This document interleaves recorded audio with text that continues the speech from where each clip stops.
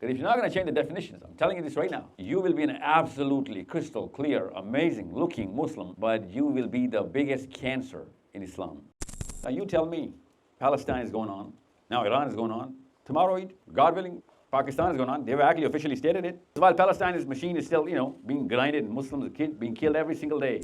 It is not our hijabs or our beards. No one has a problem with that. It is the definitions of the Quran that they have a problem. That your book calls success something else. That's what it means when Allah says, Ya ayyuhallazina amanu kunu ansar Allah. You gotta be amongst us.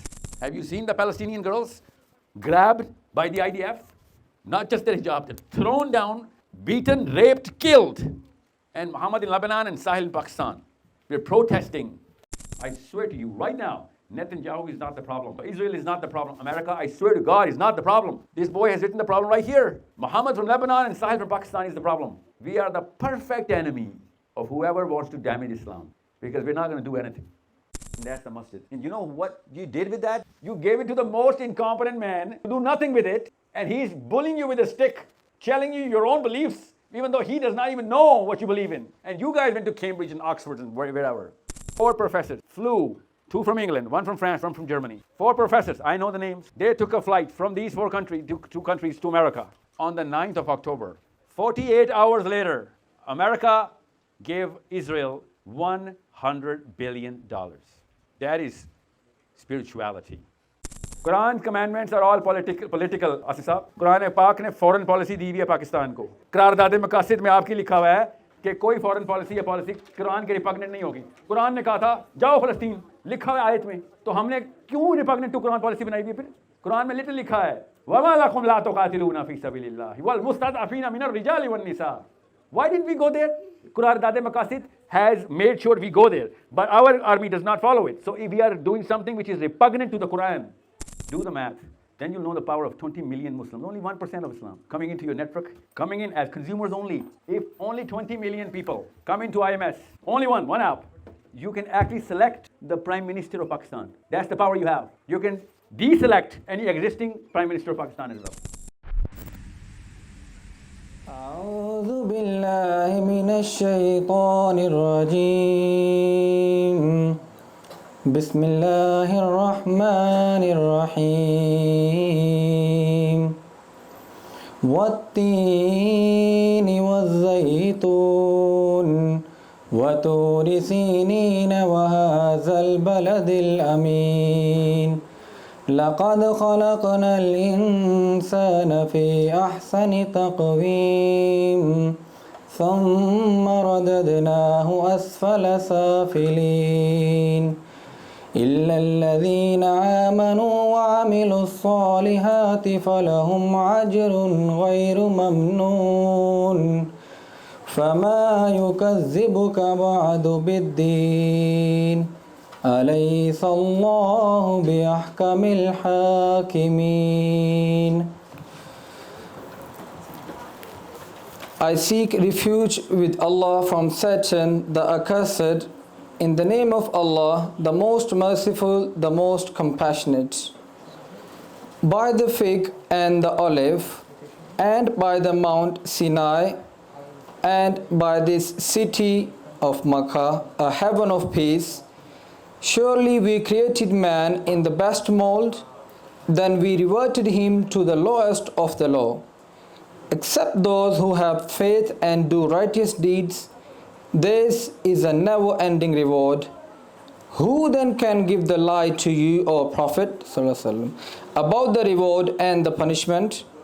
Is not the Allah the greatest of all sovereigns? Sadaqallahu al-Azim.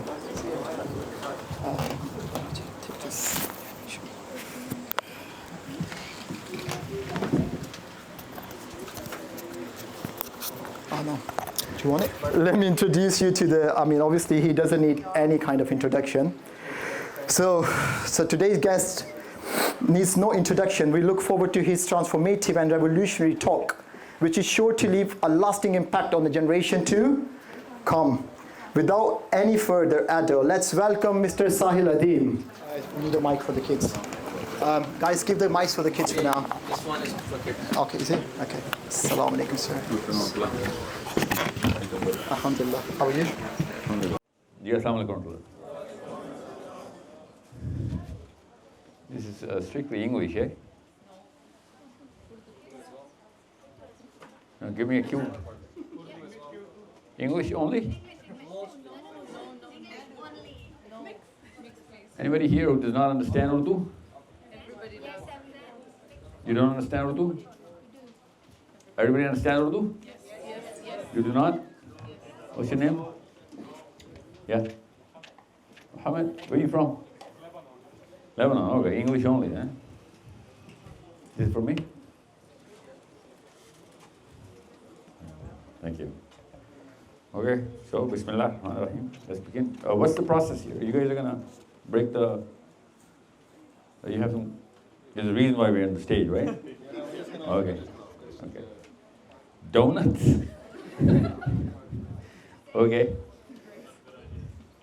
Okay, let's begin. Yeah.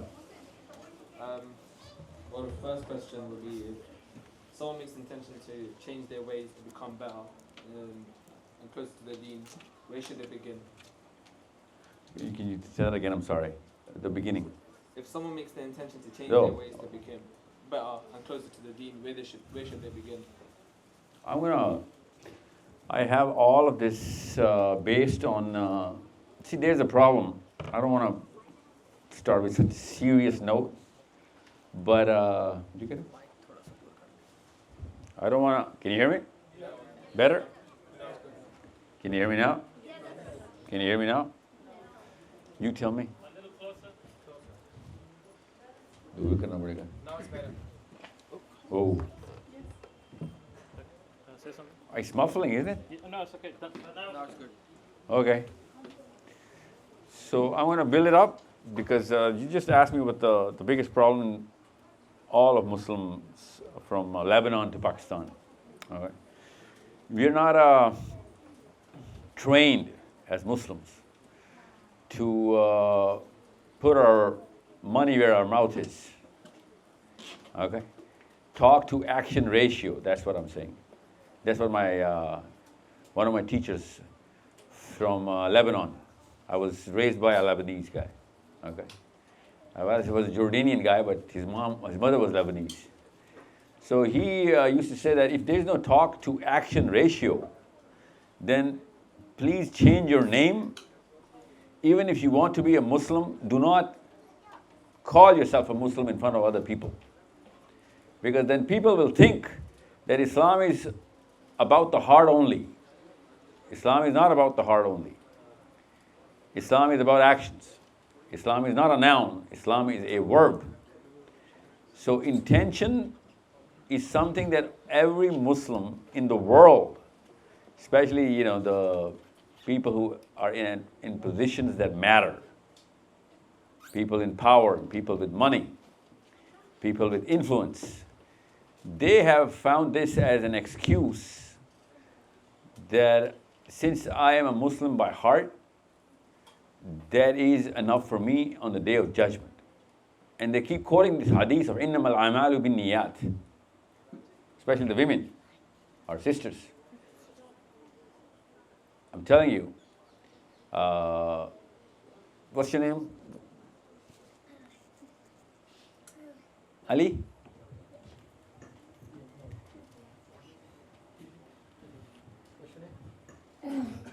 What's his? Ali.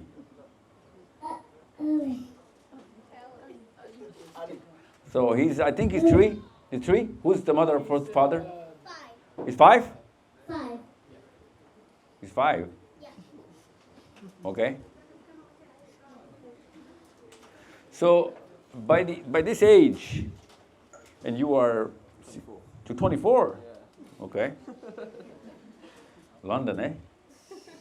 You're born and raised here? All you guys are born and raised here? Okay. Okay. So I want to get back to this because I want to stick to this.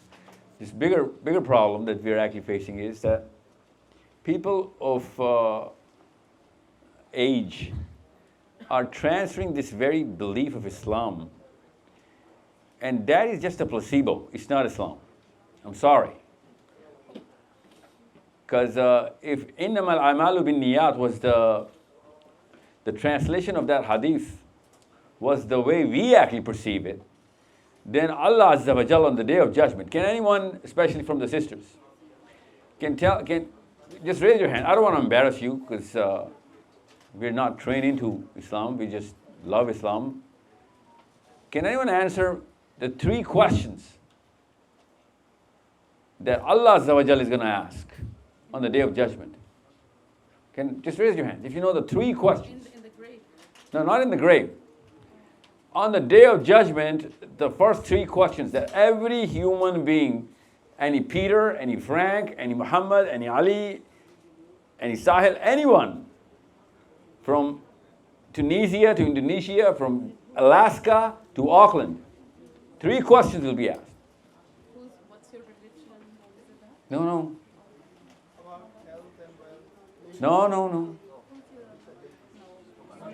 First, that's the sisters, see, the mommies. So if the mommies don't know, Ali's are not going to know. That little Ali's not going to know if the mommy's not going to know. Because daddy's at work. Daddy's thinking mommy's teaching. Mommy's not teaching. No.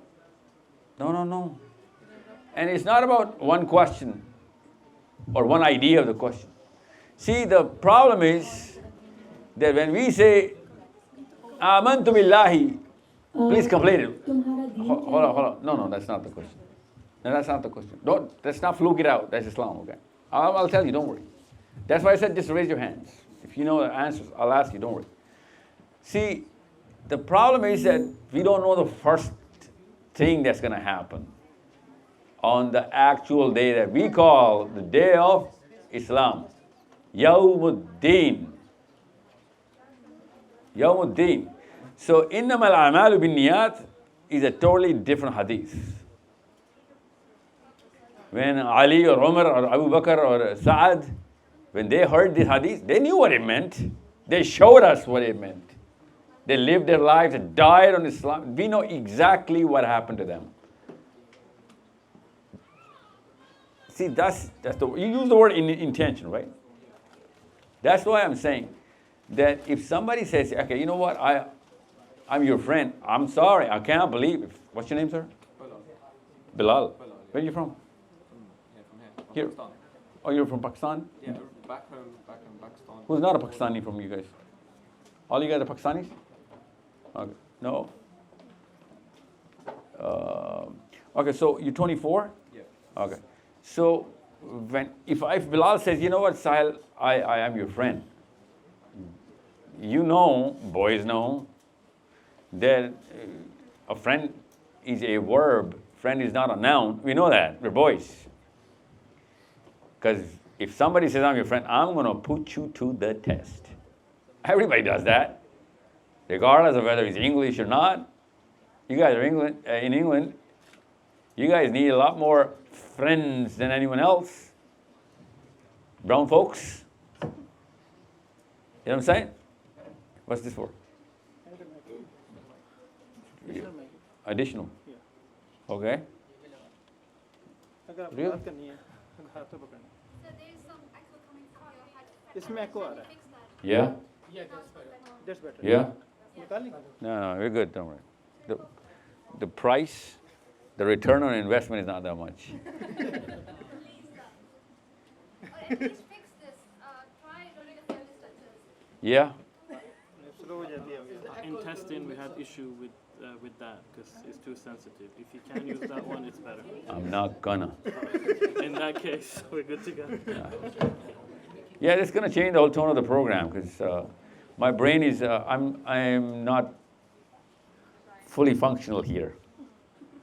My dexterity is a hindrance with my brain. I'm sorry. So, ask me if you don't get it. Don't worry. Ask me. I'll repeat it. You have a question? You should have 3 answers. Because I asked what are the 3 questions. The question that Allah will ask on the day of judgment. You know the answers? Okay. Hold on to them. Don't worry.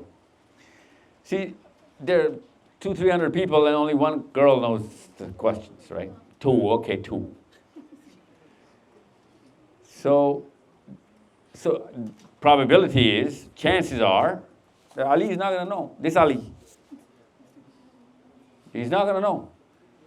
So if I say you're my friend, I'm your friend, you will actually test it subconsciously and consciously every single time you're going to get a chance. And the first chance that I'm going to miss out on, you are not going to call me again in any time of your need. It's an English phrase, isn't it? England's phrase. A friend in need is a friend indeed. So,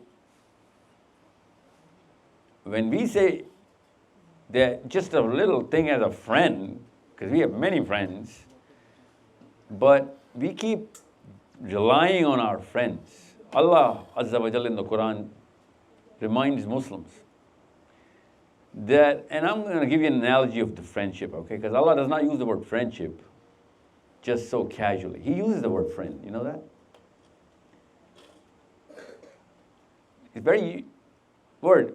Brother from Lebanon. Who else is an Arab here? Just one guy? So, what do you call a friend in Arabic? Let me show you what Allah Azza wa Jalla says, okay? That's why I said Muslims, Pakistani, Indians, learn Arabic. So that you can speak to Allah Azza wa Jalla. And you can let Allah Azza wa Jalla speak to you. Ali bin Abi Talib says, when I want Allah to speak to me, I open the Quran. And when I want to speak to Allah Azza wa Jalla, I start praying, the Salah. Yeah, so, in Lebanon, what do you call a friend? And I'm talking about boys, when they use the word boys. What do you call it? Do you want it from Quran or just? No, I know what the word in the Quran is. Yeah. From Quran, yeah. Yeah. Khalil. And what do you call it in Boytown? Boytown, boys, the slang. Sahbi, we call it in Lebanon, but Yeah. in the proper Arabic, I'm not too sure. Sahabi, yeah. That is. You don't speak Arabic in the house? I mean, it's different accent every country, yeah. Yeah, but the word is the same, right? The mustard is the same, right? Yeah. So it actually means something. Let him have the mic. I want to use him as my anchor. I want people to learn Arabic. This guy is my asset. What's your name, sir? Muhammad. Allahu Akbar. May Allah make us very close to him. So Allah Azza wa Jalla in the Quran says, Ya ayyuhalladhina amanu kunu ansar Allah. So Muhammad, what does that mean? Just follow what Allah told us to do. Yeah, see, English is not your first language. No. Yeah, that's why. Struggling. I wanted a guy who's Arabic and English at the same time. He would have given me the real English of what real Arabic is. You're still, learning the ropes. So, Allah says, Ya ayyuhalladhina amanu kunu ansar Allah. Kunu means be. Okay, be. Ansar Allah means be the helpers. That's the English word. Some dude who did not know English or he did not know Arabic at the same time wrote, be the helper of Allah. Do you think Allah needs help? Do you know if any Muslim who believes that Allah would require help? Then who would translate Kunu Ansar Allah as be the helpers of Allah?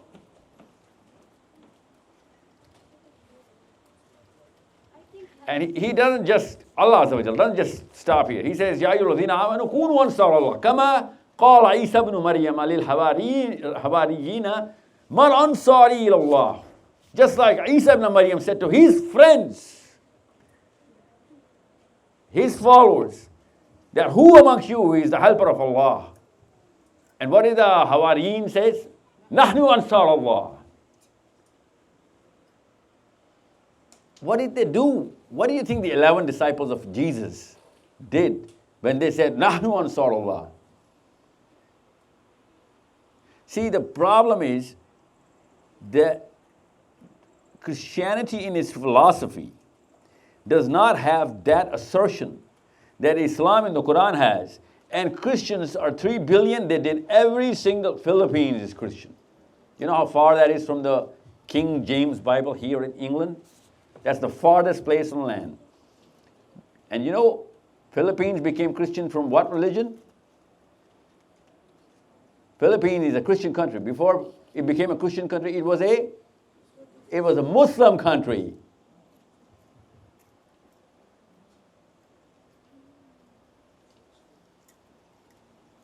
You need to understand, the first few generations after our Prophet ﷺ were not just talk, they were action.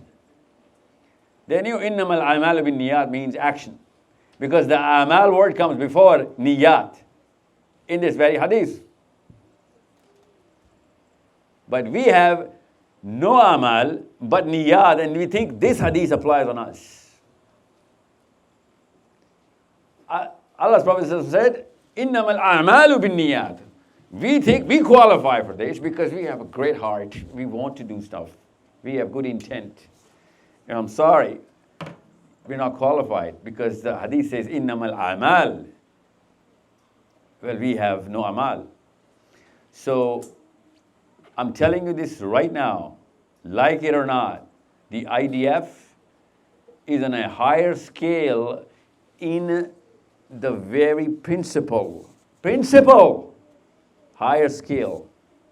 Because whatever they believe in, they're doing exactly what their book is telling them to do. They're doing, the word is doing. And whatever our book is saying, we are literally doing nothing what the book is saying. So now ask me this question. If someone makes the intention to change their ways to become better, closer to the deen, where should they begin? So someone intends to Change their ways to become change their ways. So the first thing is to change the definitions. Because if you're not going to change the definitions, I'm telling you this right now, you will be an absolutely crystal clear, amazing looking Muslim, but you will be the biggest cancer in Islam.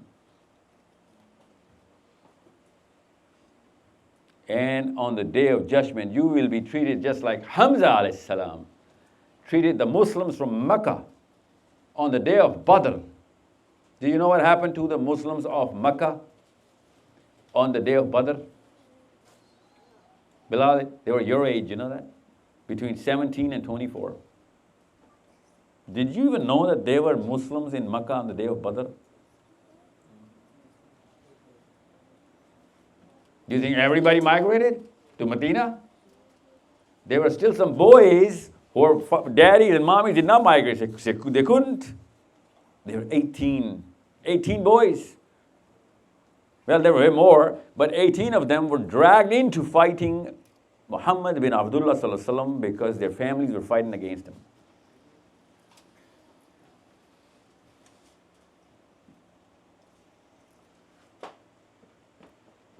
So what they did was they gathered a little council and they said, you know what? We don't want to fight our own Prophet sallallahu alaihi wasallam.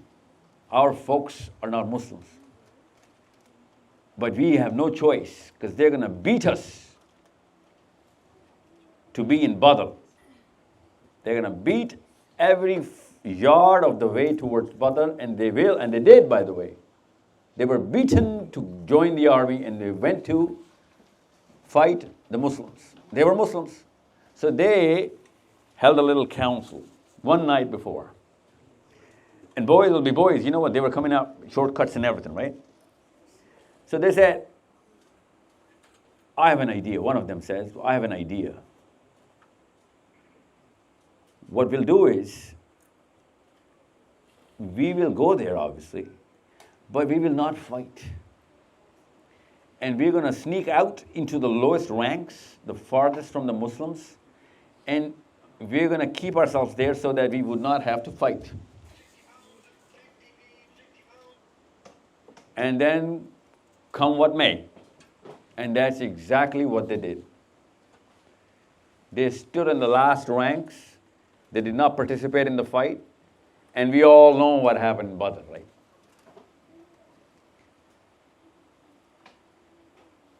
So what happened to these 18 boys? إِنَّمَا الْأَعْمَالُ بِالنِّيَّاتِ, right? They did not intend to fight. They did not fight. So what happened? Why am I the first person in your grown lives to talk about this?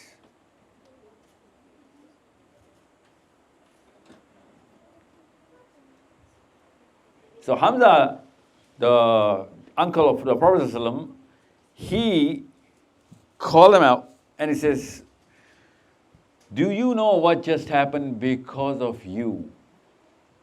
Do you know what just happened because of you?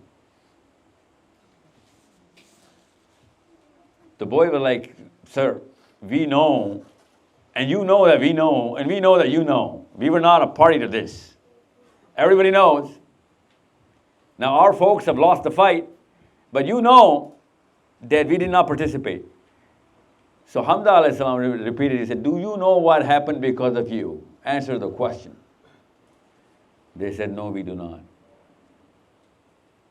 So Hamza alayhi salam stood up and he says like this, he said, because of you, Abu Jahl, Abu Sufyan, Umayyah, Utbah, all of these guys, when they were fighting, they were coming in because of you guys.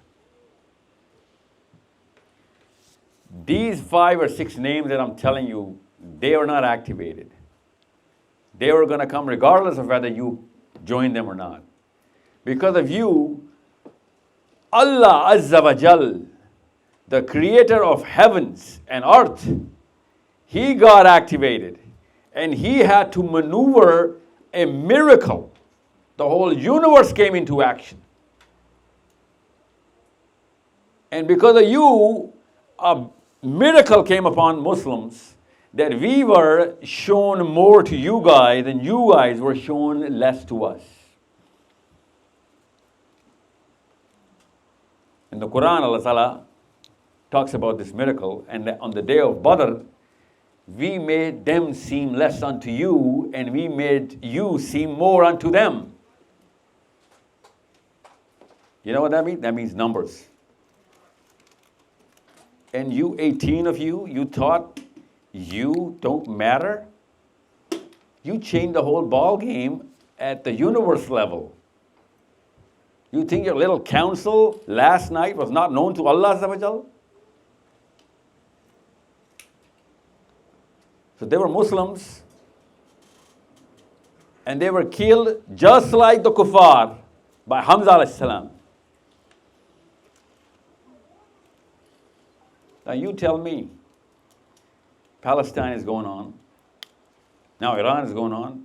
Tomorrow, God willing, Pakistan is going on. They have actually officially stated it.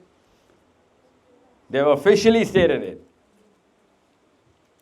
And it's just 1, 2, 3. No, it's not 1, 2, 3. It's 27, 28, 29. 26 of the Muslim, martyrdoms have already happened in front of our, in the last 2 decades. Iraq, Libya, Somalia, Sudan. You want me to go through the list? Everybody knows. Syria, then Iraq, then again Syria. All this while Palestine's machine is still, being grinded and Muslims being killed every single day. And you know who we are? We are those 18 boys.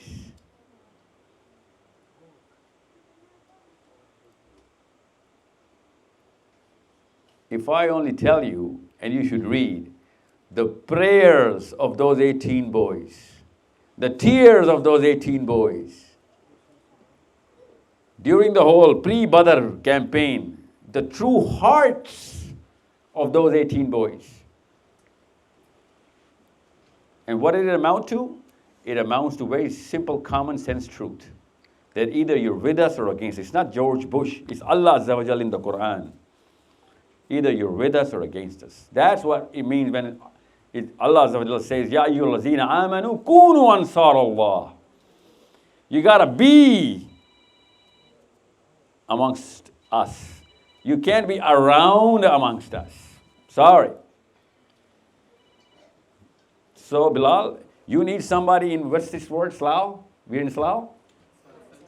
Whatever. I'm sorry. I just do not know what this word is. Feltham. Like filthy? Feltham? Or Feltham? Feltham. Feltham. Feltham. So you need somebody in Feltham, boys, it's just somebody's just beating you up. And I claim to be your friend. How close do you want me to be that day when someone's beating you up on the street? How close do you want me to be? This close? Or this close? Is it good enough? How close do you want me to be? Close. This close is good? Close, yeah. And you're going to be safe? No, I won't be safe. You got to make sure that me being close is not good enough, right? Yeah. So you want me to do something else? What is that? Help me. By what?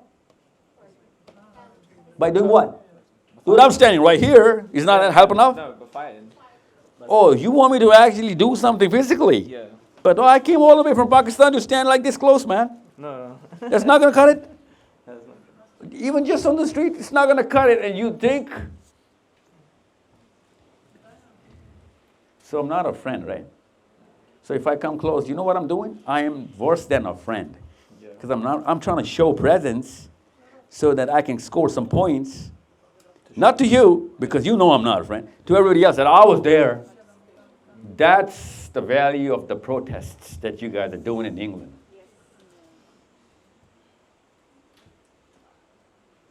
Now you tell me. Now ask this question again, Bilal. The soul makes the intention to change their ways to become better, closer to their deen. Where should they begin? Closer to their deen. Intentions. Closer. It's not going to amount to anything. And I'm telling you, these sessions, this session, million more sessions are not going to change anything. Because you've had these sessions before. It's not your first session. A Muslim man or a woman standing on the pulpit talking about the Quran or common sense. No, it's not going to change anything. So what happens? Why is there no change after a million more sessions? No action taken. No action taken. So what happens what's the difference between changing and attending sessions? What's the difference between intentions and that change that the boy is talking about?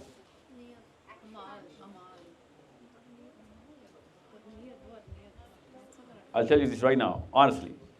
No doubts. You have a sister? Yeah, my sister. Or a brother? No, brother. Just how old is she? One's 26 and one's 17. Okay, they're too old to take care of themselves. So let's just assume that they are in trouble. And if I am standing close to her and she's in trouble, you think I am safe from you? No. I'm not safe from you, right? No. Yeah. Even though I came close. Yeah. But no, I am even worse than the guy hurting her. Because I had the muscle, I could have at least stopped somebody, but you'd be like, dude, after I'm done with this, you have no idea what I'm going to do to you. So the machine is there, the electricity is there, the circuitry is wrong.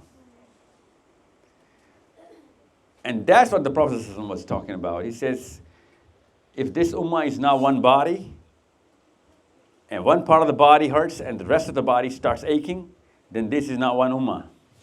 That means, Muhammad in Lebanon, sorry, either you're not a Muslim or I'm not a Muslim. Because when you hurt, I'm not going to do anything about it. I promise you this right now. I want to maybe pray, I want to protest, but I am not doing anything. So either you're not a Muslim or I'm not a Muslim, because both of us cannot be Muslims at the same time. You know what I'm saying? Yeah, because your own brother, wherever he is, even if he's in Siberia, he's going to take the first flight to come and save you from whatever trouble you're actually in, if he's your real brother.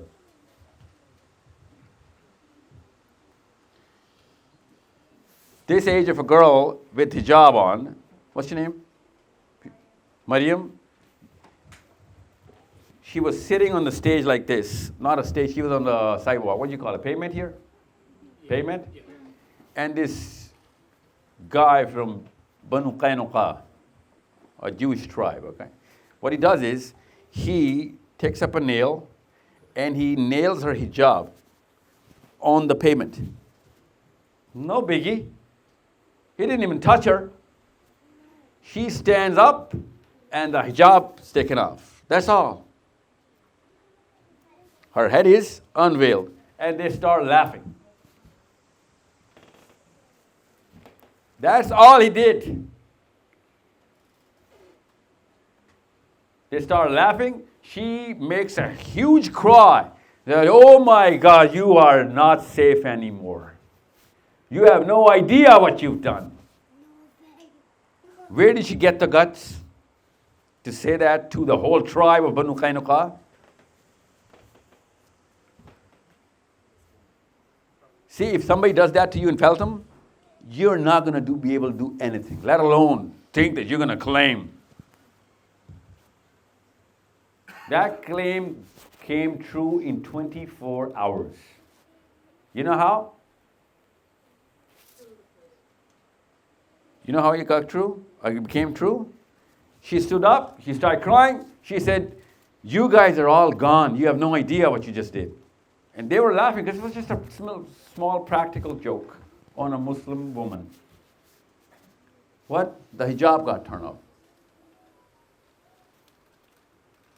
In less than 24 hours, yours and my Prophet sallallahu alaihi wasallam, he stood center of Medina and says, no man left behind.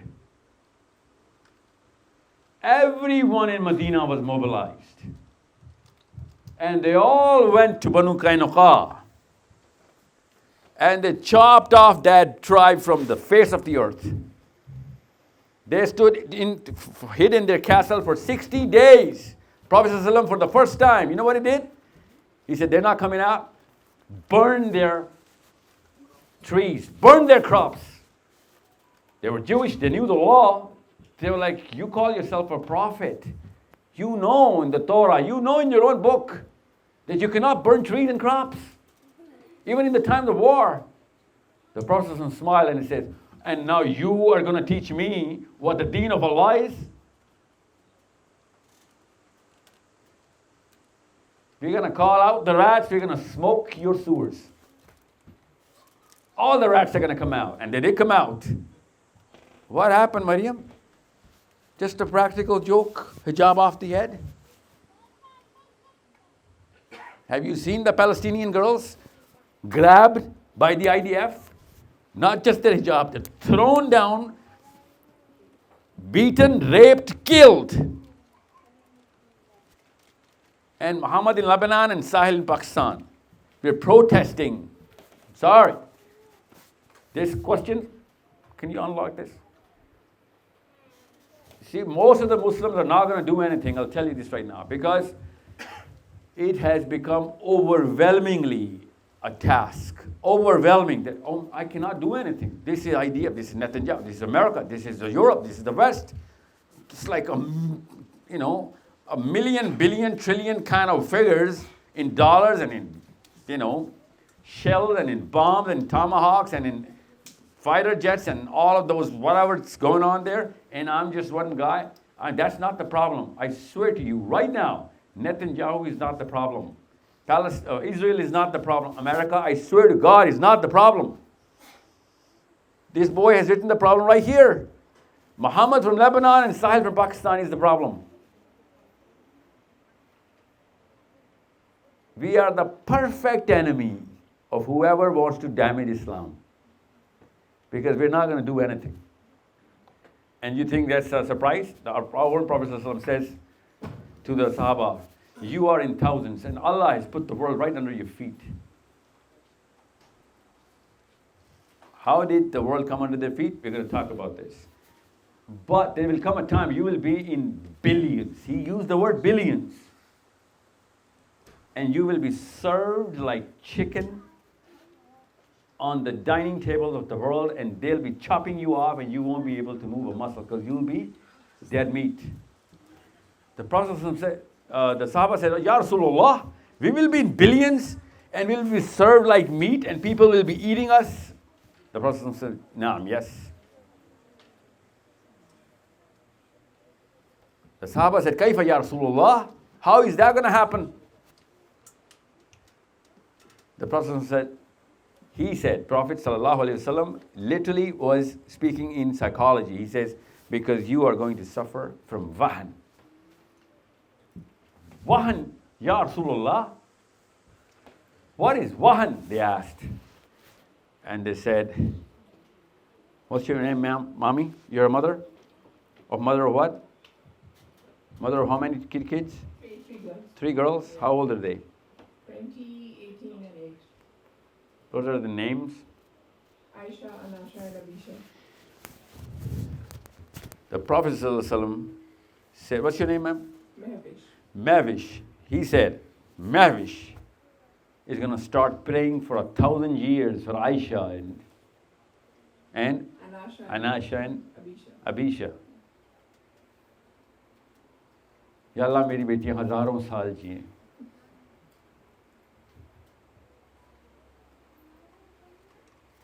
And Prophet ﷺ said, who's the father in the house? Who's got kids? You have kids? What's your name, sir? Usman Ghani. Usman Ghani. Your name is Usman Ghani. How many kids do you have? For now, one. You have, for now, 1. Yeah. The Prophet ﷺ said to the Sahaba that you will be billions and mavishes are going to be afraid of death. And Usmans are going to be chasing big cars, big houses, wives, and bank accounts. That is wahan. It's not about what the wahan is. It is not, everybody knows what wahan is now. It is not about what wahan is. It is about what Sahabas did not have. This hadith shows the hard wiring of the psychology of the Sahabi. The word you use, Sahabi.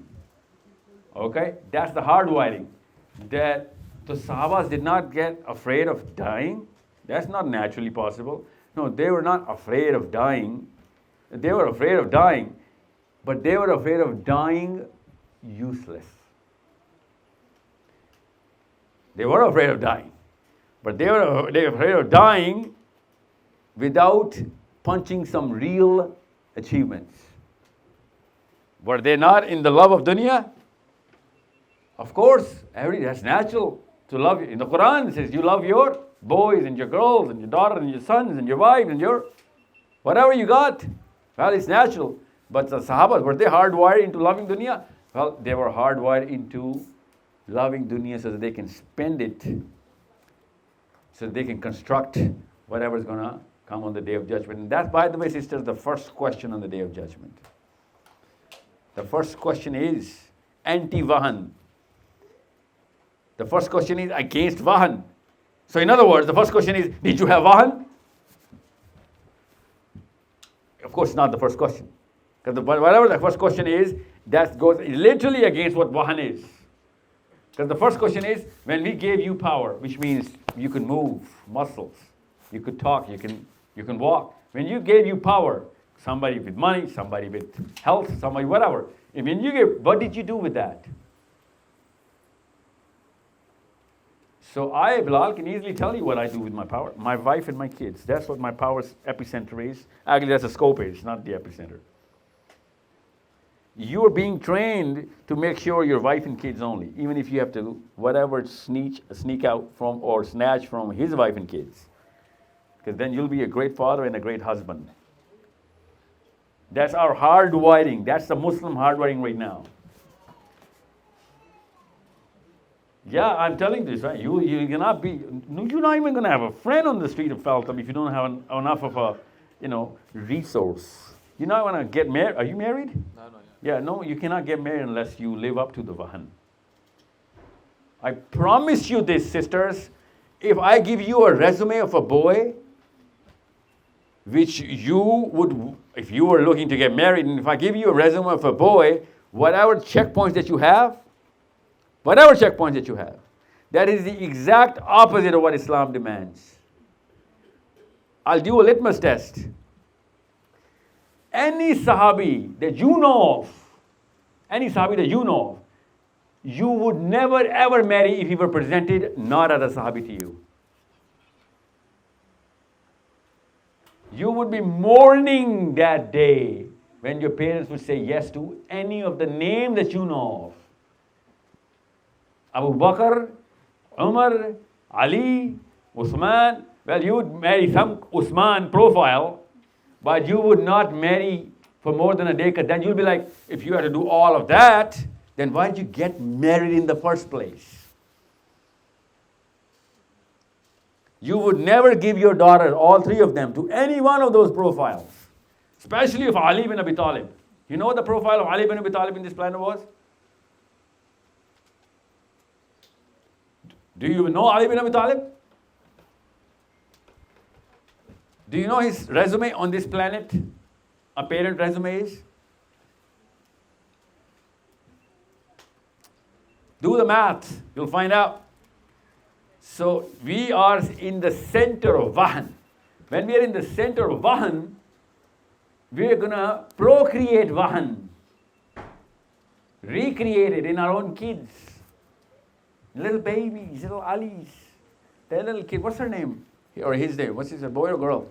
It's a girl, what's her name? Sophia. Sophia. Okay. That reminds me, I have to talk about a certain character building program we just launched. So, this is the fitrah of Allah Azza wa Jal right in front of you. And you and me are going to combine together to corrupt every bit of that fitrah by putting as much wahan as we can. And in about less than 7 years, she will know exactly the color of the lehenga she's going to be wearing on her day of wedding. And even though she's going to be 7, all of these sisters knew that. She will know exactly the plate on the limo from the wedding hall to the hotel. How do you think I know that you know? We're in the same Wahan, the Muslim Republic of Wahan. So my only question is that Wahan is not a Muslim disease, it's a human disease. English suffer from it, Americans suffer from it, the Irish suffer from it. How come they have the power and we don't? That should be your only question. You know what I'm saying? So, the quick answer is, and I'm going to give you the long answer, that we are not even good at Wahan. We are so incompetent that we love the dunya and we can't even work towards getting it. And for that, Allah's Prophet said that, Urdu में बताऊं? बदकिस्मत वो नहीं है जिसको आखिरत नहीं मिली. बदकिस्मत वो है जिसको ना दुनिया मिली ना आखिरत.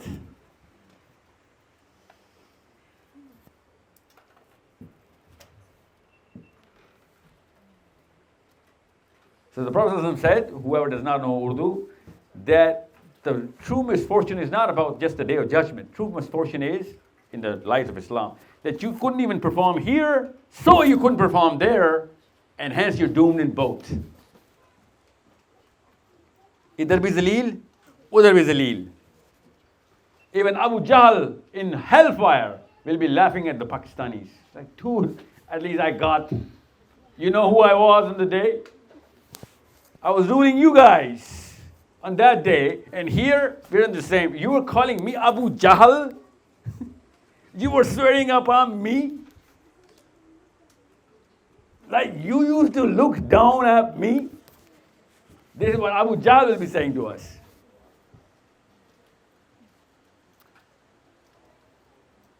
So, Bilal, never use this word intention carelessly.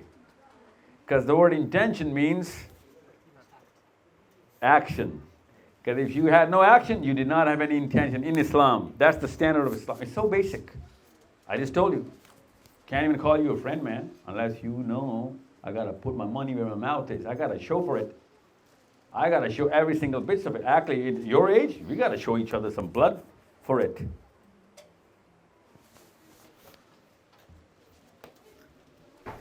I don't do sign language. Oh, you're not talking to me? Okay. Yes, sir. Sorry. Yes, sir. Quick questions. I'm sorry. I'm going to have to start this. So I just touched a nerve. I'm sorry. I usually take questions pretty quickly. Touched a nerve. Why? Because everyone's playing the intention card in Islam. Sorry.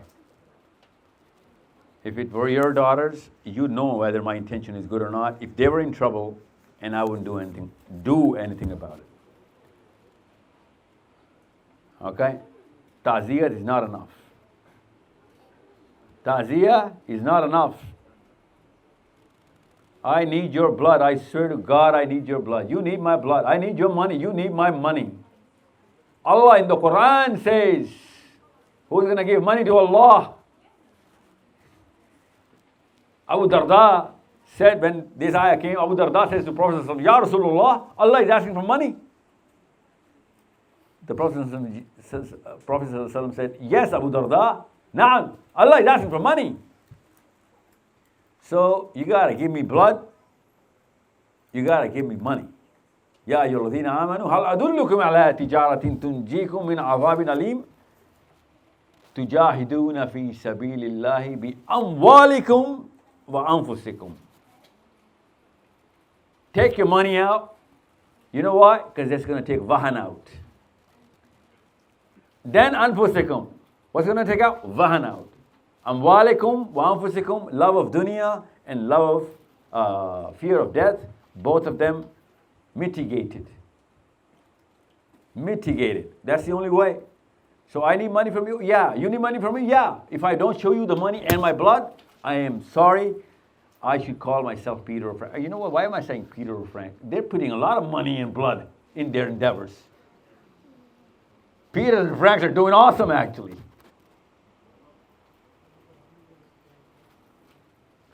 So, next question, sir. My question would be, what's the role of Muslims in the West toward global change? Yeah, that's why I'm here. That's actually why I'm touring the West. I only have hope from you guys. I'm telling you this right now. Pakistan, the masjid has fallen. Okay. The masjid has fallen. In Pakistan, because you're saying Muslims, right? Yeah. So that's why I'm saying masjid. Masjid has fallen in Pakistan. The masjid has actually officially declared, that it is Islamic duty not to do anything for the global ummah. So the less you're going to do for the global ummah, the better Muslim you're going to be. That's where the masjid has fallen. I'm going to repeat that in Urdu. कि फ़लस्तीन का कुछ भी नहीं करेंगे, तब भी आखिरत में आपको कोई सवाल नहीं होगा. You are a better Muslim अगर आप ना करें, बस दुआएं किया करें. ये फतवा आ चुका हुआ है. ओके? ये हमारे चीफ ऑफ आर्मी स्टाफ पे भी और हमारे नवाज शरीफ पे भी, हमारे इमरान खान पे भी और हमारे रज़ादारियों पे अल्लाह ताला ने he put all of them through the test. And all of them said, it's nothing to do with us. Okay? Because we put these people to do stuff, not to say stuff. अगर नवाज शरीफ भी दुआएं करने के लिए है तो फिर उसको वज़ीर आज़म किस लिए बनाया हुआ है? दुआएं करने के लिए तो मेरी अम्मी है.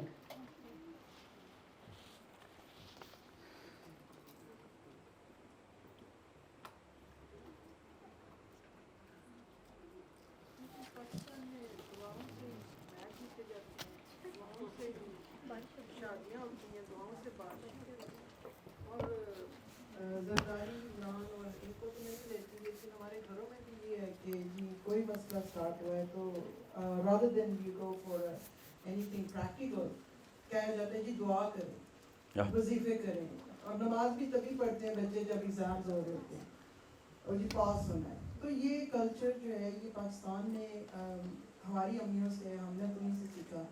लाइक हमें प्रैक्टिकल करने के लिए ये नहीं कहा गया कि जी go and do this practically, क्योंकि इससे प्रैक्टिस से ही कुछ होगा. तो वो फिर जैसे सद्दाम हुसैन ने बड़ा अच्छा बोला कि अगर दुआओं से सारा कुछ होता तो पुराने बात में जहाज का जिक्र आता, बददुआओं का जिक्र कि जी बददुआ करें और दुश्मन आपका. किसने बोला? सद्दाम हुसैन. सद्दाम हुसैन. अच्छा कॉल था कि You okay? I did not know that. दुश्मन को मारना है तो सिर्फ बददुआएं करें। जिहाद का जिक्र भी कुरान में क्यों आया? यानी ये बददुआओं और दुआओं के वो सिलसिले हैं जो हमें दिए गए कि जी ये पाकिस्तान में जहाद का मतलब क़िताल नहीं होता। जी पाकिस्तान में जहाद का मतलब होता है मैं अपने ऊपर बर्दाश्त किया करूं। Okay. नहीं सबर नहीं, सबर नहीं, सबर नहीं. Sabr is a word that has been most misused in Muslims. Sabr has a condition in Islam. The word sabr, okay? Hamza alayhi salam went to the Prophet right before the Badr, of course, in Makkah, and he was being persecuted. We've been persecuted every single day. Ya Rasulullah, tell us to fight now. Tell us to fight. Prophet said, Isbir Hamza, Isbir. What is Isbir, Muhammad? Be patient. But that same Hamza did whatever he did after Allah's commandments had come down to now fight. Now, we in Pakistan or India or even in the Arabs, we think sabr means that if I'm hurting you and you taking it, that's sabr. That is not sabr. Okay? All the Muslim clerics that I've ever heard, exceptions are from some age that I was trained by, some Arabs. But all the Muslim clerics right now that you know of are giving you the wrong definitions of sabr. Because they're not putting the conditions in. You cannot do sabr if you cannot do anything about it. Okay? Sabr is when you already have a choice between sabr or something else. You need to understand. Meaning नहीं इसकी psychology गलत बताई है। Meaning नहीं, इसकी सब्र की नफ्सियात होती है कि मैंने पहले सारी प्रिपरेशन कर ली हुई है, उसके बावजूद अल्लाह ताला की मदद नहीं आ रही, तो सब्र। अगर आपकी प्रिपरेशन नहीं है तो आप सब्र के लायक नहीं हैं। वतवासौ बिल हक इज फर्स्ट एंड देन वतवासौ बिस सब्र। What did you do for वतवासौ बिल हक? Nothing. Then you cannot qualify for sabr. Sabr is a very high degree for the mighty and the power, the people who've done their homework. Okay? So, you cannot do sabr unless you have a choice to do something else as well. And you make sure that, you know what, I'm not going to do that because I know that there's a lot more complication there and I could be wrong there, so I'm going to do sabr. But we are not on haqq. We cannot be on sabr. If you're not on haqq, you cannot be on sabr. Okay? You need to understand, especially girls. Sisters, most of you sisters are on sabr psychology. That's not, I'm sorry. That is not sabr. That's just cowardice, timidity. You guys are timid and coward. I'm sorry. You're my sisters. I can say that. Okay? One black dude can call another black dude. Just like one Pakistani Muslim can talk to his Pakistani sister and say, आप लोग हक पे नहीं हैं, हक पे आ जाएं, मेरी बच्चियां ये सारी जो बेटियां नाम है बच्ची का ज़ारा, इसकी आखिर स्टेक पे लगी हुई है, मेरे और आपने जो करना था कर लिया, इसको तो नहीं ख़राब कर सकते ना। ये छोटी बच्ची आखिरत में आपकी सबसे बड़ी सज़ा ये नहीं है कि आपका नाम क्या है कि हफ्ज़ा को आग लगा रही हो। आखिरत की सबसे बड़ी सज़ा है आपके सामने ज़ारा को खड़े होकर इसको आग लगा रहे हो।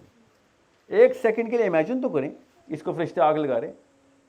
Do you have the guts to imagine that? No, come on, you have to do that. That's the Quran telling you. So, जब बम फटता है ना फ़लस्तीन में तो असली आग निकलती है और असली ज़ारा को लगती है, वो हमें नहीं लग रही। इसको हल्का सी आंच आएगी तो आप आसमानों में चली जाएंगी आपकी चीखें। So make her a savior of all the Zaras. Don't make her, plus you girls are playing the victim card a little too much. Victim is not a hero in Islam. Hero in Islam is whoever saves the victim. Victim here is a victim there. It's a very simple philosophy. Victim here in this planet is a victim there in that planet. Yes, ma'am, you have a question?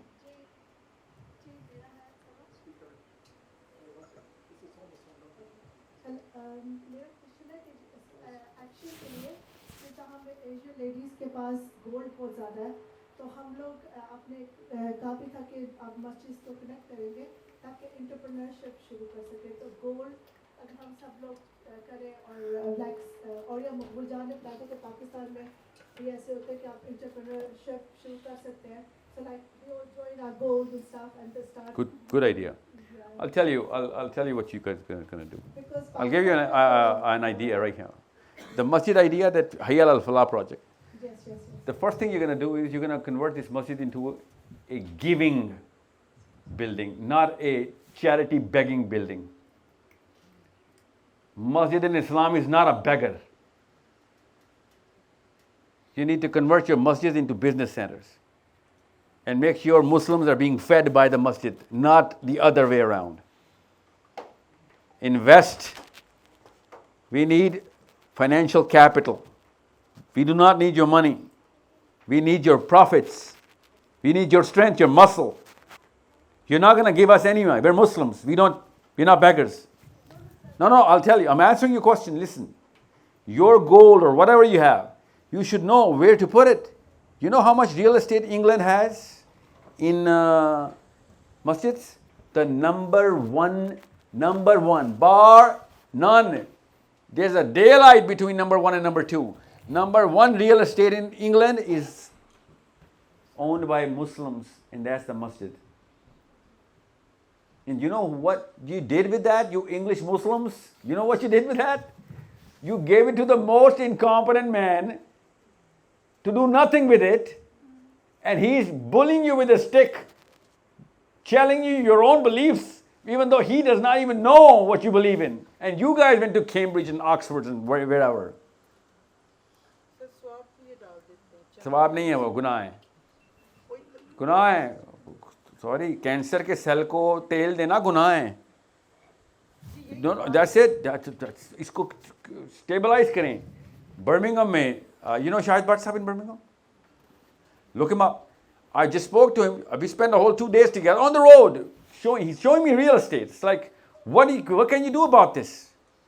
A Muslim man has enough dignity to start crying then when the masjid is begging Muslims. Your health plans, your education plans should be funded by the masjid. And you can do that if the masjid is making money. That's what the Masjid al-Nabawi was doing. Masjid al-Nabawi was not even a single dirham. Na'udhu billah would Masjid al-Nabawi kuch chande mangegi kabhi. Masjid al-Nabawi was feeding the Muslims, educating the Muslims. How? Because Muslims were taking up all of those challenges जो आप लोग नहीं कर रहे हैं. आपको पता है, the biggest, you guys are Pakistanis now, come on, you guys should know. Pakistan से top 3 contenders इंग्लैंड आने के क्या कैटेगरीज हैं, आपको पता है इस बात की? जो वीज़े लगवा रहे हैं आप लोग, वर्क वीज़े, top 3 इलीगल की बात नहीं कर रहा हूँ, लीगल. वर्क की बात कर रहा हूँ, स्टूडेंट नहीं. Listen to me. All of those healthcare industry plans can be hosted from your masjids. King Charles is going to start coming, hugging and kissing you guys. Right now, you know what he thinks? He thinks you're pests. You know how I know that word? Because they made a whole movie about us. The English church made the movie called Pest. Look it up. I don't know why you haven't seen that movie. Have you not seen that movie? It's called The Pest, starring me and you. That's about Muslims, especially the Desi Muslims in England, of what they're up to and what they're doing. Real stats, real figures, real numbers, real scenarios. हम तो पाकिस्तानी हैं, हमें तो पता है हमारे पास अफ़गानिस्तान उस तरीके से, हम अफ़गानियों को ऐसे देखते हैं जैसे किंग चार्ल्स हम सबको देखता है यहाँ पे. You guys are not old enough, I was not born yet, but you know, news is, and you can ask the old folks, कि पहले पाकिस्तानी बंगालियों को ऐसे देखते होते थे कि ये किधर से बीमारी ज़्यादा लोग आ गए, गंदे ऐसे ना. हमारे आबाओ अजदाद ऐसे करते थे, इतने कोई गंदे लोग हैं, इनके मोहल्लों में जाओ तो कंताफुन की फजा होती. Remind you of Ilford? Doesn't it? Yeah, it does. I went to Ilford. I was there yesterday. It's not that bad? You mean not as bad as the sewage system? Yeah, maybe not. Come on, we're Pakistan mein koi nahi sun raha, fikr nahi karein. The police, the council, no one's listening. What do you think? It's a joke? You think it's a coincidence ke sara ka sara gora bhag deta jahan pe Pakistani enter hote hain? What do you think they run away? They don't like the way we look? Come on, at least be honest with each other. Yes, our standards of life are pungent. ज़्यादा दूर जाने की बात नहीं है. अफगानिस्तान की बस्तियों में इस्लामाबाद जाके देख लें. इस्लामाबाद में क्या हूं ना मैं. We cannot cross those areas जहाँ पे अफगानी आके सेटल हो गए. मुस्लिम ब्रदर्स हैं मेरे वो. They're my Muslim brothers. Actually, they 5 वक्त की नमाज वो नहीं कभी मिस करेगा. पाकिस्तानी फिर मिस कर देगा. So everyone's wrong, but we're right. Arabs treat us just the way we're living there. You know the biggest. Give me this. Give me the slider. I'm going to show you the stats. Fikr na kare. I brought the homework. I have the numbers. You know the bottom performing community in England, number 1 is. You know what number 1 is? The best performing community is the Jewish. Jewish is not a community, it's a religion. Pakistani is not a religion, it's a community. You cannot say Pakistani and Jewish, you can say Muslim and Jewish. Okay, so when you say Pakistani and you want to put a Jew on the other side, you got to put some community there. So in other words, 22,000 professors in England, real professors, registered. Half of them, 9,500 of them are Jewish. Not from Poland, not immigrate from Romania or Germany, they're just Jewish. You know how many Muslims there are? Muslim professors in England? Boys, focus. What's your name? What's the youngest of them all? You're 12? You're 12. Finally, I spot a 12, a real 12-year-old who looks like a 12-year-old. What's your name? Zayon. Oh, Zion. Zion, okay. Okay, Zion. 22,000 professors. Google it up right now. I'm speaking to you with updated statistics. Google them up. 22,000 professors. Half of them are coming from a single book. The Jewish. How many Muslim professors in England? Google them up. 109. They 10,000. We 109. You know how many Pakistanis there are? 3. No, hold on. They're 9. Somehow we call them Pakistanis. They don't. You know, Jamil se Jimmy ho gaye na. Yeah. Sumaira thi Sam ho gayi wo. Yeah, there is Sam. Uska naam hi Sam hai. उस Sam को मैंने double click किया तो नीचे सुमेरा लिखा हुआ है. She was a Sumaira converted into Sam. She didn't even look like a Sumaira. The reason why I was double clicking was to find the ethnicity, right? The full name. And you know, what are the faculties of the Muslim professors? Imagine that. That's where the cherry on the top is. Make sure you understand your question. That's the change. That's where the action is going to be. Muslim professors are in gender studies. So Sam is not a girl anymore. The Muslim professors. And Jimmy is not a boy anymore. And you know what their professors are? You know where their professors are. Mathematics, physics, political science, law. Okay? About 800 of them, business. Rest of them, these 4 categories. That's what the Quran was telling us. وَأَعِدُّ لَهُمْ مَا اسْتَطَعْتُمْ مِنْ قُوَّةٍ. And you know what, Zayan? Pakistanis are the bottom 2% of England. Bottom 2%. I'm coming from Edinburgh to every city, and this is my second or third last session in England, this tour. This is my third tour. You name a city, I've been there. Spoken to parents. I've been in gatherings, in circles where uncle बैठे होते हैं ना, uncle cigarette P रहे होते, halal चाय के साथ. You know what they're aiming for? Uncles are aiming for ज़्यादा welfare कौन secure कर सका है.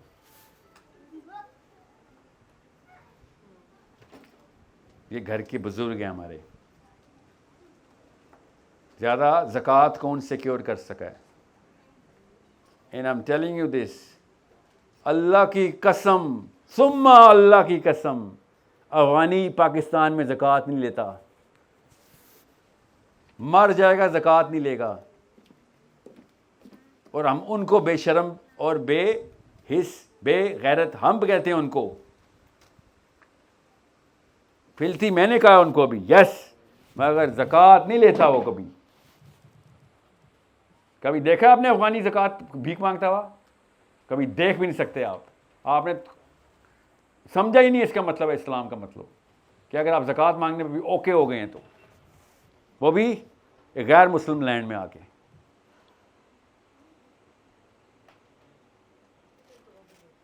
So I respect that cab driver in England. I love that cab driver who knows, खून निकालो मेरा, मैं 12, 14, 20 घंटे टैक्सी चलाऊंगा ताकि मेरा बच्चा कैम्ब्रिज में जाए, ताकत में आए, पॉलिसी बनाए. एक नस्ल कुर्बान करूंगा, अगली नस्ल ताकत में लाऊंगा. मगर ये काम नहीं करूंगा कि अपनी डिग्निटी जो है ना वो अपने बच्चों के अंदर ज़ीरो कर दूं. It's okay to aim for it. I'm not doubting those people जो कि genuinely needy. But I'm not going to respect that man who's aiming for it. He is actually designing his life around this.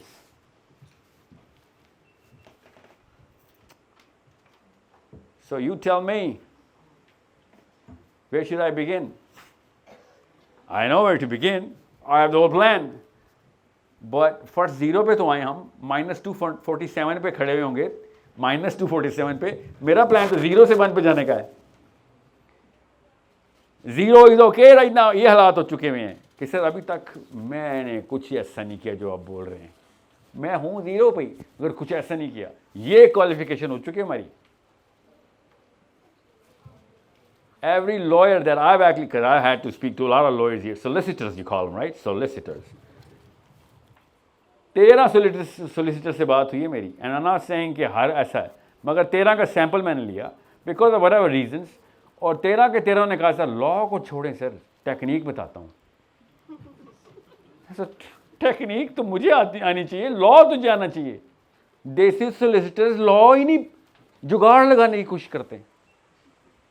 And they think that they are better than the white lawyer or the Jewish lawyer or the this lawyer or the African lawyer. Are you kidding me with this? You're the only man who should know the book.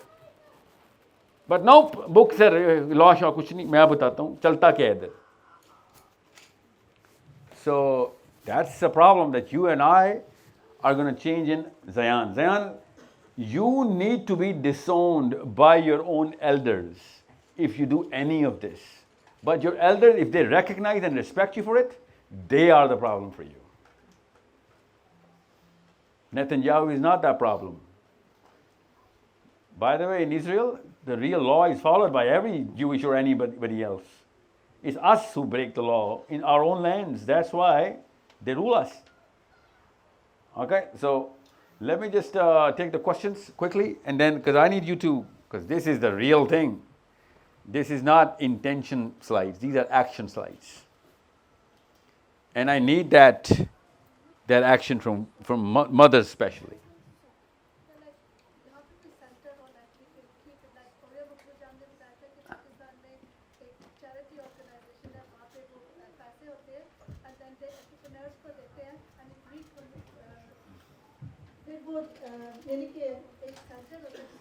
Like all of us put our gold in, and then with that money, What's your name, ma'am? Kiran. Kiran, how old are you? I am 44. Listen to me, I'm going to ask you a very simple question, okay? You don't have to sugarcoat it. Did you earn that gold? It was given in There you go, marriage. bas, that's it. Yeah. But it's No, mine. It's mine. no, it's yours. Oh, really? Did I ask you whether it's aapka hai ki nahi hai? Yes, it's No, mine. mom, you know what the difference is now? Yeah.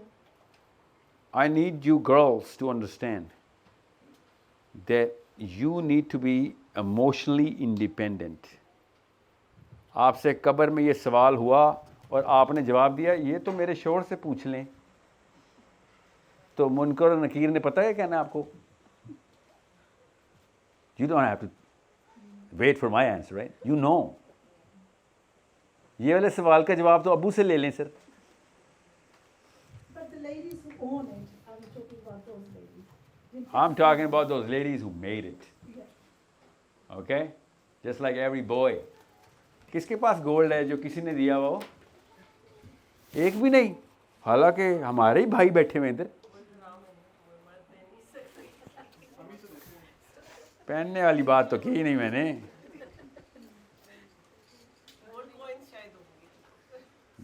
किसी के दिए हुए कुछ नहीं होंगे, सबके अपने बनाए हुए होंगे.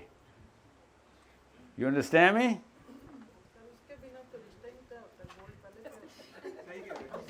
I know.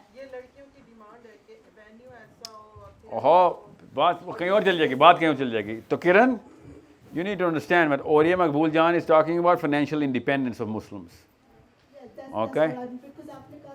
आप कह रही हैं सर क्यों ना सारी लड़कियां शादी कर लें, गोल्ड आएगा, गोल्ड फिर मस्जिद में डाल दें. That's what you're saying. No, I'm saying The ladies own who own how? gold. How? Whatever. Really? But whatever. तो चोरी भी कर लो खैर है ना? No, through Hakmer Through haq mehr. or through work. So our plan is to work. Your plan is to marry. No, what I'm saying is Kiran, through inheritance, through daddy dying, husband dying. खुद भी बनाया हो. Do you get what I'm saying, right? Oh, come on, Kiran. I know what that you want to give. I swear, I absolutely, I can see the glitter of that gold already. Pure intent. Kundan है वो, सोना भी नहीं है, कुंदन है वो जो आपके पास पड़ा. इतना खालिस है. आपकी नीयत तो नहीं शक कर रहा हूँ. मैं आपको बता रहा हूँ, पर्सपेक्टिव बदलें. Okay, make women come into the actual dignity of Islam that you can call decisions. Right now, you're not calling any decision. Somebody gave you a goal, temporarily you have that decision-making power. It goes, your decision is gone. You understand me? वो ये कि आप जब आपने कहा था कि आप मस्जिद इतना इजारा मेरे पास आओ. इस सारा को सोना कैसे बनवाऊं बताएं? क्या शादी कराऊं इसकी? No, sir. ये कैसे सोना बनाएगी?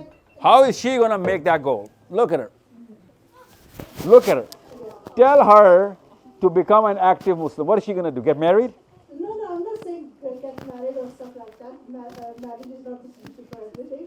लेकिन मैं कह रही कि उसको यानी कि अगर like Muslims to come Who already are married women, उनके लिए तो आपके पास solution है. जिनकी शादियां नहीं हुई वो कहाँ से क्या करें? like start their own businesses या जो भी उनके पास डिग्री है या कुछ देखेगा with idea. बताता हूँ वो क्या है. अभी बताता हूँ बेटा. Then they can start their entrepreneurships and Thank you. businesses. Thank you. और आप कह रही I'll tell you, don't worry. Listen, Islam is, listen, do you think women will be asked different questions on the day of judgment or in the grave? But Pakistani women think like this. Yeah. उधर औरत card नहीं चलना. फरिश्तों ने gender card नहीं खेलना. आपको पता है उल्टा चलना है. औरत देख के दोज़ख में डाल रहे होंगे वो. You know that, right? I have daughters, for God's sakes. You need to make some role models out of you. Otherwise, who are they going to follow? They cannot follow me. ज़्यादा औरतें दोज़ख में हैं. औरत card नहीं चला उधर. साफ समझा? क्योंकि औरतें औरत कार्ड खेलने गई थी, वहाँ फेल हो गई. परफॉर्मेंस थी नहीं, सीवी थी नहीं.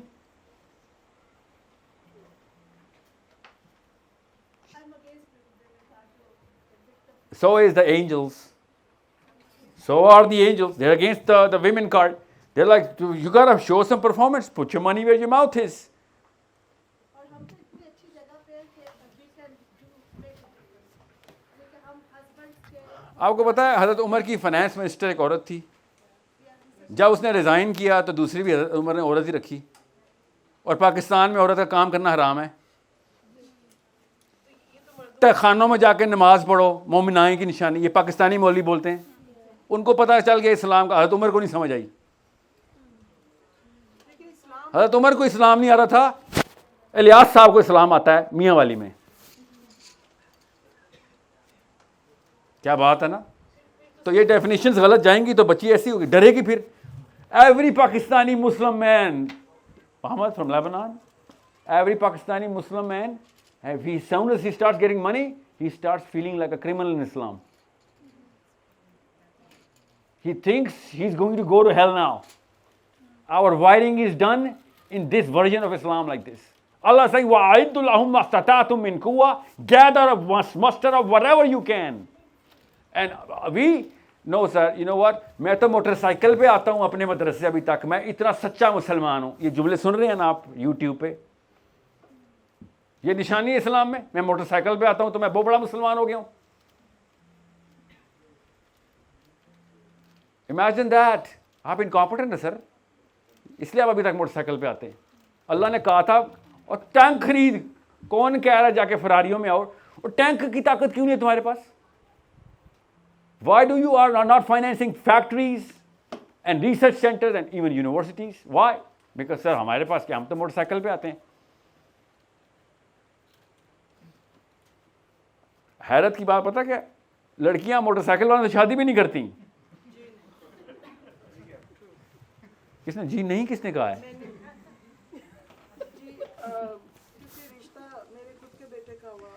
आपके बेटे एक्सेप्शन है, मैं रूल बता रहा हूँ। जहाँ रूल बताए ना। पहले गाड़ी पूछी गई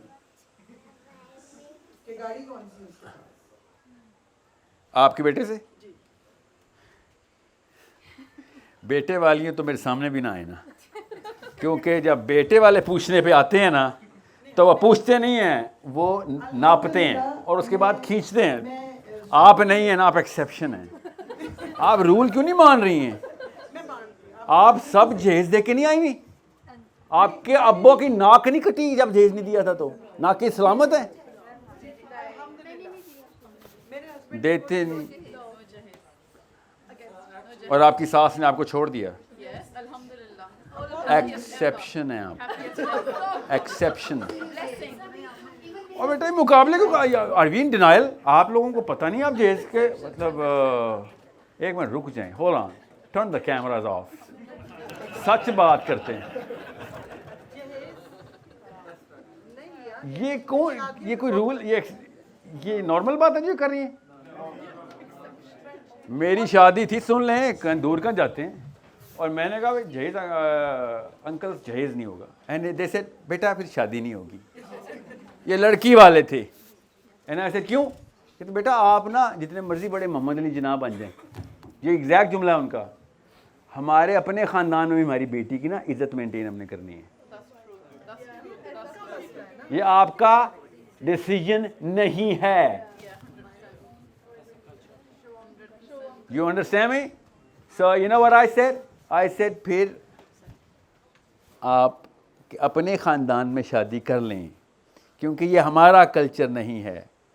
कहते आपके अब्बा ने जहेज नहीं लिया था ना? ऐसे मेरे अब्बा तो अभी ज़िंदा नहीं है, मगर लगता नहीं है कि उन्होंने जहेज लिया था। और मेरे अब्बा से थोड़ी शादी कर रहे हैं वो उस लड़की की, मेरे से कर रहे हैं। तो मुझसे पूछे ना, आपकी बेटी की असल में यहाँ इज्जत ख़त्म हो जाएगी, उसका शोहर होना है, उसकी आपको कोई टेंशन नहीं। मगर फलां पुप्पो के फलां ससुर के फलां देवर ने क्या कमेंट करना आपको मसले हैं, तो इस्लाम ना खेलें। परफेक्ट पाकिस्तानी हैं आप, इस्लाम से निकलें और पाकिस्तान में ही रहें, क्योंकि अगर आपने पाकिस्तान से निकलना है तब आपको इस्लाम नज़र आएगा। कहीं और बात जा रही, बेटा जल्दी से क्वेश्चन करो। ये असली मसला ये है, domestic issues in Pakistan, so not my problem. I've given up, I'm telling you. आंटियों पे I've given up, uncles I've given up. I need Zayans, I need those Zaras. I'm telling you as a Muslim, I'm not supposed to do that. But time ही नहीं है भाई। We do not have time कि मैं जुलैखा और सलीमास को बचा रहा हूँ, सिर्फ Zaras and Zayans. Okay?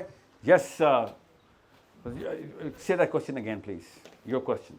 I'm not sure whether I've answered it, right? What's the role of Muslims in the West toward global There you change? go. No, your question is the reason why I came here. Make sure. I'm gonna look at you and I'm gonna be opening this slide. Yes, sir. What is one step those born into Islam need to take to better understand the meaning of their Islamic identity? Dude, you were really born here, aren't you? Say that in English, man. Well, what is one step those born into Islam need to take? What did he say? What is that? One step? One step those born into Islam. Those born into Islam. Okay, yeah. Need to take to better understand the meaning of their Islamic identity. What's your name? Muhammad. Muhammad. Who's a citizen of England here? Let me give you an example. Such a beautiful question. It's a delicious question. Citizen of England? Everyone else is not a citizen here? Raise your hands, please. Raise your hands, right hands, please. It wasn't. Raise your right hand like this. Yeah. Yeah. And now say, God save the king. So, Muhammad, these people, they were consciously made English. You are subconsciously English. They knew exactly what being English meant because they were tested for it. They were asked questions. And if they couldn't answer the question, they couldn't be English. You know what I'm saying? Now, they had to do a lot of stuff to study and understand what being English is, consciously. And now they're following all the rules of being English, right? On the street, in the malls, in the homes, and everywhere, okay? That's why they know when the council taxes due and how much and what, everything. You were born into it. So you're not going to be that English because you're going to take it for granted. That's the difference between a Sahaba and us. They, from before Islam, they consciously went into Islam and they knew what they were getting into. We were just given Islam without even knowing what it is. Now, difference between these girls and boys who raised their hands because they sworn themselves into England is that they were swearing for the ease of being in England. Understand, let me look at the camera when I say this, rest of England and America, especially the Canadians. They swore into England, could see the color of the passport changing in their minds when they were doing this. Good or bad heart doesn't matter. Us waqt innamal amalu binniyat kidhar tha? Really? Where was that hadith at that time? Just a question, eh? So they were eased into England. Sahabas did not come for the ease, they come for the difficulty. That's the difference between a Sahabi and us. When the Sahabi was converting into Islam, he knew my jaan bhi gayi, पैसे भी गए, बच्चे भी गए, खानदान भी गया, इज्जत भी गई. यहाँ पे खानदान में जय जयकार, इंग्लिश हो गई है, मेम हो गई हैं, पाउंड आ गए. तेरी ज़बान से अंग्रेज़ी बोलती हैं अब आपने. You're too young for that. You had no idea what the aunties went through. Trust me. I know you make fun of those aunties. You all know that. It's all right. Sahabas saw all blood, death, divorces, dissonance, exiles, their own kids martyred right in front of them. They see it before even it would happen. They knew when we say, hey, oh Muhammad, I believe what you're saying, I believe you're a prophet. That means everything else is gone now. Today could be my last day. That's the psychology of the Sahabi coming into Islam.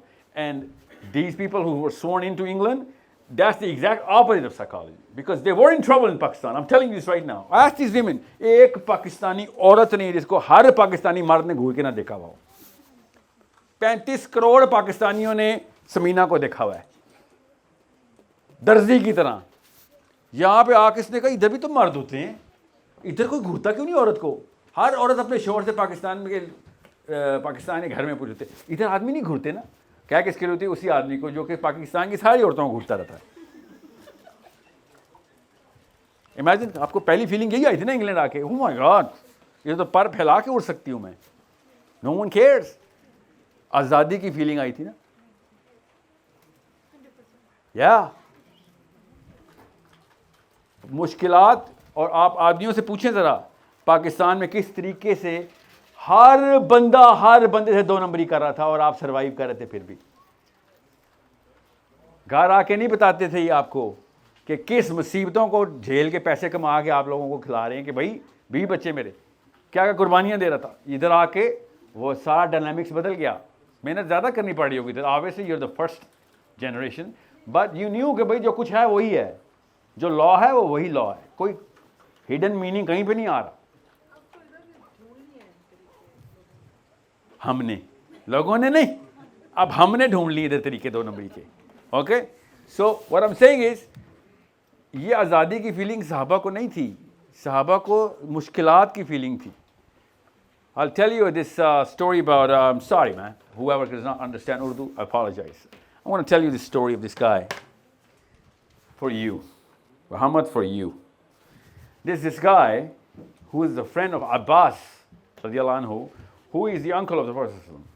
But he converted to Islam way late. Okay, so Abbas used to counsel our Prophet ﷺ out of Islam in the early days, that, you know what, why are you putting so much trouble in the area? And this guy from Taif, he's a friend of Abbas. He comes from Taif to Abbas, and he says, he looks at the Kaaba and he sees the Prophet ﷺ, Ali bin Abi Talib and Khadija, 3 people. Okay, he says, who is this guy and what is he doing? And the Prophet ﷺ was praying. Prophet ﷺ was praying with Khadija radiallahu anha and Ali bin Abi Talib. Okay, and Abbas says, he's my nephew. So what is he doing? What are they up to? And Abbas says, I think they're praying, man. He comes up with a new concept, this new thing, and he's telling us to leave whatever, but he's praying. Praying to who? Praying to Allah Azza wa Jal, because everybody knew Allah Azza wa Jal. They believed in Allah Azza wa Jal at that time. So this Sahabi, who was a friend of Abbas, he goes back. 12 years later, 18 years later, Taif is conquered, and that man is still alive, and he converts to Islam. He's a Muslim now. And now he is in Medina. And then he's talking to his Sahabis, and he says, there was a time, गौर से सुनिएगा, मैं उर्दू में बताऊंगा इसको, फिक्र नहीं करें, मैं नहीं चाह रहा हूँ इस हदीस के बगैर आप जाएं. There was a time when Allah gave me an option to become 1/4 of Islam. There was a time I could have been 1/4 of Islam, and I missed that opportunity. And now that everyone is converting, I am one of the Muslims. It doesn't count for as much as 1/4 of Islam. You know what that means? All of Islam in the universe, I'm 1/4 of it. I am the 4th part of 4 of 3. I'm 1 of 4. This is how the Sahabis looked at Islam. कि अगर मैं उस वक्त मुसलमान हो जाता तो 1/4 इस्लाम मैं होता, 1/4 इस्लाम होता मैं. मगर चूंकि वो ट्रेंड नहीं था तो ट्रेंड, अब मैं ट्रेंड में आ गया हूँ, ट्रेंड सब मुसलमान हो, मैं भी हो गया हूँ. यही हो रहा है यहाँ पे, ट्रेंड में आप मुसलमान हैं. You are Muslim because everyone is a Muslim, man. If everyone was a Christian, I swear to God, you would have been a Christian. If everyone was a communist or an atheist or whatever, you would have been that. So you tell me, how old are you now? 17. You're 17 now, for God's sakes. Come here, stand up. This is, ladies, who's your mother and father? He's not here? That's your father? Okay. This is how old Ali bin Abi Talib was when he was fighting Badr. This is what he looked like. You think Safed Dadi wale Buzurg, Ali bin Abi Talib? No, this is Ali bin Abi Talib when he was fighting Badr. Imagine the real Islam and experience.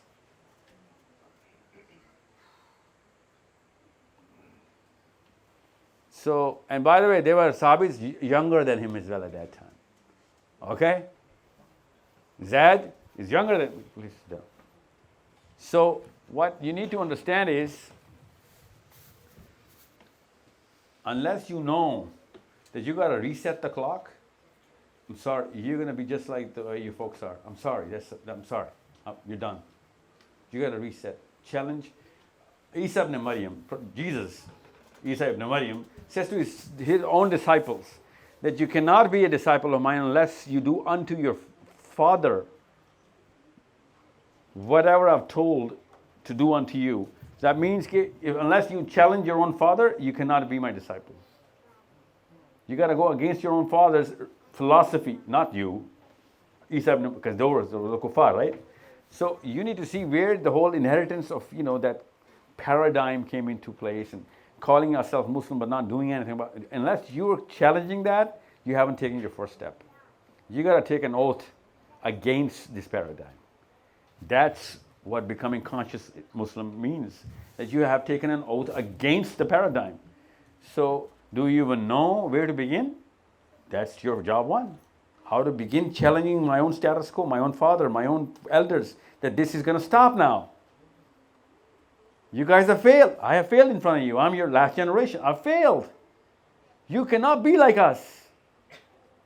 And unless you start challenging us, you're going to be just like us or even worse. You understand me? So you're 17.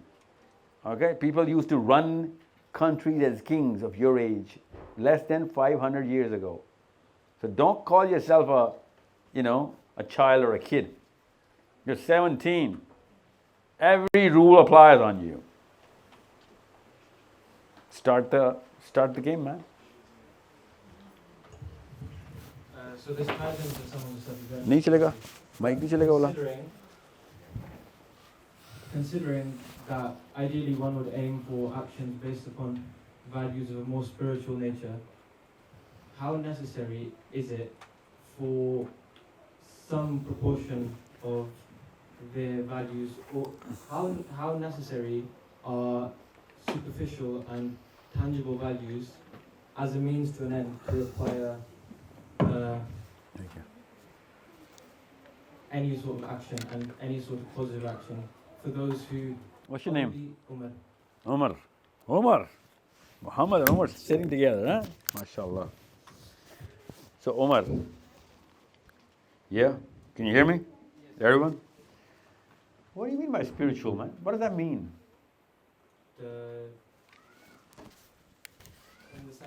In the sense of what? Prioritizing internal...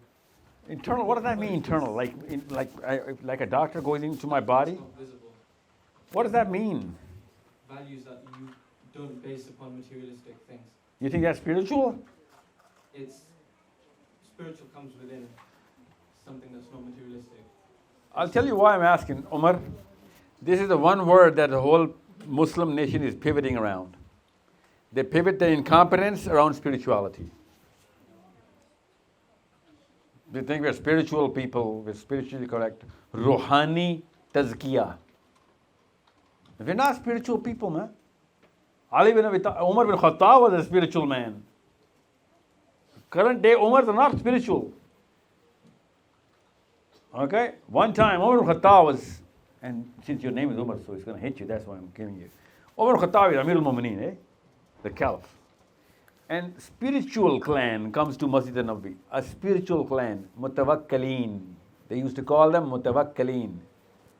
So, this word in Arabic, mutawakkaleen, Lebanon. What does it mean, mutawakkaleen? Yeah, higher power, spiritual. Okay? So this whole jama'ah of mutawakkaleen is traveling from one place to another. They're stationed into Masjid al-Nabi. So Umar Khattab, he goes to visit them and he says, I want to know why you call yourself mutawakkaleen. You're pretty famous around town. So they said, we're mutawakkaleen. And the Umar Khattab says, so what do you do? He said, we do da'wah. Remind you of anyone? We do da'wah. Da'wah, ilallah? Yeah, naam. Ilallah. So Okay, so that's what you do? That's all you do? He said, yes, that's all we do. We travel, fi sabilillah, and we do dawah. And he says, so how are you making your ends meet, man? Who's feeding you? How does that work? This is Umar ibn Khattab asking. They said, Allah feeds us. Umar, you do not have any tawakkul, Allah feeds us. Like, yeah, oh yeah, Allah feeds you, but do you do anything about it? They said, no, we don't. So Umar ibn Khattab grabs his stick and he says, come here, oh mutawakkileen, come here. This is the kind of Islam that my Nabi has taught you? Or did he forget to teach us the real Islam? They said, oh, Umar Khattab, what's going on? And he started beating them. They said, you better get to work now. I'm going to tell you what mutawakkileen actually looks like. And then he showed them how to work. He put them to work, to the real work. So if somebody comes and says, you know, this is Sahil Adeem's opinion, then I'm, you know what? No, it's Umar ibn Khattab's decision. It's not my opinion, this is Umar ibn Khattab's decision. I didn't concoct this story. It is probably one of the central stories of the time of Umar ibn Khattab. Okay, Umar. So what is spiritual? Spiritual is that do you have a whiteboard here? I'll draw spirituality right in front of you. No? Okay, I'll use you as props. This is my 10-year objective. This man has a laptop. This man can write an article. This man has influence over the right people, even if they're wrong people, in the right places. This man has a degree in political science. This man has a degree in law in 10 years. Okay? This guy is known as probably the finest lawyers in Europe. Okay? This man is a consultant to countries, not companies. Okay? Because United Nations is all about law. This guy can change any United Nations or foreign policy by one of his articles that he can come up with in less than 10 minutes in his laptop while traveling from Slough to London. Okay? This man is 5 years from now. This guy has a degree aiming to be this guy, aiming to help this girl in Palestine. You understand me? Now, if you're not on this track for her, you are not spiritual. This is also not tangible, right? You cannot see it. It is being done. Okay? A policy influenced by a man's article is not tangible. It only is tangible when it's done, right? But he knows he can do it because he's created that influence over professors and statesmen and chancellors and senators in different countries which matters. That is spiritual. I'll show you from Umar ibn Khattab. Oh, Umar ibn Khattab is holding a prayer in Masjid al-Nabi. And the whole Masjid al-Nabi is filled with Sahabas, right? Abdul Rahman bin Auf is right behind him. And Umar ibn Khattab, after the prayer, he says, Assalamu alaikum wa rahmatullah, and Assalamu alaikum wa rahmatullah, and then he turns back like this. And he goes back and he says, oh, Abdul Rahman, I think we've sent 1,000 less troops in Yemen, the Rabat of Yemen. He says, Assalamu alaikum wa rahmatullah, Assalamu alaikum wa rahmatullah, comes back, Abdul Rahman sent 1,000 people less. We should have sent 1,000 more. Everyone's like, that's what you were thinking of during the prayer? That's spirituality. You understand me? The real problems and real solutions of Islam. So don't learn the word spirituality from a Pakistani, especially a Bengali. Okay? This is the track for kids like this in places you know what's going on. 4 professors flew, 2 from England, 1 from France, 1 from Germany. 4 professors, I know the names. They took a flight from these 4 countries, 2 countries to America on the 9th of October. Professors not rich professors. 48 hours later, America gave Israel $100 billion.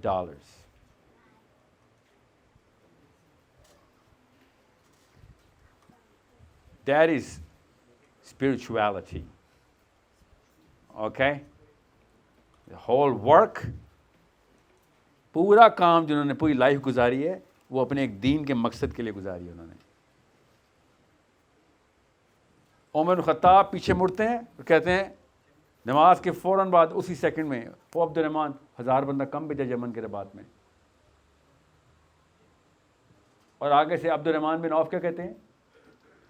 कहते हैं Umar Khattab तुझे अल्लाह ने ख़ास नवाजा है, तुझे नमाज में भी उम्मत के मसाइल के सलूशन मिलते हैं।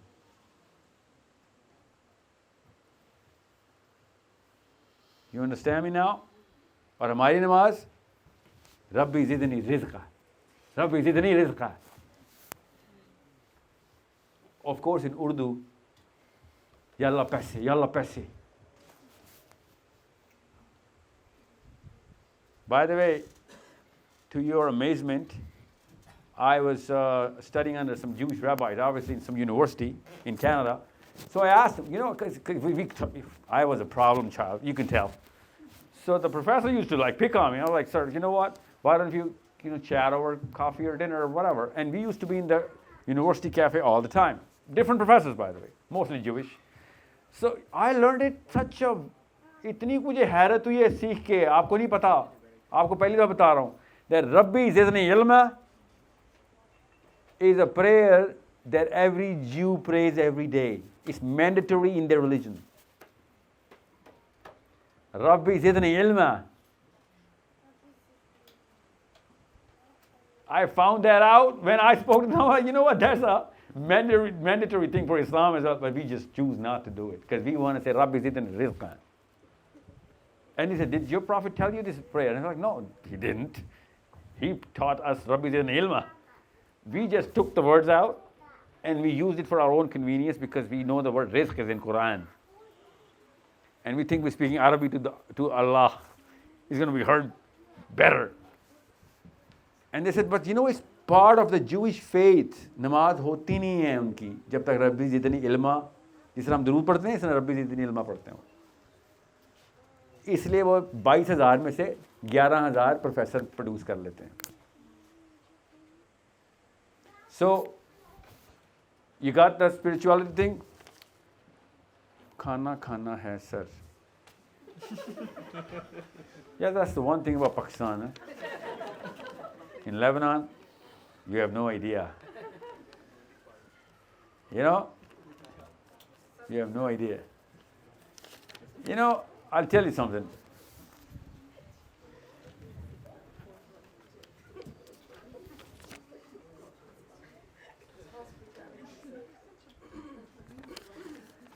And he's right, you know, because if he's not going to put the food on the table, you're not going to come in and talk about Islam. Remember that table, dinner table, Muslims being feasted upon? Remember that? Yeah. Muhammad from Lebanon. 12 people died in 2025 by their own parents. 2024, sorry. Because they were stampeded down on their own parents' feet on the wedding days. 12 kids died. Because when they went to eat, they didn't realize that their kids are being stampeded under. That's how hungry we are. We can kill our own. And that's 2024, by the way. Since 1947, yeah, I think more Pakistanis have died than Palestinians. So when? The question is when? Right now? No, I cannot. Just two more questions. Can I point out one thing? One more? Yeah, on the same question. Sure. Yeah, so what you said about... Did you say put something on top of it? Did you say that? Did you use that phrase? Yeah. Nice. So, Okay. So on that note, with what pathway you said, that was similar to what I was sort of...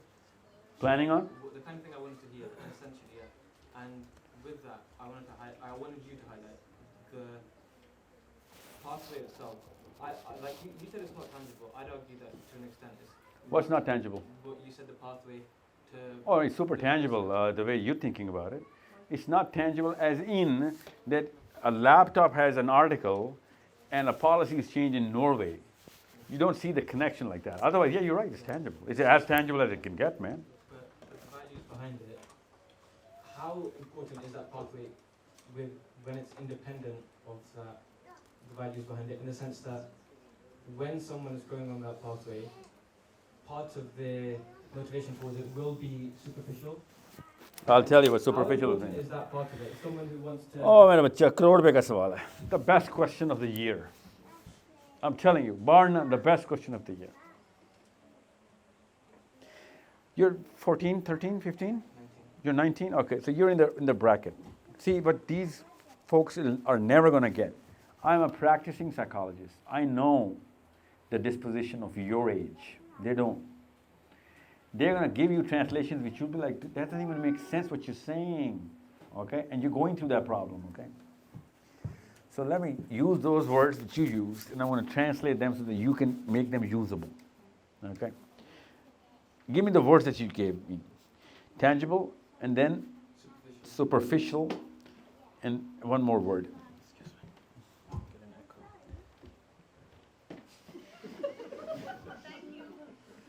Okay? Is it better now? So, Omar, Urdu aati hai? Okay. I'm going to speak English, obviously, because your generation is translating these words so aptly, perfectly. Last generation failed to. That's why they couldn't perform. Now, what you need is, that this is very tangible.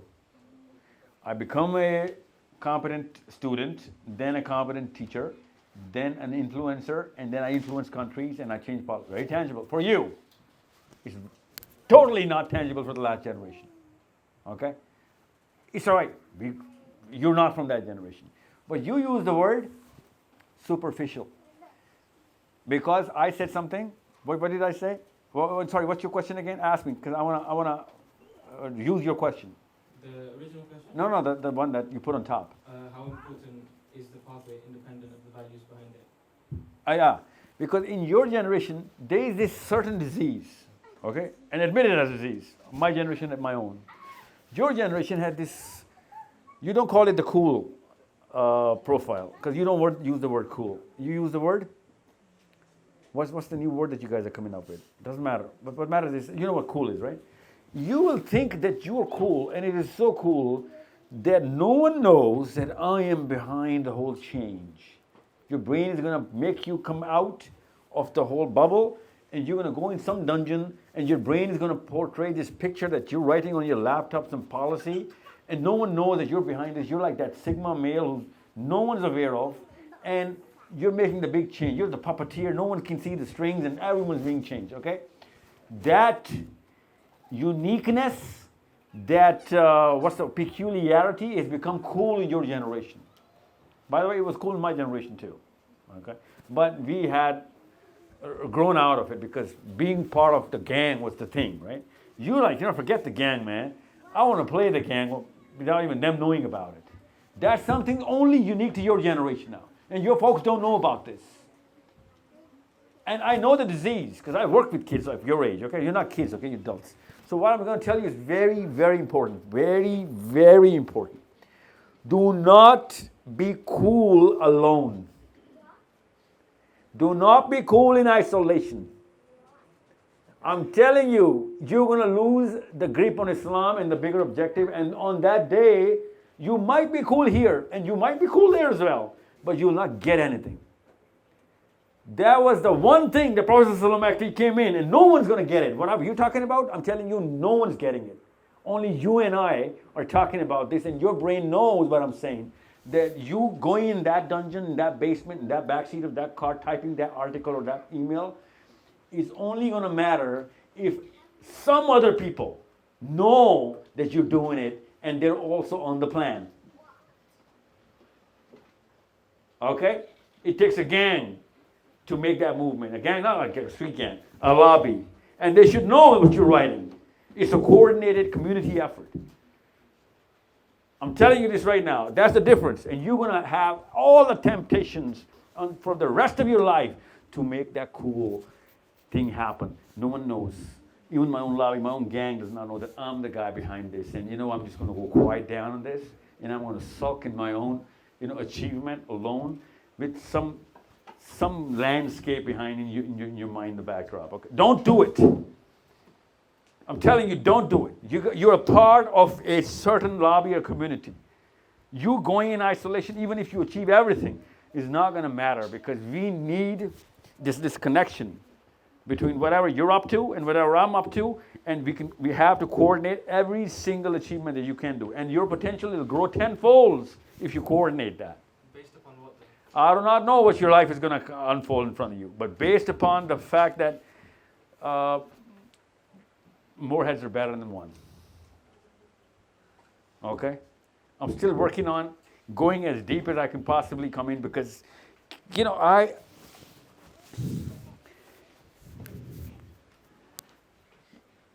19?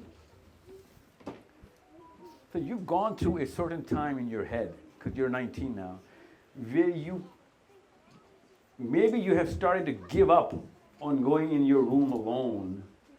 And instead, you've taken that track back in the living room and talking to the family. That, no, you know what? We're not done yet.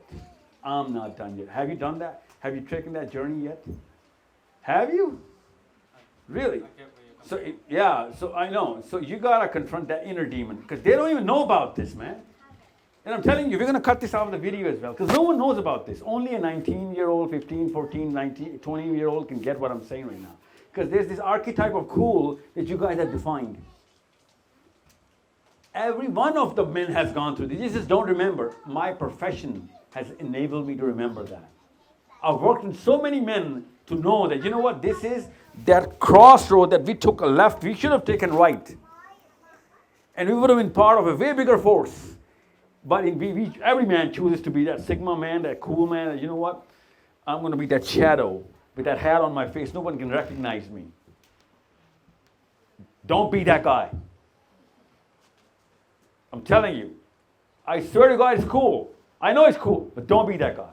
Because it's not going to amount to anything because we need a lot more coordination, connection, sync between a lot more competent people together. So somebody in Melbourne should know what you're up to, somebody in Milwaukee, somebody in Manila. And they would be doing the same thing for the same effort, same cause. Okay? You want to be cool, just be cool with the rest of the world, but not to that lobby. Not to your own people who you're actually prepared, okay? So if it's important to have people on that cause, is it important even if they're with you because of money or something superficial? Money is not superficial if the cause is real. Okay, a lot of things that you're going to go through because of the failures that our generation has, a lot of times you're going to need a lot more money to make anything happen than just influence and just degrees and just competence. So it's justified as a means to an end? If the end is Islam, yeah. It's a mandatory thing. It's not just justified. I just told you. Is money. Okay? Yeah, but it's about you whether you're going to buy a Ferrari or a tank, man. Because if you want to buy a Ferrari, then it's a totally different end. Okay? You understand me? Yeah, because you got to make that distinction between where you're being selfish or self-serving and where you're cause-serving. Because if you're cause-serving, I need a lot more. You want to be a billionaire? No, I swear to God, I want you to be a trillionaire. Because my cause requires that money. You want to buy whatever you want for your own self during the whole thing? It's all right, man. It's totally fine. Actually, you should spend more but on yourself. But your aim shouldn't be less. Our generation was the most mediocre generation in the history of Islam. My father and his father and his father, my God, man, they had high standards. We just wanted to be cool. That's all we wanted. We wanted to be cool. That's mediocrity at its peak. Don't fall for that, okay? Do not fall for that. Okay? This was just about you and the 19, 16-year-olds. I'm telling you, ask them. No one's going to get what I was talking about. Okay, so change it. You're gonna see that day, inshallah. And you're going to see the two roads splitting. You're going to see Yeah, one is you're going to satisfy your whims. You're going to be a hero of your own movie. And the right path, you're going to be a hero of a very big movie. And by the way, in that place, in this world, you're not going to be called a hero. That's the day of judgment, right? Yeah. Because if you're doing it for yourself, then it was not worth it for anybody anyway, right? Gee, sir, so I'm going to give you the 15 minutes. I'm sorry for this session. This is a necessary thing. Because the difference between parents and sons right now, fathers especially, that they're not transiting a language which is speaking to the inner psychology of the current boy. And we're thinking that, oh, मैं तुम्हारी उम्र का था ना जब. No, you were not. मेरी उम्र में जब आप थे तो मोबाइल इजाद ही नहीं हुआ था. मेरी उम्र में आप थे तो लैपटॉप्स किसी के पास नहीं होते थे. 4G, 5G, रियली अबू जी, रियली? आप मेरी उम्र के थे तो 5G था इंग्लैंड में.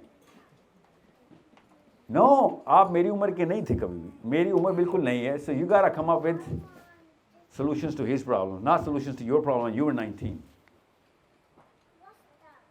And that's the same thing going on with ammis and sons and daughters, especially daughters. Okay, most of the girls are posing in front of their mothers so that आपके lecture बंद हो जाएं और वो कमरे में जाए. उसके बाद she can be herself. Aisha and Anasha. There's a reason why they're not here. That's the same reason. And this Marine girl, my sister who organizes this, she keeps telling me, youth, sir, youth, youth. And I'm not going to see youth, Marine. Sorry. मेरे और youth के बीच में aunty आ गई.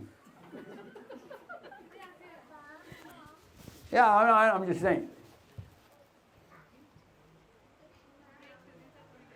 Okay, we're going to call it for 15 minutes only. 15, okay? But my 15 minutes, which is 17:25, 5:25 right now. 5:14 to come back. So we come back at 5:40, inshallah. And then we start this. But before we go, Zayan and you have your question. We break at 5:30, okay? We break at 5:30. Yes, sir, what's your name? Ali. Ali, Umar, Muhammad, oh my God, did you line them up like this? Ali? Yeah. How old are you, man? 15. Okay. I'm still getting a little overwhelmed by the names. Bilal? What's your name? Aman. Okay. So can I ask my question now? Sure. Okay, so you've pointed out multiple times that a very important thing that Muslims should be doing now is putting time into their children, into the youth. I'm sorry, you know what? You gotta speak English, man. You gotta speak English. Come on. A lot of times I pointed out that what people should be doing is bringing up children correctly and putting time into them. Putting time into them. Doing the primary socialization correctly. So my question is, a lot of people haven't recognized that this is the importance of this and how the future of Islam lies in this. Why do you think this is? Why do the people not realize that this is the future of Islam? Yes. Oh. They actually do not care about future of Islam. They care about future of their own kids. That's it. You gotta call what it is, man. It's a spade. We call it a spade, man. No one actually cares about what future of Islam is. Everyone would die for you. Your father would die for you, no doubt. Your mommy would do anything and die for you, no doubt. Your future, yeah. They've sacrificed so much. I can't even do the tally. You know what I'm saying? But just for you.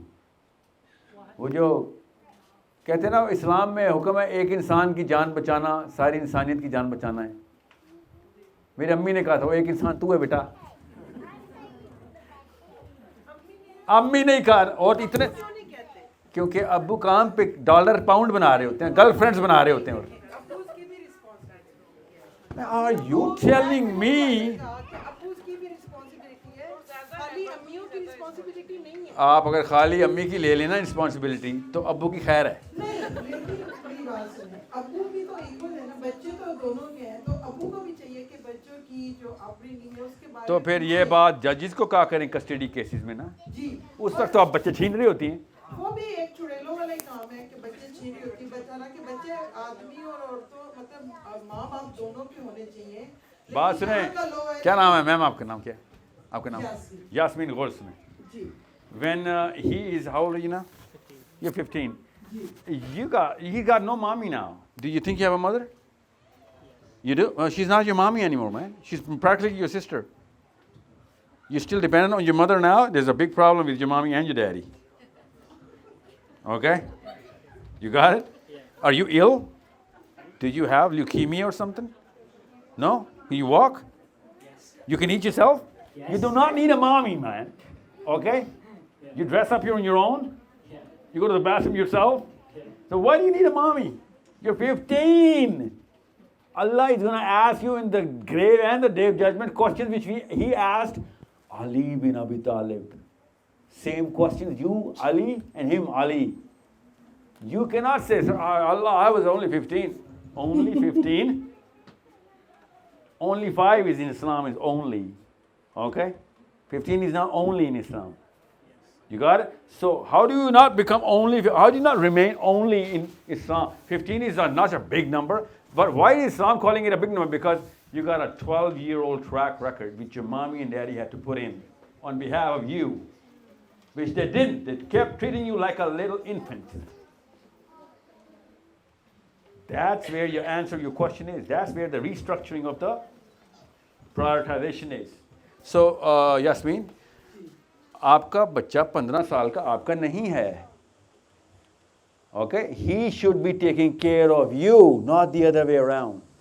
He should be feeding you, not the other way around. ये इस बात पे मैं आपसे बिल्कुल agree हूँ और हम तो फिर बहस खत्म. बच्चों को 40 साल तक बच्चे ही रहने देती हैं, बड़ा होने नहीं देती. शादी के बाद भी तुम्हें नहीं पता, हमें पता है, तुझे ये नहीं पता, हमें पता है.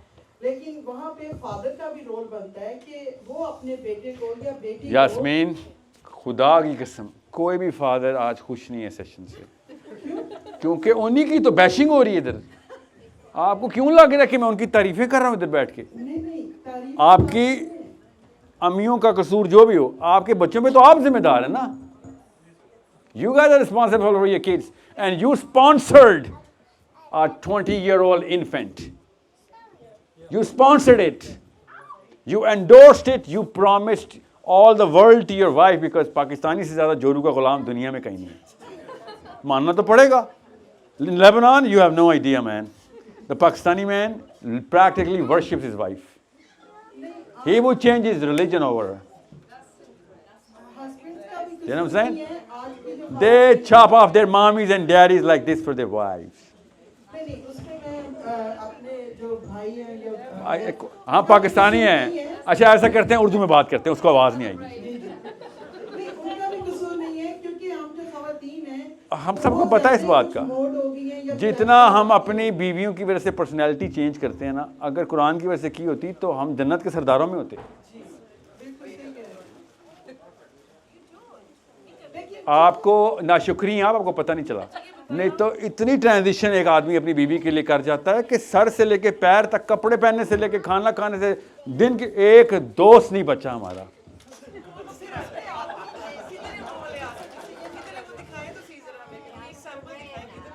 ये सैंपल नजर आ रहे हैं, अकेले तनहा बेचारे.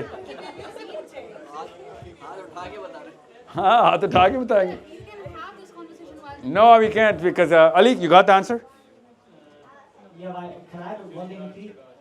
Of course, you're not going to stop if anyone wants you to. Go on. How do we spread it that, basically, how do we tell more people that making sure the future of Islam is secure is the first priority? Oh.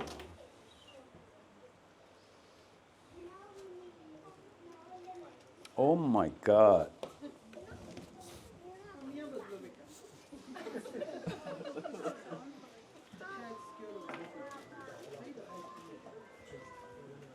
I'll tell you, Ali, a little course. I'll tell you a course. I've been saying this to my students and my actual school. Every morning you wake up, don't do anything before you do this. Only for 5 minutes. Not for 6 minutes, but for 5. But not for 4, for 5.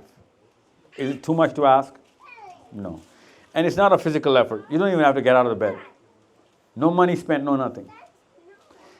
5 minutes, not 6, but 5. Not 4:30, 4 minutes and 30 seconds, no, 5 minutes. So you need a stopwatch for this. Every morning you wake up, you do not get out of bed. Okay? Preferably it's Fajr time, but you wake up and then you envision. And every time you're going to envision, it's going to get in better pixels. And every one time you're going to read more hadith about it, it's going to get better pixels. Every one time you're going to read the Quran about this, well, I'm telling you what this is. It's going to get better pixels. Till you get a 4K quality. That's the only 3 ways of doing it. Quran about this subject, hadith about this subject, and keep practicing this activity. What's the subject? You open your eyes, okay, and then you consciously envision that you're standing in the day of judgment. You need to look on your left and see the fumes and the angels trying to control, literally control, with strings, hell, trying to break loose. You envision you standing up. On your left, you have to see the 7 million angels trying to control hell from picking out human beings and swallowing them. And on your right, you have to see those clouds with those planets, with those, serenity with that, of how people are going to go through a certain path. That path goes under the Arsh of Allah. That Arsh of Allah is an opportunity for us to get cleansed. But right between me and Arsh of Allah, are billions of people standing queued. It's not going to be a little crowd. It's going to be all queued up. You will see millions of queues lining towards a certain wall. Okay? Envision that. And you're going to see every man in 4K. You're going to hear every sound. Whoever you're looking at, you can see. You know that HD sound thingy? My phone has that HD sound, man. If I point that phone towards you, you're going to hear that phone. This guy cannot be able to hear it. That's HD sound. On the Day of Judgment, it's going to be the same thing. Whoever you're going to look at, you're going to be able to hear him. No one else will. Okay? You need to understand. And on those cues, you need to see what are they asking. And Ali, in those cues, you got to know how many people are ahead of you. And you are preparing the answers. But whoever you're looking at is saying the same thing. I want you to read the hadith about what they're saying to their own selves. People will be trying to kill themselves. Literally, by bashing their head on the ground, kill themselves. You will see people being made to wear molten copper gowns. You will see people who do not have half of their body. They will be tilted towards this. Their bodies will be open. They'll be still walking. Okay? Those are the guys who did not treat their wives properly. Okay? You will see people with crowns on their heads. You will see people in different shapes based on whatever they were doing. You will see people with their intestines coming out and they're trying to put them back in, crying with pain. But they still have to walk because the queues are going forward. You need to see all of this. Just 5 minutes, man. Not 6. I told you not 6. If you go 6, you're going to overwhelm yourself and you're going to quit. But for 5, you're not going to quit. What was your question to which I'm answering right now? Hear the question. What's the question you just asked me? Obviously, how do we spread the fact that, apart from obviously believing in Islam, the first priority should be looking after and securing the future of Islam, as in like the youth? Yeah, there is no other way. There is no other way to secure the future of Islam. No other way. In psychology, I've studied it for decades, no other way. In science, no other way. So how did I learn this? I'll tell you how I learned it. The Prophet ﷺ taught me. Allah Azza wa Jal taught me this. You know how? The Prophet said that in the first 8 years, in the, Aisha radiallahu anha says, our mother, Aisha, okay, bin Abi Bakr, she said that the first 8 years, Allah Azza wa Jal did not reveal any ayah. The wahi was all about the day of judgment. Every ayah is akhirah, akhirah, akhirah. On the day of akhirah, this is going to happen. On the day of akhirah. Every ayah on the first 8 years of Arabia is about akhirah. Once everybody had the picture, then came the ahkam. And in matter of seconds, Arabs changed. Only if you have akhirah. Now what's going on here? I promise you this right now. I guarantee you this. As an academic, as a man, as a Muslim, and common sense. The only problem we're facing is we forgot on the day of akhirah. So 5 minutes only, man. And I make sure you don't do 6. I'm forcing you, don't do 6. Because if you start doing 6, you're going to go somewhere else. I don't want you to go that in your age. Okay? I need you to follow what Umar was talking about and we were talking about. Okay? Because once you establish this, because you do not have enough hadiths right now, read them. Or ayat about the day of judgment, read them. Once you got the whole details, and there are more than 5,000 hadiths about this. So you got to put some time in, okay? And once you know all things, then your brain is going to put all of that knowledge into play at the same time, simultaneously. Once that happens, you have no idea what's going to happen next. I know what's going to happen next. You do not have any idea. On that day, you call me. Once that day comes, you call me. You're going to find my number. Don't worry about it. You don't have to put an effort. You're going to find my number. You call me. That day has come. Tell me what to do. Okay? Ali, you call me. If I'm alive, you call me. That's how Allah has trained the human being. And that's the only way to train. That's the only way to get trained. Otherwise, any Ali or any Zara is going to take me out of Islam. Because we love them so much, we change our religion for them. God knows my parents did it. I'm going to do it for my kids unless this goes on. Okay? I'm going to break for your 15 minutes now. Before that, I'm going to just tell you a little story about a girl whose husband came to me and he says, because I take those sessions, one-on-one sessions, and he says, Meri bibi psycho ho gayi. My wife is a psycho. And I said, so what's new, man? I'm kidding. So, I'm kidding. No. That's a guy thing. Listen, so I said, what do you think? What do you mean your wife is a psycho, man? You can't just use this word. You got to tell me what does that mean? And he says, he put my kid on fire. And I said, oh, that is a psycho. Did you take her to a hospital? And he said, of course, but she wouldn't go. And I said, not your wife, man, to the child. Did you take your kid to the hospital? And he said, no, she didn't get burnt. And I said, how did that happen? Listen to what he says. He says, my wife wakes me up, psycho aurat, fajr pe utha rahi hai mujhe. That's his words, not my words. And I'm so tired, I didn't wake up. So she's like, theek hai, mat utho. And then she wakes my daughter up and goes to the kitchen, turns the gas on, lights up the stove, picks up my daughter, and then I run to save my daughter. And I said, was she on the stove? And he says, no, she was not, but she was gonna. And I said, listen, was she on the stove? And he says, no, she was not on the stove. But I'm telling you, she was gonna put the daughter, because he had picked her up. And I said, what did she say? She said, तुम्हें उस दिन की आग से डर नहीं लग रहा इसको डालने में, तो इससे क्यों डर लगेगा? So I said, dude, she's not the psycho, you are the psycho. You need to understand, if you do not think you're a psycho, God save your daughter. Okay, don't do that to your husbands. No, I mean, don't do that to your husbands. That's a special case. I'm just trying to tell you that unless you know what's actually the truth, Allah's Prophet says, Al-Jannah haqq. This is the actual truth. This world that you live in is not the truth. This is an illusion in front of you. You just can't see through it. You can't even see angels right here.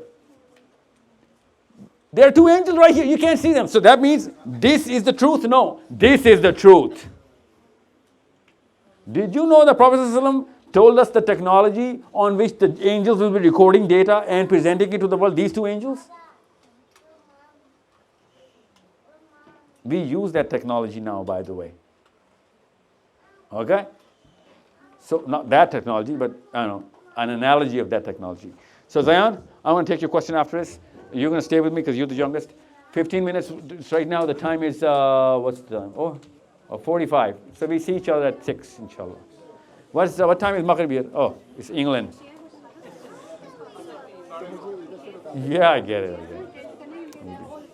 Yeah, I know, but the general perception about deen and dunya in Arab is the same as two different isotopes. I think they're related to each other, but we should do action in dunya to achieve good deen.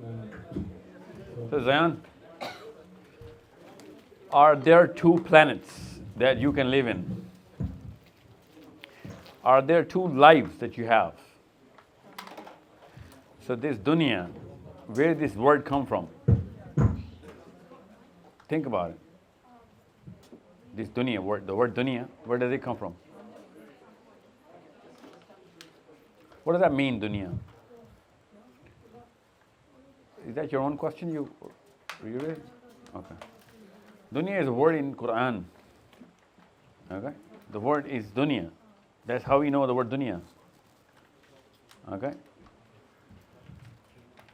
So, in the Quran, Surah Baqarah, Allah says, رَبَّنَا آتِنَا فِي الدُّنْيَا حَسَنًا وَفِي الْآخِرَةِ حَسَنًا. You know what I'm saying? So, if your dunya is not hasana, the best of this planet, then your akhirah is not going to be the best of akhirah. You understand me? So, if we have only one planet, one life in this planet, if we had two different planets and two different lives, or one life with two different planets, then deen and dunya could have been two different things. But we only have one planet, one life, so the deen is this dunya. This dunya better be on the deen. Otherwise, if you had two planets, I'd be like, you know what, this is dunya, and that's the deen planet, this is the dunya planet. But we have deen for this very dunya. In Pakistan, we don't use the word dunya, we use the word zameen. We even call this thing zameen. Okay? And if two Pakistanis were walking if the Pakistan moon mission, if there was such a thing, and if they had made it to the moon, the two Pakistanis would have been saying to each other coming down on the moon, zameen pe utar niche. किधर खड़े हो? मैं ज़मीन पे पहुंच गया हूँ, तुम अभी तक सीढ़ी पे ही हो. Yeah? And that would have made sense in Pakistan, eh? Even though that's not Zameen, that's Chand. You know what I'm saying? So, on the moon, we don't say, oh, you're walking on the moon, man. We say, हम ज़मीन पे चल रहा हूँ. Even though Zameen is the name of a planet. The third rock from the sun is Zameen in Urdu, right? But any kind of plane or ground, we also call Zameen. Yeah. But when it comes down to dunya, what we say is the affairs of the planet are dunya. My relationships, my work, my wife, kids, my job, my future, my health, everything is dunya. Well, everything has a rule. Everything has a purpose. That purpose is the deen. So there is no dunya for a Muslim other than the dunya within the deen. There are no two separate things. And what our generations have taught us, that dunya is separate and deen is separate. So Imran Khan or Zardari or Nawaz Sharif or the army or the bureaucracy, what they say is we're leaders of dunya, and Maulana Tariq Jameel or Maulvi Saab, and all, these are the leaders of deen. You see? That's the problem. Because they thought deen is separate and dunya is separate. Muhammad bin Salman should have been the leader of deen, but he's the leader of dunya. And Imam Kaaba is the leader of Deen now, even though he should have been the leader of Dunya. You know what I'm saying? But they're not. We just made them separate so that our hungry, greedy, selfish people who just want to serve their own selves and their own power, they want to call Deen separately and Dunya separately. We didn't invent this philosophy. The Romans did in early Christianity. The Christian emperor wanted to retain the power, so he said, leave what is unto the emperor, and what is to the church, unto the church. You keep your Deen, I keep my Dunya, we shake hands. Whenever I need the Deen, I'll come to you. Whenever you need the Dunya, you come to me. That's when it started, in 285 years after Jesus, alayhi salam. We've taken the same thing. It's called being secular. We seclude the Deen from the Dunya. It's called secular. You heard the word secular by now? Those are the secular people. That's the basis of being secular. So all Muslims right now, all Muslims that you will ever meet are secular people. And Islam came in against secularism. And every Muslim scholar or politician or mommy or daddy, they're all secular, designed to be seculars. So Deen and Dunya, they've separated. So I could be an amazing guy of the Dunya and zero in Deen. And that guy, whoever, could be an amazing guy of the Deen and zero in Dunya. And that's what's going on right now. So you see all the scholars of Islam, no power, no influence, no intellect, no acumen, no nothing. And you see scholars of the world with no Deen. And they're Muslims. They call themselves Muslims. You know Usher, the singer? Not, who's the singer right now? Taylor Swift. Yeah, you know Taylor Swift. She wears a cross. She calls herself a Christian. She's doing great in Dunya. She calls herself a Christian. And I can get that because in Christianity, they're trained into splitting the Deen and the Dunya. That's why Allah Azza wa Jal called 400 years after the emperor did whatever he did. By the way, this emperor of Rome, he held a council. It's called the Council of Nicaea. Nicaea is the place. He called the priests and the politicians and he said, the politicians will keep the dunya and the priests will keep to the church. And I'm the arbitrator, the mediator between them. And that's all my job is. Do not come into power, O priests. We will respect you if you keep your boundaries. Otherwise, we'll kill you. Because he didn't want to lose his power. Okay? And he wanted to claim that he's a Christian as well. So he wore the cross, but he kept the priests out. And 400 years after that, our Prophet ﷺ was born. And he said that this is why Christians will be called waladallin, the confused people. They confuse themselves. They split the dunya and the deen. Now all the Muslims are waladallin now. Because Muslims have done the same thing. That's why the masjid does not interfere in the politics. And the politicians, they do not interfere in the masjid. They don't know nothing about the masjid. And you're from Pakistan? Imran Khan, Nawaz Sharif, Zardari, all of their parties, if you ask them anything about the Quran, they're like, this is the job of a Maulvi, man. You think we're a Maulvi?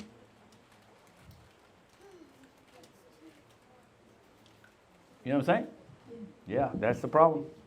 So do not fall prey to that trap. Deen is for dunya, and dunya is for deen.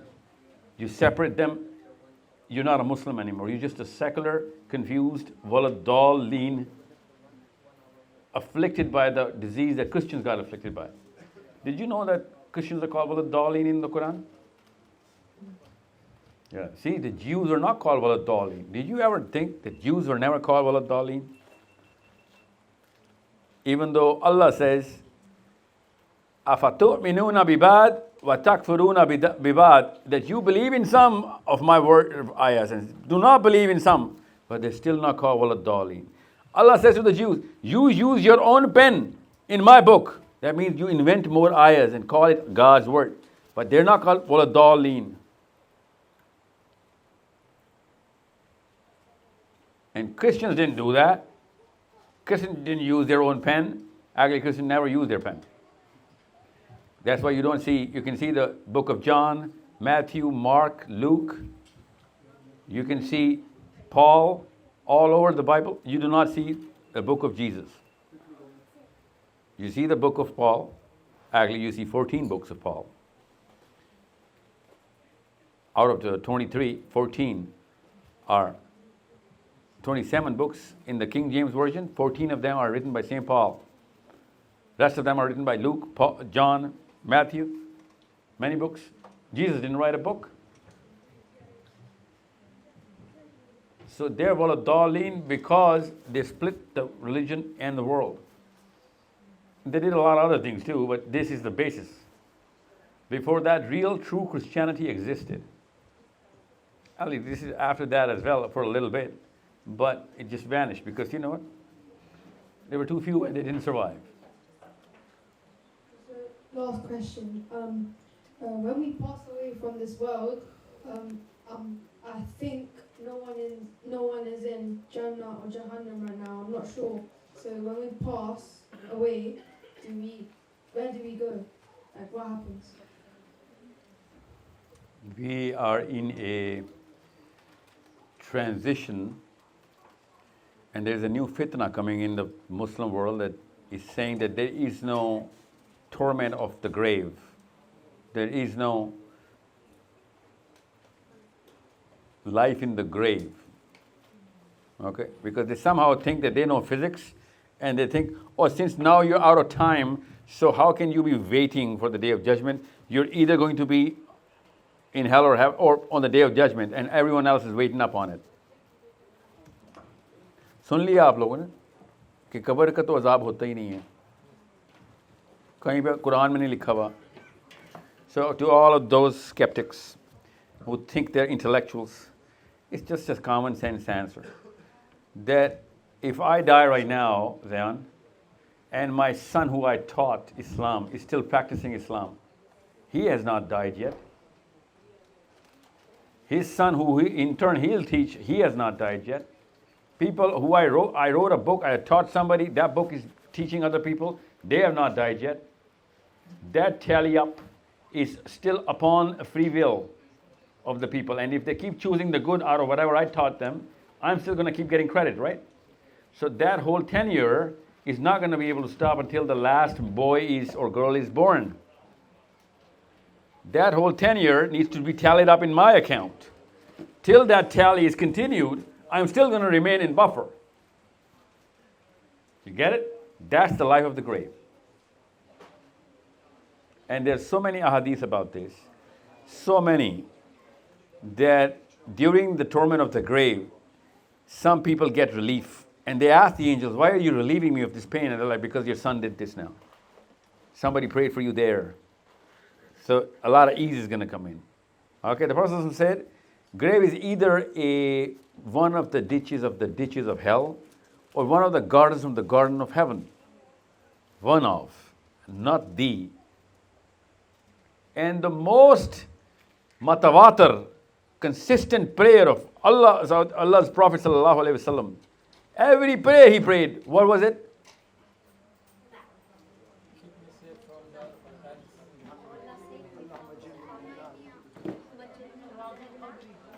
Azab al-qabr, a'udhu bika min azab al-qabr. So if this is not there, then you have to delete the life of the Prophet sallallahu alaihi wasallam. Because this is not in any doubt in any human being's mind. But now you see those pseudo-intellectuals trying to come up with weird definitions, because they haven't studied, because you know, scholars, Muslims, they don't study physics, right? That's why I keep telling you to go into physics and then the Quran. For example, I'll ask you something. In Lebanon, A'udhu billahi minash shaitani rajim. What does that mean in Lebanon? Everybody knows, right? You know what it means, right? Qul a'udhu bi rabbil falaq. What does that mean? In Lebanon. I know it's hard, but it's the easiest thing in Pakistan. You know what we believe? Say that Seek protection from the Lord of the sky. That's obvious, no? Yeah, but that's not what falak means in Arabic. That's what falak means in Urdu. Allah is not speaking Urdu with us. Physics. Because falak has a meaning in physics. Because if I say, قُلْ أَعُوذُ بِرَبِّ الْفَلَقِ, then I cannot have the same chapter talking about magic and voodoo. This chapter has magic and voodoo description of what women keep doing. Okay? Those kind of women, not all. What does that got to do with falak? Well, the original meaning of falak in Arabic actually has all of what it means. But that meaning can only be understood if you know physics and mathematics. Do you know what falak means? Falak means the splitter. The splitter. You know what a splitter is? Have you seen a nucleus split?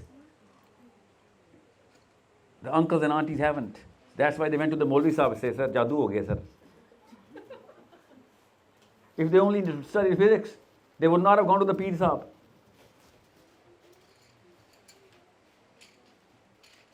And you know how magic is done? You should read how magicians use magic.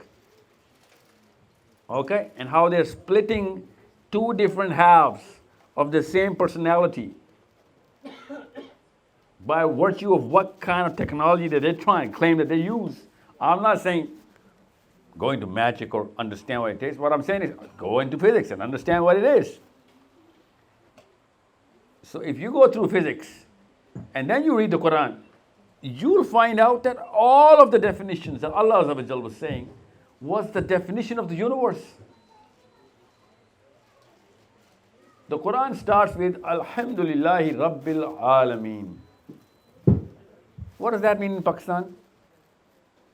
Lebanon. It's beautiful. It's beautiful. You know what we think in Pakistan, what it means? The star of the Quran. Alhamdulillahi Rabbil Alameen. What does that mean in Pakistan?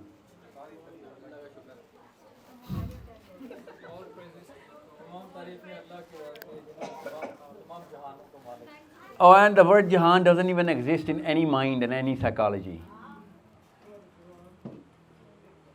The word Jahan does not have any true meaning in any human being's mind who uses the word Jahan.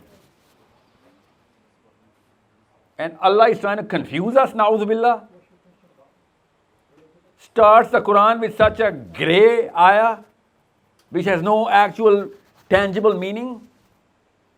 That's the start of the Quran.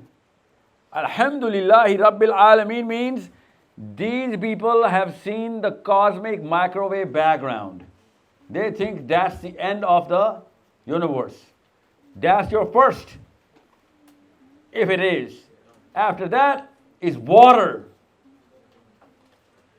The mightiest ocean you can imagine, because it's all the 14.3 billion years, light years, stretch of water. And for that water, you have to cross 500 light years. And after those 500 years, you keep traveling, you see another universe. That's not 14.3 billion years, buddy. That's a lot of billion years. And a lot of planets, and a lot of galaxies. And a lot is going on there. And then there's water. And then another universe. And then there's water. And then another universe. You go through the sixth universe. And then you see water, and then the seventh. And then on top of that is water. Imagine that water. And on top of that water is the Arsh of Allah. And that Arsh of Allah splits into two halves. Splits the splitter. This universe into two. The word is astawa. What does astawa mean in Arabic? Lebanon? Astawa. Come on. Really? Haven't even thought about this? Yeah. It means Something that splits in equal halves. And in Pakistan, you know what that means? Sat down. In the Quran, we're translating it as Allah sat down on the arsh. Even though the word is astawa, then Allah splits it into two halves. The splitter.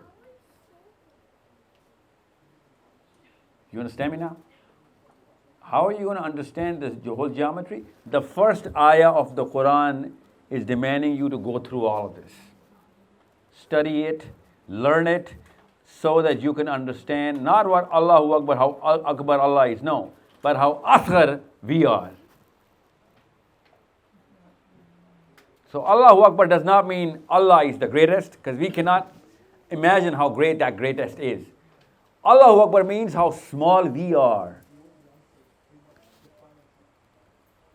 So understand how to look at the Quran at your age, and you're going to find treasures over treasures, and people will follow you by the billions, not just hundreds of thousands and millions, because you'll be leading them to the real knowledge. And every time anyone is going to go up to Europa, the Jupiter's moon, or wherever, they better be saying, this is what Zion was telling us. Because they are traveling through whatever Quran told us to do. Can't you see up and see? Can't you look up and see? You know what Allah is saying this to the people of Nuh alayhi salam. How can they see, look up and see through the heavens? Do they have telescopes at that time? So what was Nuh alayhi salam teaching them, and how was he teaching them? That they could understand what was going on.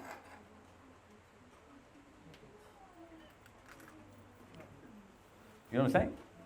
So the Quran is the only way to go through the real knowledge. And my last two generations made sure I do not get to know this very fact. That's why 99, let's call it what it is. Muslims in the world have put the Quran in the Guinness book. You know what the Quran is in the Guinness book for? The one book that has been read the most amount of time without being understood.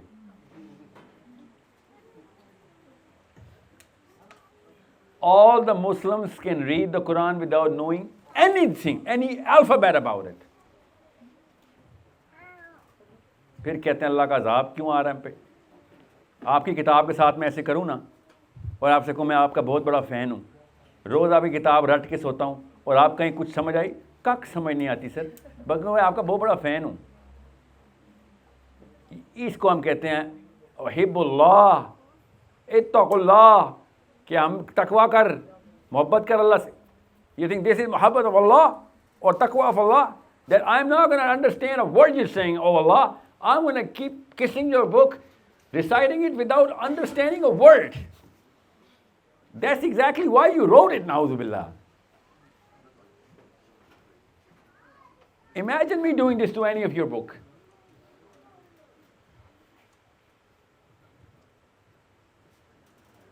Yes, sir, you have a question. You keep popping up your hand. So you mentioned earlier about taking action by fighting. How, as a Muslim in the West, can we do that? This is how. I'm going to get to that. This is how. Okay? Don't worry. I'm going to give you a plan. This is how you start. This is how you end. Okay? Don't worry.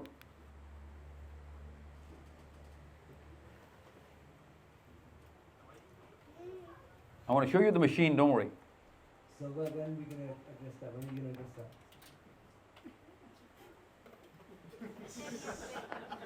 How old are you? I will guess. How old do you think I am? Why would I guess, man? What, it's like a game now all of a sudden? I mean, 23. 23. You're born here? What part of England are you born in? Slough. Slough. Slough. What does Slough mean? No clue. Is it Gaelic? No clue. Did you ever think? No, what do you know it? Yeah. So you think you're going to get this? Why? 23 years, you didn't pay attention to the name of your own town. Why? You think I expect you to do this? Why is it that my town is any relevant to to the... No, it's not about your talent. It's about your brain. Thinking about what's the word? Right now, as Muslims, our biggest concern is the Ummah. Am I correct? No, our biggest concern is the brain of the Ummah. Right. So we see every day on our phones, on the news, we see Muslims being slaughtered everywhere, correct? So why is me asking a question regarding that specific thing have anything to do with the town? I'll tell you. It's not about the town, man. It's about your brain. Do you want me to repeat that? The fact that you didn't think what it means something to me. What's your name? Muhammad.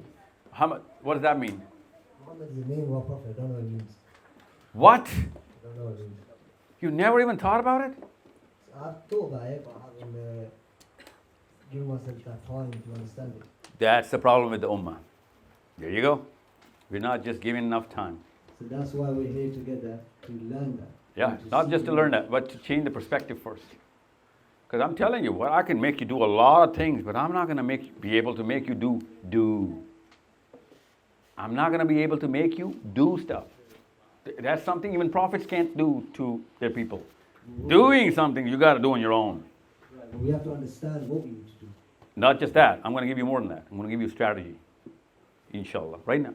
I just showed you, man. The strategy. Okay? Don't worry about it. That's why I came here. Yeah. And since you're 23, I'm going to build up a little more now because I know your dopamine is killing you right now. Okay? We have been waiting for a very long time. I know. Longer than most people. It's been a few hours now. I know. It's not just a few hours. It's like a year for you. I know. That's what YouTube is doing to you. What was that, sorry? That's YouTube and fast cars and microwaves and fast life. What's the relevancy there? Because you're more impatient than anybody else. That's the pressure from within yourself. You know what I'm saying? It's called instant gratification. Hold on to it, man. Again, I'm struggling to see the relevance, but inshallah we'll see. Instant gratification, you know what that means? No, can you explain it? You need it right away. Have you heard the phrase patience is a virtue in England? Yeah, I'm sure it's not hard to understand, but yeah.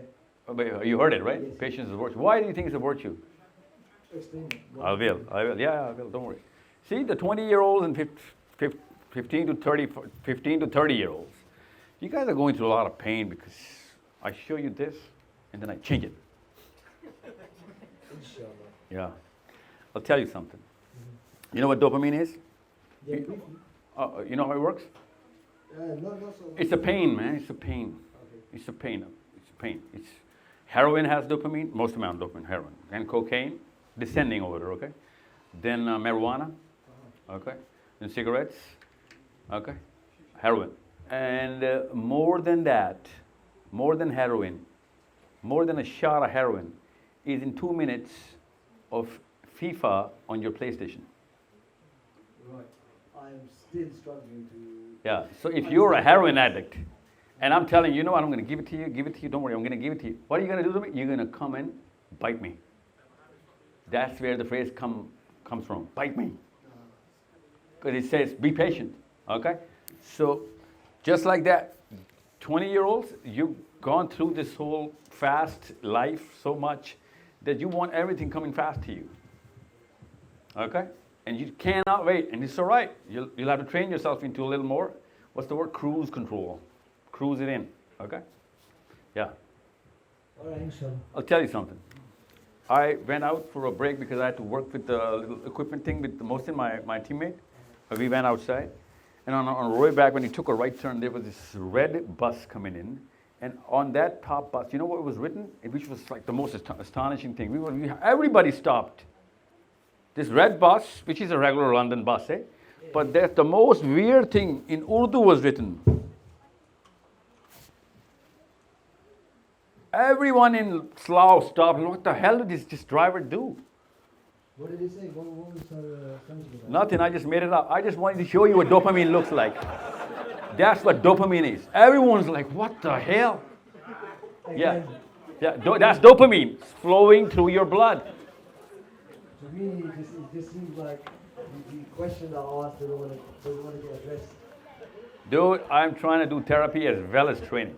That's dopamine, man. That's impatience, curiosity coming in. Somebody even swore at me right now. But दुआएं दी आप लोगों ने कि ये क्या बकवास की तूने अभी? इतना बड़ा तूने मेरा पूरा क्यूरियोसिटी का पूरा मैंने तस्वीर बस के नीचे आ गई थी मैं तो. But as Muslims, all of us are gathered here to learn about the deen. And the Did I speak about anything else but the deen today? No. I'm coming. Don't worry. I know you're worried, but be patient. So, I have more questions from the boys back. Okay, here's the thing. Here's the deal. I'm going to keep. Where's the mic? Yeah. So quickly. Then you get that now? There's a slide just for you. Wait for it. Go. You can go now. You want to stay? You stay. Okay, stay. I like that. Get used to these stages. Get used to looking at public from this angle, okay? It's the easiest thing to do is to sit there. Even easier is to sit right in the back. You feel safe. The toughest thing to do is sit here, facing everybody. Even tougher is to start talking about it. Okay, that takes guts. You got to train yourself into it. How? Just start doing it. Okay? Just start doing it. But always speak with your homework done. Yeah, otherwise you're going to make a fool out of yourself. That's why nobody wants to be here. You understand me? There are two things missing, homework and guts. You got one thing covered, guts. The rest is homework. You just have to do homework. Whatever you want to talk about, have a purpose, you'll never get nervous. Okay, yes sir, quick ones. English only? Still English only, okay. Ali, you already had your question, man. This is another question. But there are so many people waiting up. I'm going to take your question, don't worry about it. Just because I love your name. Shall I answer now or Anybody else has a question? Otherwise, we're just going to give it to Ali. Okay. Ali? Aaron, because I'm going to take you, because I want to take at least one. Walaikum salam. So my question is, if we look at other religious communities, so for example the Jewish community, we see that the money within that community stays in a circular flow within them. So from for example, the business leaders, they hire Jewish people to essentially carry out their work for them.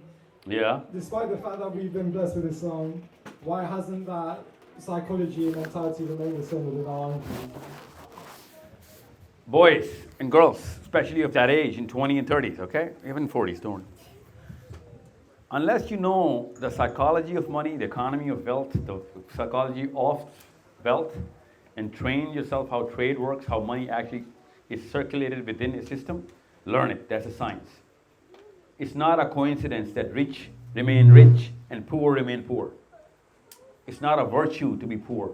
It's God's will who's going to give. But if you're not even trying, that's not virtuous. And I'm not trying to tell you to make money so that you can be rich. You spotted it. You nailed it, actually.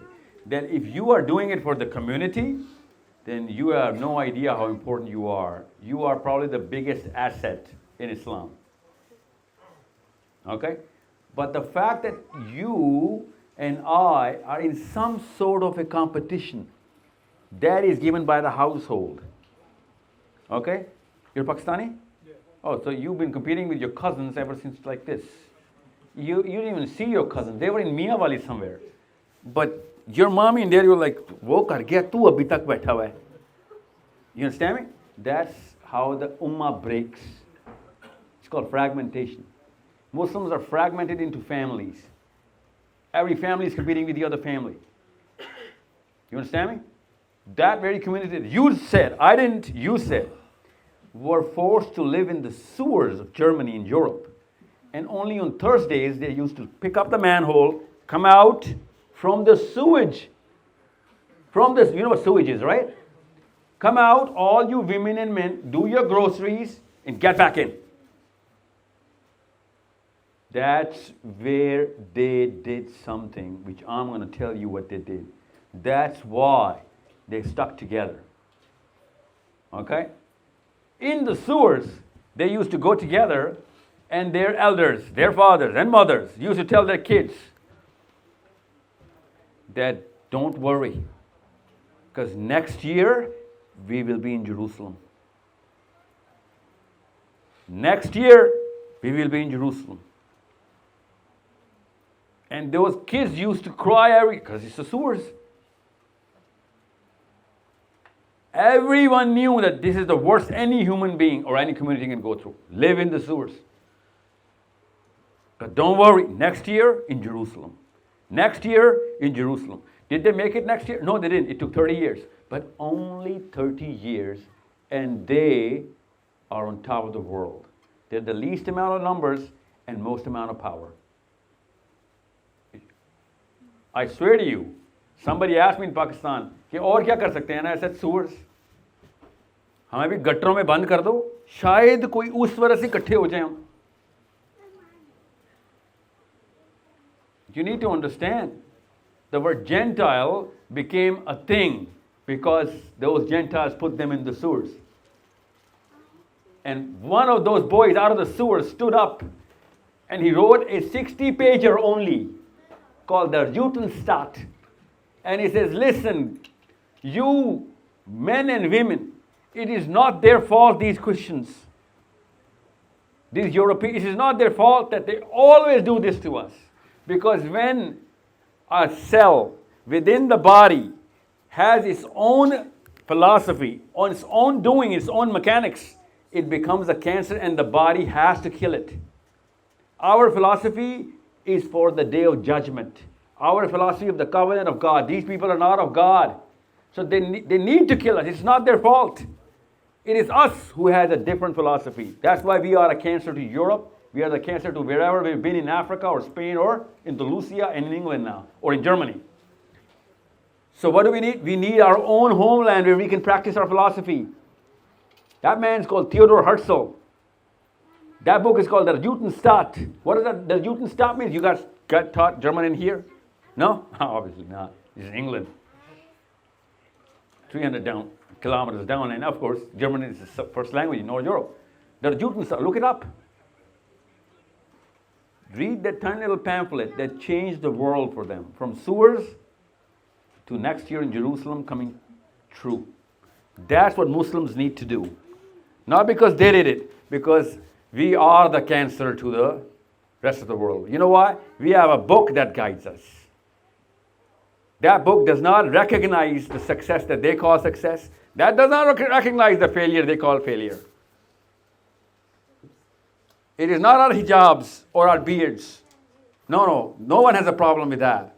It is the definitions of the Quran that they have a problem with. That your book calls success something else. We call success something else. Your book does not harmonize with us. So obviously, what's your name? Zakaria. Zakaria, even though your name is from the Bible, but you are a cancer to the people who follow it. Because you have a different, the philosophy that counters theirs. So they're naturally going to take you out. It is not their fault. We would have done the same. We call them murtad. No, we just call him murtad. He's gone against it. Kafir is the guy who doesn't accept it. You understand me? So we got to come together, man. I'm sorry. You got to change that philosophy that was brewed in my blood and your blood at the same time. That you are on your own and your wife and kids are the center of the universe. No, it's not. 2 billion people are. Okay? Let them sit there, right?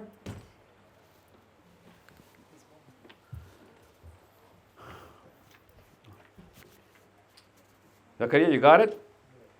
Learn the financial systems. If I opened this program called Hayy al-Falah in England, that every Muslim has to come into the masjid, make masjid a profit center, it's a business center, make it an education center as well. I will give the teachers, I will pay the masjid.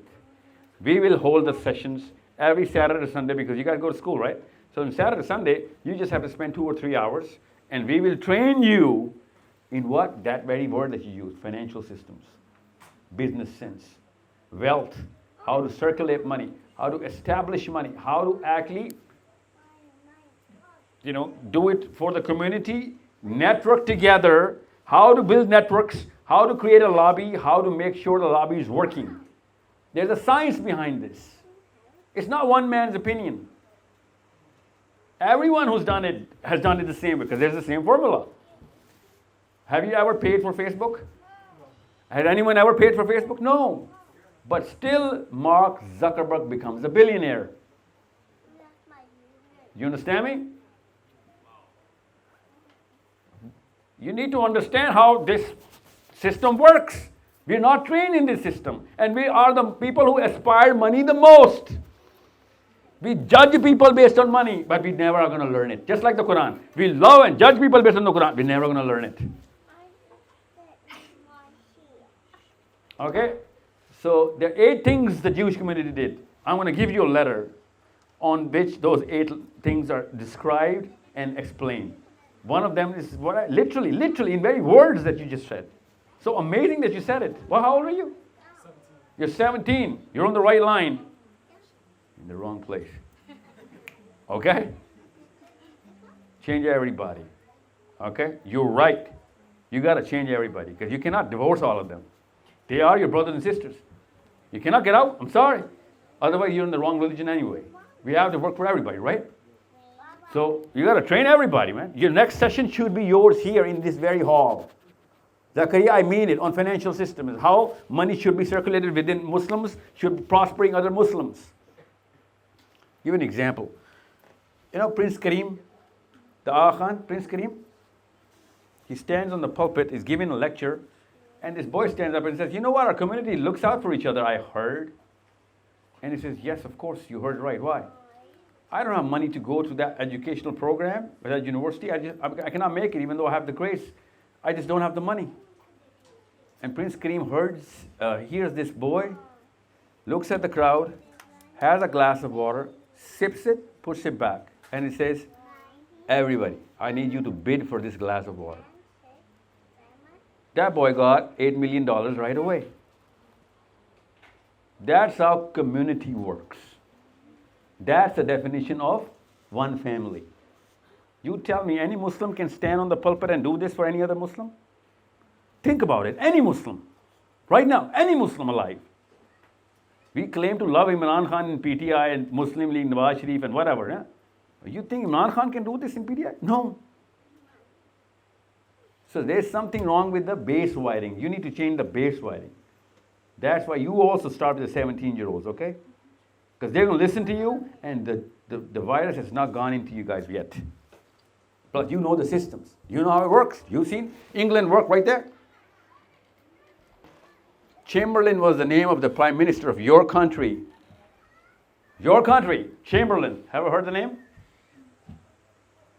24 hours. He was taken in the night time.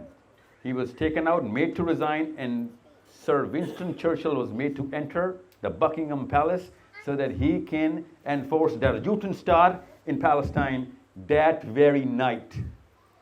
That's the power of people over governments.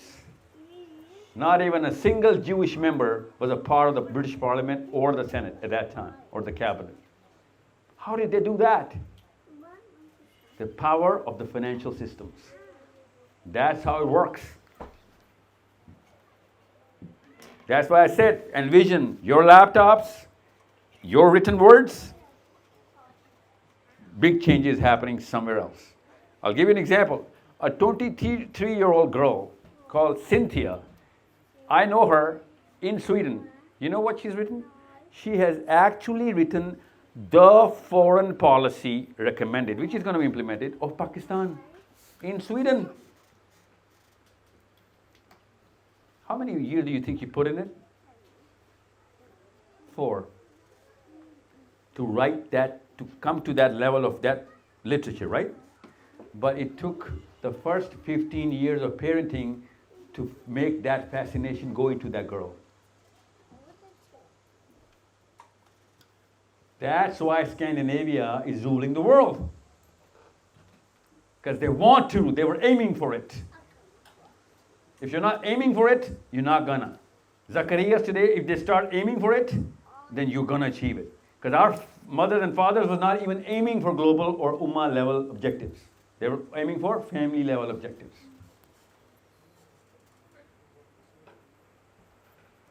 Why do you think such a disconnect between the two communities? So, like, for example, Disconnect between which and which? between the two communities. So why does Which is the other one? the Jewish community and the Muslim community? Disconnect. We're the most. Like psychologically, because the Jewish community seems to be very community orientated compared to the Muslim community, who seem more. Dude, we were Gentile to begin with. Secondly, the Second World War didn't really help. Before that, Muslims and Jews lived the finest of their lives under Islam.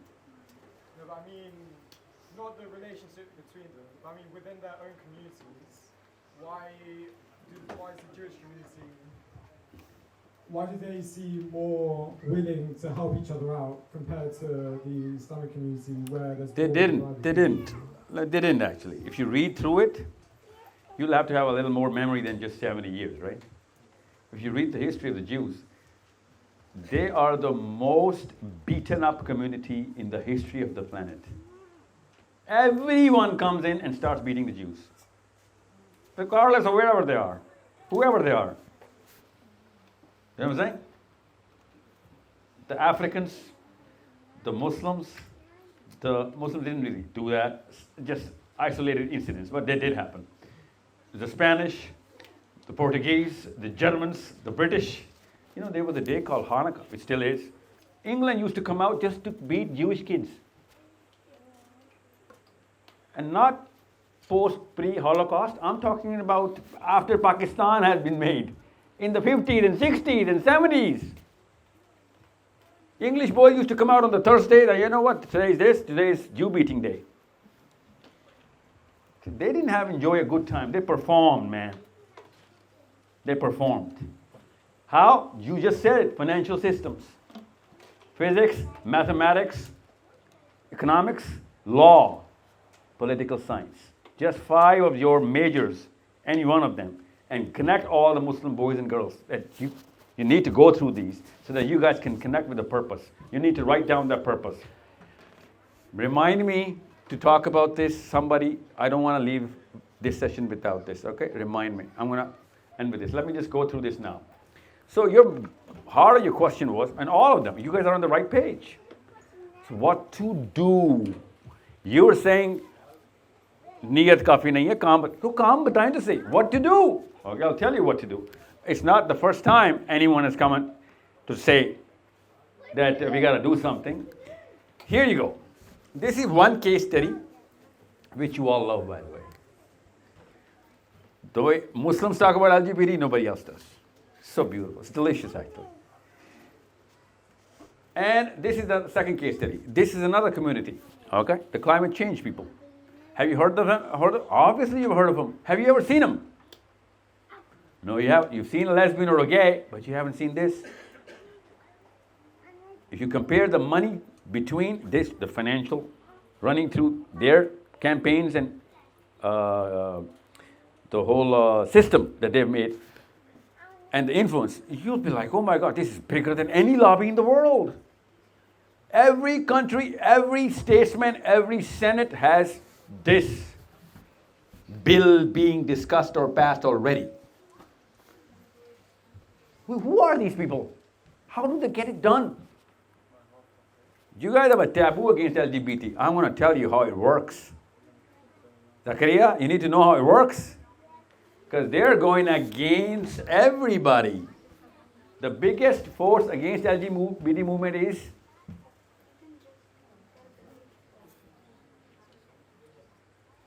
who are the biggest enemy of LGBT? No, not Muslims. Are you kidding me? They love the Muslims because we just protest. The church actually came against in the same way that they started. Church started doing this, this, this, and this. The Christian Orthodox Church in America, England, Canada, Australia, everywhere. They combined together. Obviously, you didn't see it. You're not going to churches, nor are you going to those spaces where they're performing. Muslims, you know what they did? They started talking bad about it to each other and crying about it. Mera beta gay ho gaya idhar. Meri beti lesbian ho. That's it. या वो भी नहीं किया, वो तो छुपा ही देते, उसकी बेटी ऐसे हो गई, उसके बेटे को देखा. That's all. That's what Muslims did. Now, how did they turn into a movement? How did they turn into a movement? This is how they did it. This is what you're gonna do. This is what I want you to do now. This is the only way to do it. But Zakaria pointed out the first and probably the most important part of the core, that if you do not understand the system, you won't be able to do any of this. I'm going to take it one step at a time, okay? First, you need to understand, there was a time not too long ago that in England, your king's England,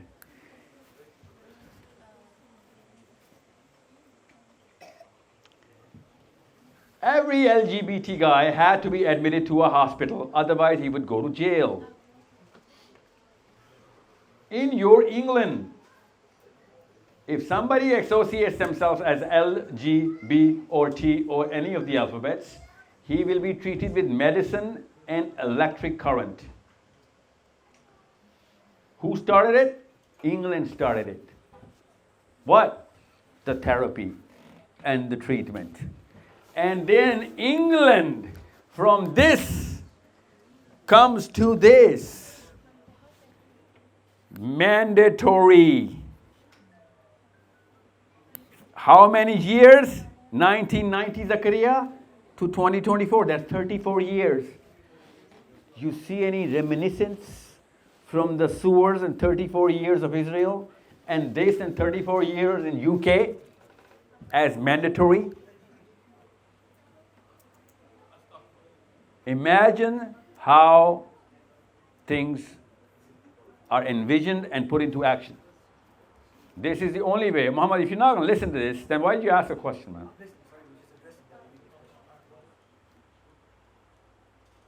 So, 30 years, Zakaria, do you think it's a long time? Yeah, so if you start right now, you can take over the world when you are? Yeah. You know how many 47-year-old people are here? And if I ever call them old, they will punch me. Because they're not old. 47 is the peak of their life because their brain is fully developed, their career is developed. Now they're enjoying, the fruits of their whole tenure of sacrifice and struggle. 47 is your peak. But their definition of success was their own selves. Their definition of success were not their own selves. No one's fighting on his own. Do you know that you have to have exactly this size of a kit, a little wider, a little heavier? This kit is in the pocket of every LGBT guy. You know what that kit is used for? Every 2 weeks, he's got to do this, take the blood out, check whether he has AIDS or not. Every 2 weeks he's got to, and you know why every 2 weeks? Because it's so expensive that you cannot waste it. So they have to wait 2 weeks. Otherwise you have to get tested every day. That's something that they're not going to tell you because it's not cool that you are a carrier at all times. And still, with this kind of a threat and risk, they managed to make it mandatory in UK. Now, let's change the landscape altogether. Let's change this climate change, because this is climate change, okay? Instead of Prince William going into climate change, let's think it's Islam. Islam being taught mandatory, Quran being taught mandatory, Sira being, taught by Prince William, because there's going to be some William in his lineage, right? So that's okay. His first grandson, okay, or maybe his son. What? Does he have a son, by the way? Prince William? Okay. So, where did the other prince go? Canada. He's in Canada? Okay. So, Zakaria, focus. Prince William led Islamic movement in UK. Can you envision that? you better start, because it takes a moment to envision. Because if you're not getting a vision, you're not going to be able to do any of these.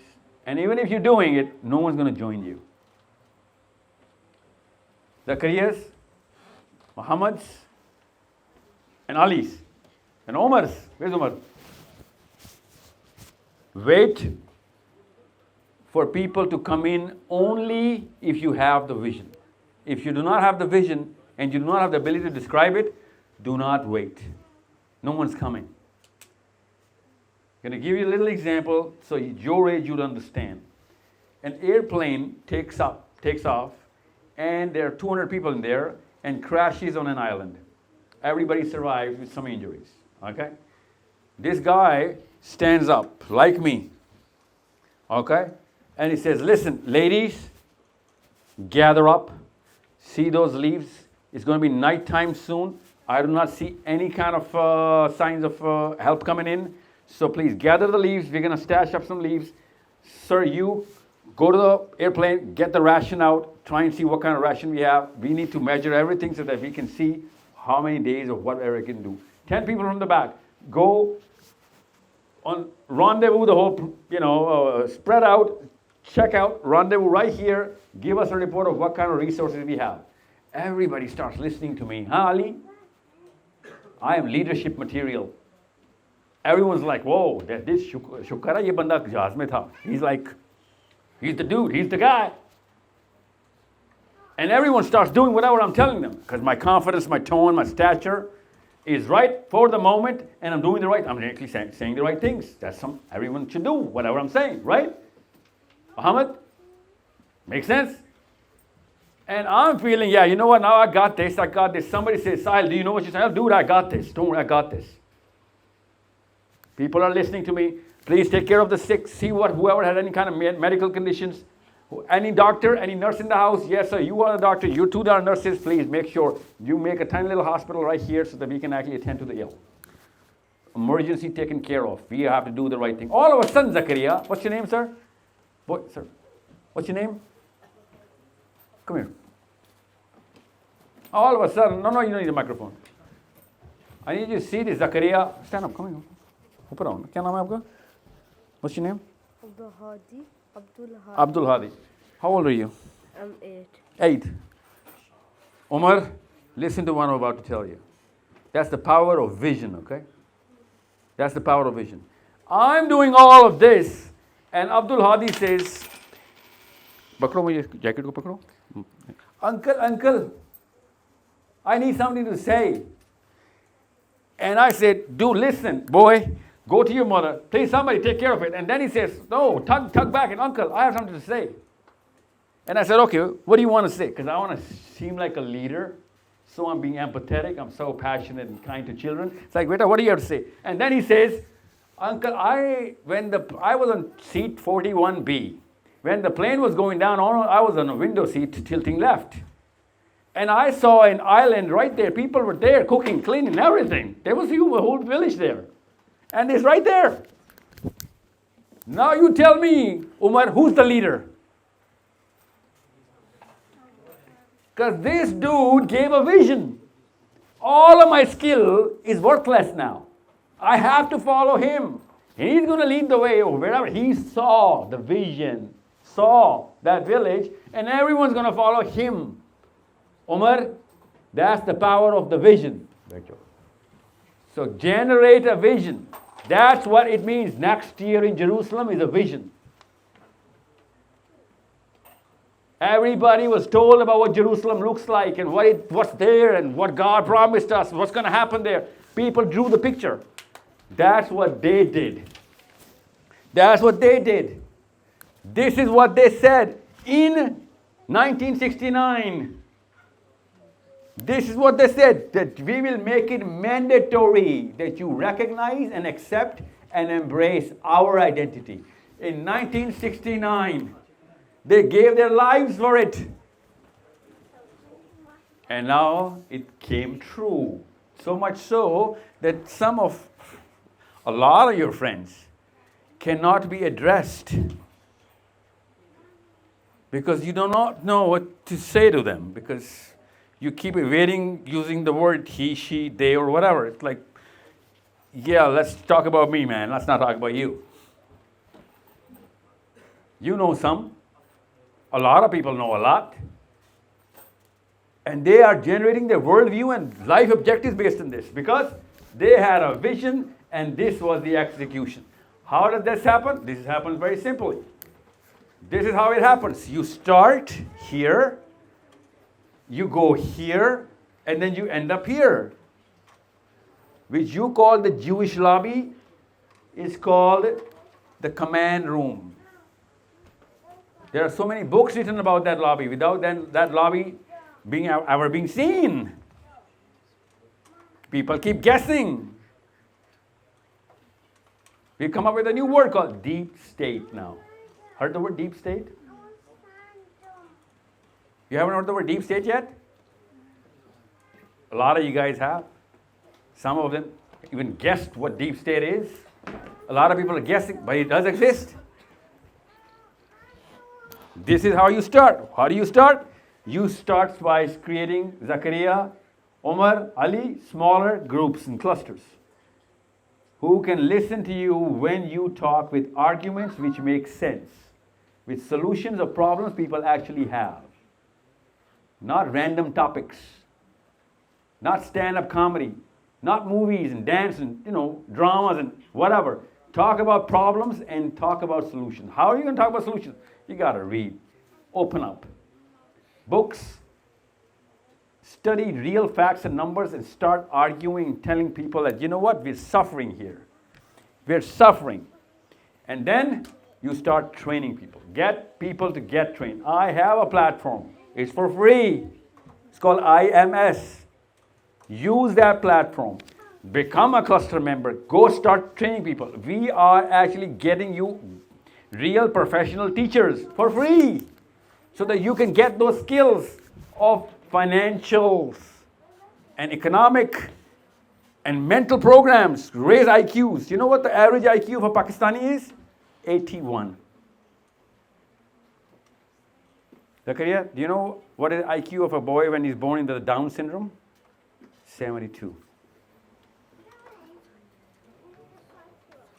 You know what an average IQ of the Ashkenazi Jew is? 159. You think you can ever compete with a guy who's got one more point on the IQ index? No, you can't. That's how powerful 1 point is on the IQ. You know how you raise IQs? Not by giving birth to smart people. Smart people are not born. Smart people are made smart. You train them into it. You train them on things which actually raise your IQ. Mathematics raises your IQ. Quran is mathematics. There is a subject that I teach in school. In my own school, the Quranic mathematics. Read the book. It's written by our guy from England. He's a Muslim. The Quranic, the ultimate mathematics. He opened the mathematics of the Quran. And to understand the level of mathematics that book has, you need to have a PhD in mathematics to understand how complex this is. This is the power of the Quran, and that's just one man's math. That's not God's math. God knows what kind of depth mathematics have in the Quran. So what do? You go into teaching people how to network together. It's called a network. This is why it's called a network. We have more than 600,000 Muslims from 119 countries coming in together to make small clusters. We call them field rooms. They discuss, debate, argue, learn, raise the IQ. Without any homework first submitted, you cannot even speak a word. So they submit their paperwork. This is my research work. I want to talk about this. People come in and rate the speaker. He knows the rating system. So he's got to be on top of his game.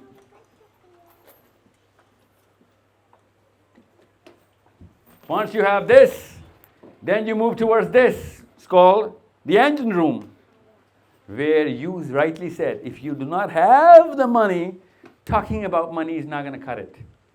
You need to have programs where people are actually coming together. And that's why I said, Mark Zuckerberg, you don't pay for Facebook, he becomes a billionaire. That's the power of the network.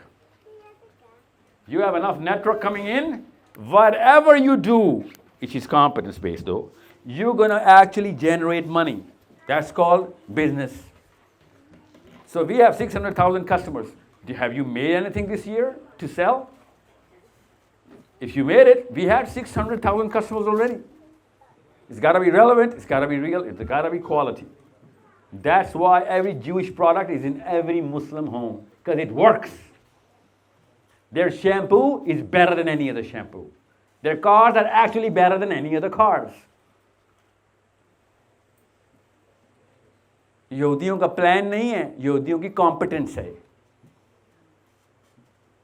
It's a natural demand of every human being to buy a product that actually works. Or Musliman, whenever Muslims go into product making, Muslims divorce it. कि इतना बुरा है अल्लाह. You know, even though cartoons the Muslims are making, and I want to say this to the camera, what's wrong with you guys? It's like you're still stuck in the 60s. हमारे बच्चे वो cartoon भी नहीं देखते जो मुसलमानों ने बनाए होते हैं. Even the color tones and the aesthetics are from the 1960s. Have you seen a Muslim cartoon when you were a kid? No. You said, well, what do you were watching? Dora? I'm just saying. So what are you doing here? Unless you are competent, please do not lower the standards by coming into the financial system. You have to be competent. And as soon as you become competent, you take care of. Let me ask you a question. Muhammad, who owns YouTube? No idea. It's not a Muslim. I'll tell you, it's a lady, by the way, okay? Why do Muslims have a replacement of YouTube? Do Muslims need a replacement for YouTube? Yeah, we do. Why is that? Because they can turn it off anytime, man. But you need a better answer than this? No, Well, why are you looking at me as it's the wrong answer? The article is. You know, Dr. Israr's channel got banned in 1 second. Did you know that? That's because the truth, whenever the truth speaks, is always the falsehood will try to destroy it. This is. So you want the falsehood to take control of our true speakers? Of course not. So we need a YouTube, right? So what I'm saying, listen, dude, it's a simple answer. It's a simple question. We need our own controls over our own system, man. How hard is that to digest?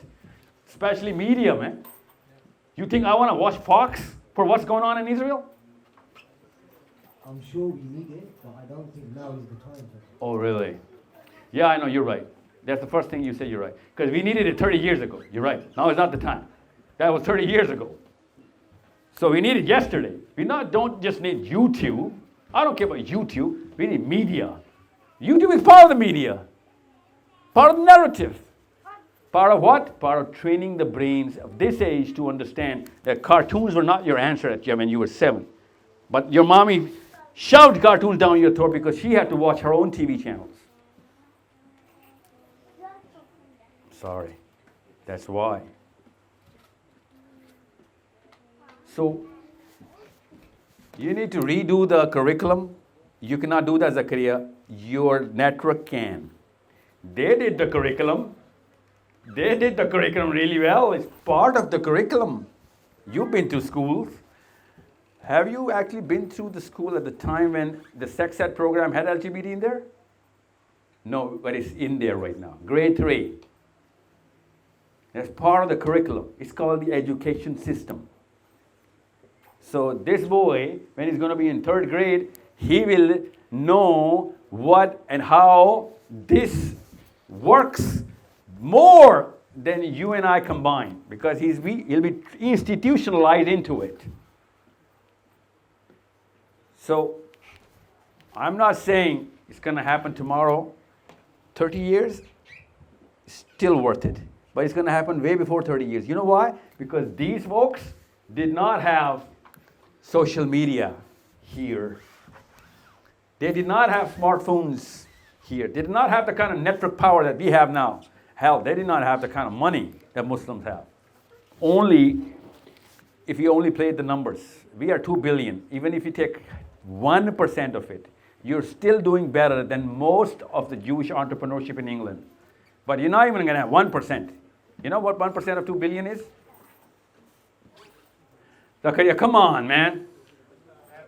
Who's going to tell me 1% of 2 billion? I want to ask Muhammad, do you know what 1% of 2 billion is? Google it up, man. I'm still stuck on the first bit. My brain can't get past off what you're saying. So, Listen, first get the answer of 1% of 2 billion. that's the second question. 1 million? 20 million. So, do you know how many subscribers Microsoft has? Do you know when Bill Gates became a billionaire, how many customers Windows had? Do the math. Then you'll know the power of 20 million Muslims, only 1% of Islam, coming into your network, coming in as consumers only. If only 20 million people come into IMS, only one app, you can actually select the Prime Minister of Pakistan. That's the power you have. You can deselect any existing Prime Minister of Pakistan as well. Is it juicy enough for you now? Or Lebanon? Actually, way less in Lebanon. It's way less. Actually, 1% of 20 million can do that in Lebanon. But it has to be global. It has to be people with enough money and enough acumen coming together. And we've done the math, by the way. We need a little less than 25,000. We've done the math. We need not 20 million. We need less than 25,000 people who have already entered the engine room. Here to here. Once they go here, this is going to come naturally. What is this, by the way? Global issues, geopolitics. You tell me, Muhammad. Lebanon, Pakistan. You're from Pakistan, Muhammad? What part?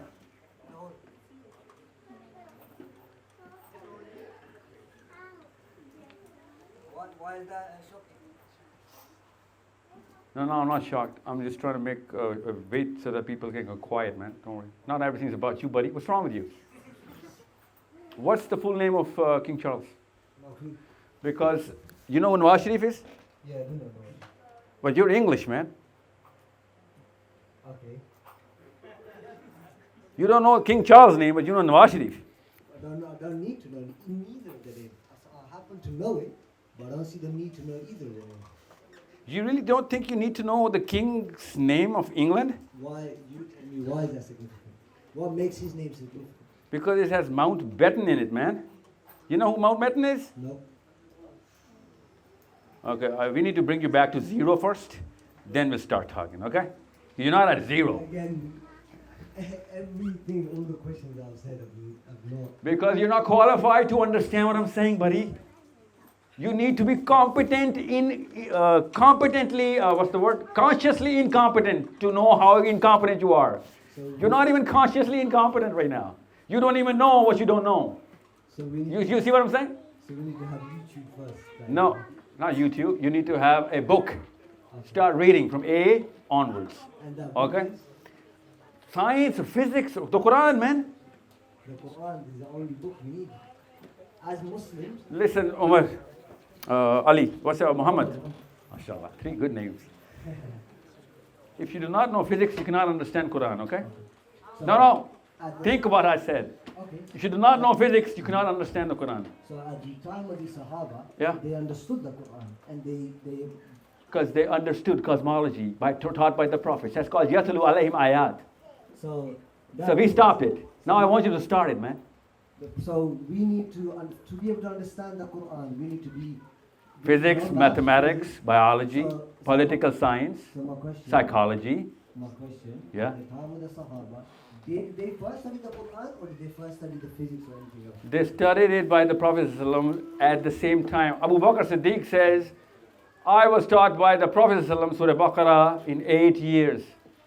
No, hold on. Process what I'm saying, buddy. Do you know of any course in Islam right now, Muslim world, which teaches Surah Baqarah in 8 years? What are they going to teach? You know what the 8 Alim course is in Pakistan, Lahore? 8 years. You know what they teach? The whole Quran, the whole Seerah, the whole Sunnah, the whole Hadith, the whole Fiqh, and the jurisprudence covers all of whatever they've got in 8 years.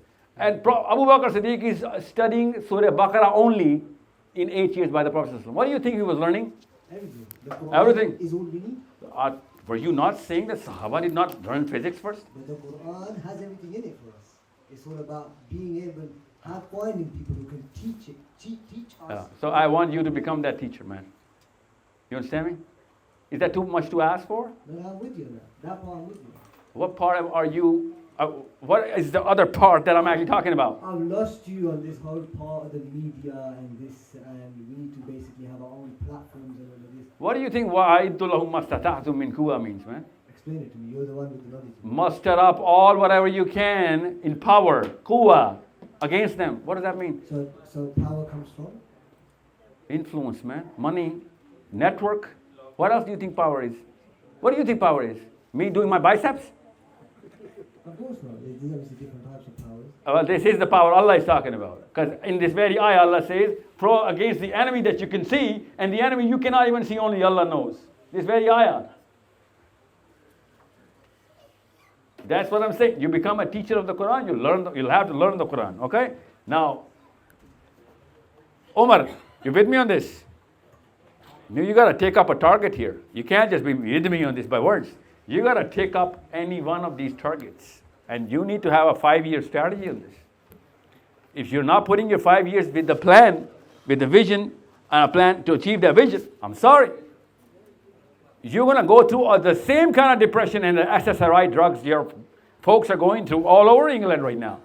Because they don't have a vision or the plan. They just have a feeling of success that you're trying to chase. That's all what's going on. And this is the problem with Muslims right now. This is what's bothering, this is the big bug, I call it the big bug. Zakaria, the big bug. You know what the big bug is? Here's the big bug.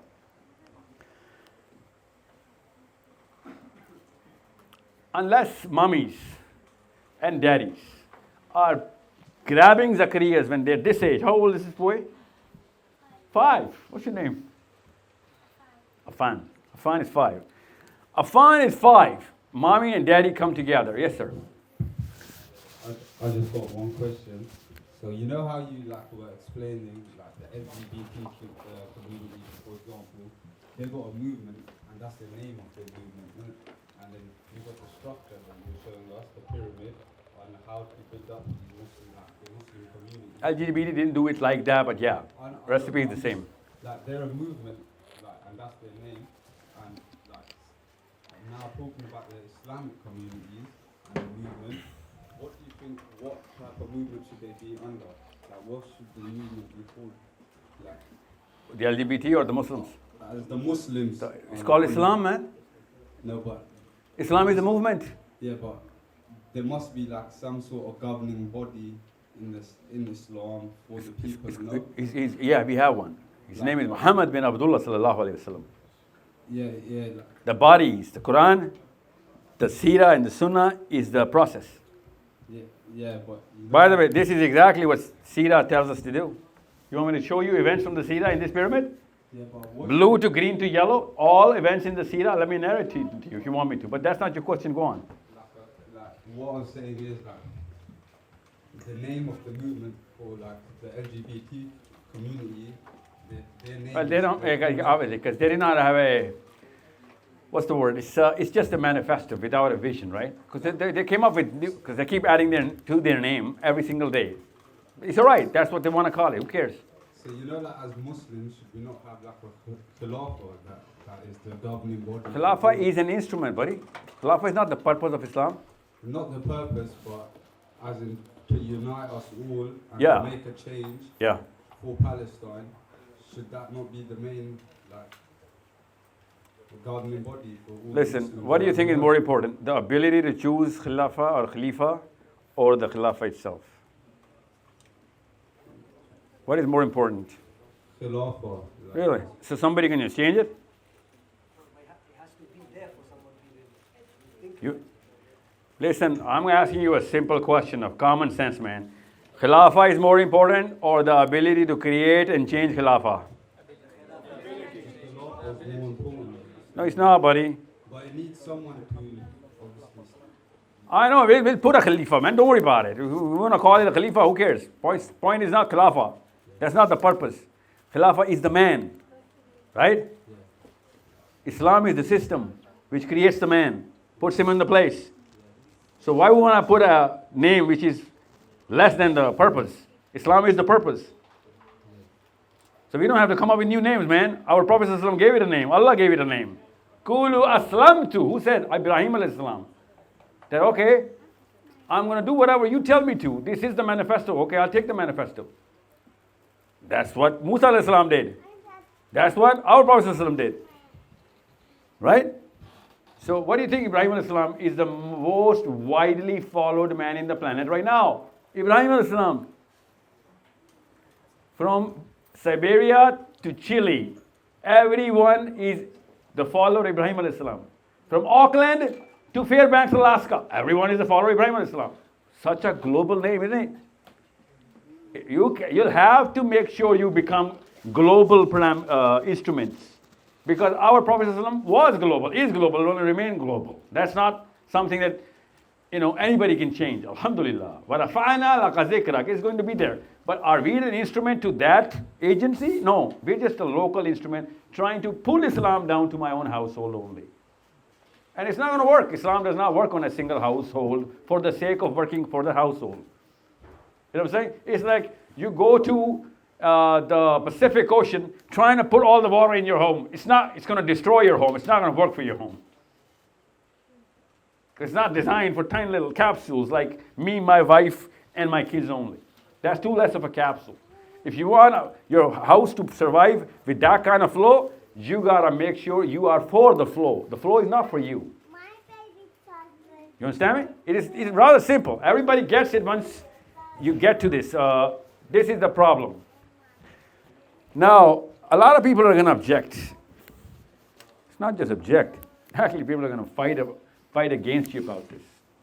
Quick question. You just said like the cartoons built by Muslims, they still have 60s graphics. They're not very attractive. I'm just going to. At the same time, the system that you have made, the IMS, it just looks like another WhatsApp group. It's not like we probably need a bigger or a state-of-the-art platform, which you know what I mean. Like it looks like a WhatsApp group. It's not look like, it actually is a WhatsApp group. It should look like a WhatsApp group because it is a WhatsApp group. It's not a WhatsApp group, it's thousands of WhatsApp groups because that's what it is. One guy comes to Ali bin Abi Talib and says, you know what? With the same philosophy, same context, it's very context. He says, in the time of Umar al-Khattab, there was peace and prosperity. People had rights, people had serenity. Everybody was happy. And in your time, it's just turmoil. Everyone's fighting. No one's getting whatever they deserve. Ali bin Abi Talib says, because there's a big difference, man. The guy says, what's the difference? Ali says, the difference is that I was the soldier of Umar, and you are the soldier of Ali. So my IMS looks like this because I'm relying on Muslims right now. I can outsource it to American Peters and Franks. They're going to make such an amazing product out of it. You know what I'm saying? I gave it to Muslims, and they're dragging it. They're keying my car. You know what I'm saying? Instead of putting it in ignition, they're keying my car, every inch of my car. You have no idea. I have lost count on the kind of Muslim software houses I've given IMS to be built into an app. Every single one of them took the money, ran away. Yeah.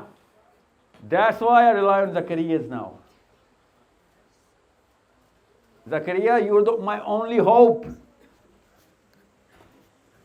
Only if you have this. Because I'm telling you, I'm sorry, I apologize. I'm not talking about your daddies or mommies. I'm talking about my daddy or my mommy. So you won't get offended, okay? I have to be in Canada. I have to be in Canada. Okay, here is the problem. Self-esteem. You know what self-esteem is, Zakaria? No, that's called self-confidence. Self-belief. Yeah, of?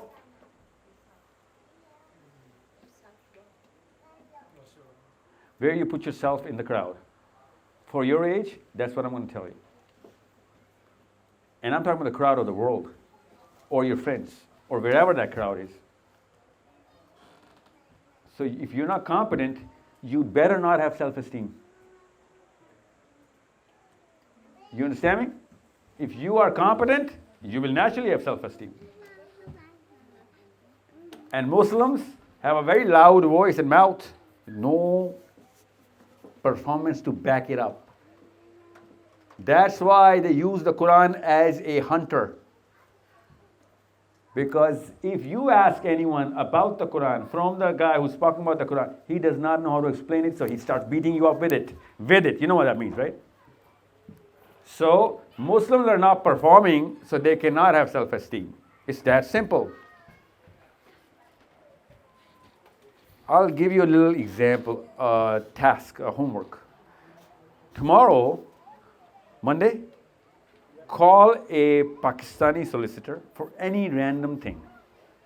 And then call a white solicitor for the same thing. Compare the answers. And I mean random. Keep doing this exercise till you get the same answer. And tell me the number of Pakistanis it took for you to get the same answer. My bet is there's going to be over 50. And they'll be born and raised in England. Hence they became a solicitor. You understand me?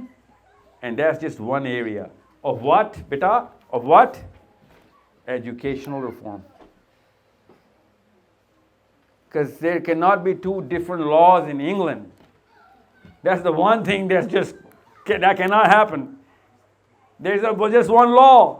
That's why it's called a lawyer. He can compete with the same against the lawyer on the same law. But you're going to get two different laws. And I want you to prove me wrong, at least on the number. But I'm sorry. I need you to go through these homeworks. Ali's and Umar's, go through this homework and so that you can see where the problem is. Otherwise, you will become a problem. So here's the problem, self-esteem. The only way to get self-esteem is if you're actually competent. Because if you're not competent, you will have to naturally fake it. Once you're faking it, you lose self-belief.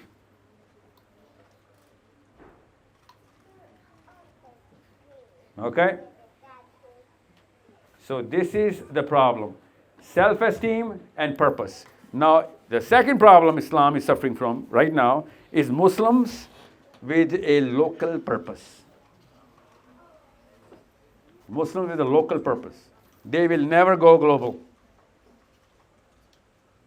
Praying and protesting Muslims only about things which they're not going to do anything about. They do not have a local purpose. So, a global purpose. So these two things combine to make the actual recipe. How are you going to combine two these things? I'm sorry, you're not going to. I know that. You don't even have to say that you're going to. So only you can. Only the boys in the 18, 20, 25s can. You combine these two things. How are you going to do that, Zakaria? I'm sorry, I apologize. You'll have to train your own self on it.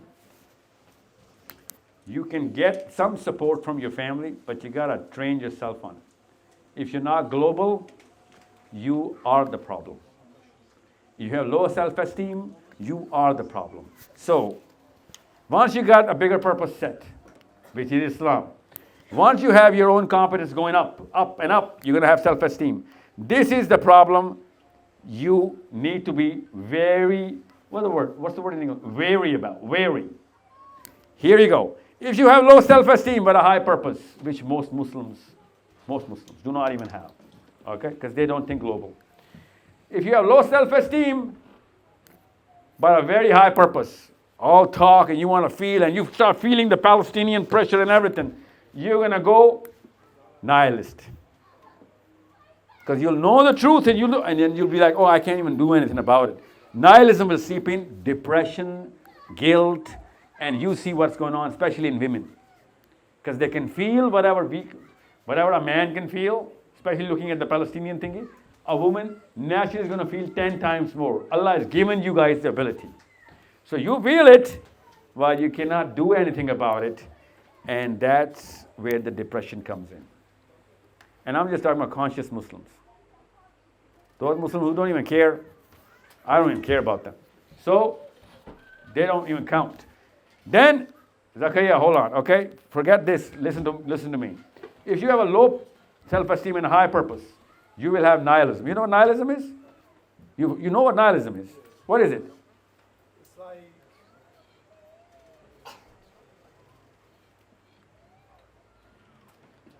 like you don't have any motivation to There is no purpose. You have no purpose to do anything. So nihilism is a guy, nihilistic guy is a guy whose brain does not generate enough dopamine to even get out of bed. He does not have any purpose to do anything anymore. Okay? Nihilism is a disease. It's not like a taboo or anything that I'm calling it. Nihilism is an actual disease. There's medicine for it. It's called serotonin, by the way. Okay? The serotonin is the chemical of purpose. I don't know why I keep carrying this. I was thinking, why I was trying to click from it. You know, it's right. I need something to lean on. So, most kids, who, especially girls, who go through Palestinian news and everything, they go into guilt and second stage depression. So if you're training kids on Islam and you're not giving them enough power to do something about it, they're naturally going to go nihilistic. Because they'll know right from wrong and they'll be like, oh, hum to kuch kar hi nahi sakte. We can't even do anything. And then they will lose their self-worth.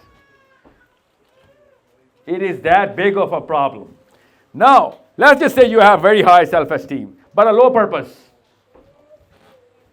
Low purpose, which means you're playing local. You're a Pakistani, not a Muslim. Because you cannot be both at the same time a lot of times. A lot of times you cannot be Muslim and Pakistani at the same time. That's why nationalism is the biggest problem in the philosophy of Islam. Okay, Abu Bakr Siddiq, when he saw nationalistic, patriotic people, he used the word, I can't even tell you, because Muslims in Pakistan and India are not even mentally trained to hear those words. That analogy that he gave, you have to read it. Only an Arab can understand that analogy.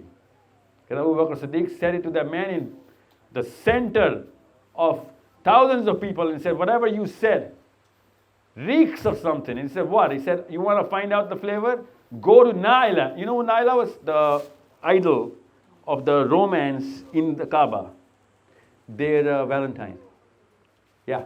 Because Naila was standing in front of a boy and they were consummating their relationship in the Kaaba because that was romance. They were the gods of romance. And he says, you want to smell what patriotism looks like? I'll tell you what you can do and go, and you can taste that flavor.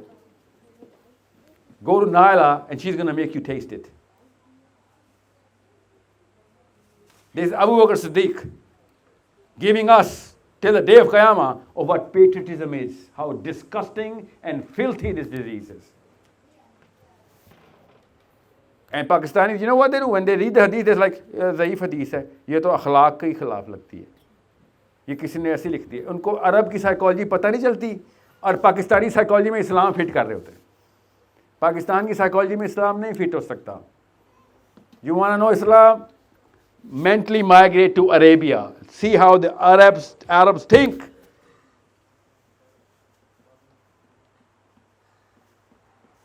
I use the word jahil. Remember on TV? See what happened to Pakistani? The word is used in the Quran more than 20 times. Literally. Ayyuhal jahilun. Allah talks about the insan, the human being. Innahu kana zaluman jahula. Human being is zalim and jahil. So we better start understanding. Iqbal ने कहा था ना इस्लाम सीखना है हिंद से निकल खुदा कैमरे में, हिंद से निकल अरब में जा. Go to Arab. You want to know Islam? Learn it from the Arabs. You know, in Arabia, the Arabs, Saudi Arab, when the Pakistanis come to do Hajj, you know what they do? They have a protocol, they told me. They have a protocol that Pakistanis are coming, they make a certain gap. They move away, the Pakistani version of Hajj is about to begin. All the Arabs wait, Pakistanis and Indians come in, and they do whatever they think is Hajj, and the Arabs are like, oh my God. And then when they go, then they do the real Hajj of the Prophet ﷺ. Sisters, you've seen that? How have you seen that? You were with the crowd? Oh, you were with the Arab, so they told you, right? How would they tell you? They don't want to offend anybody. Yeah, you been there?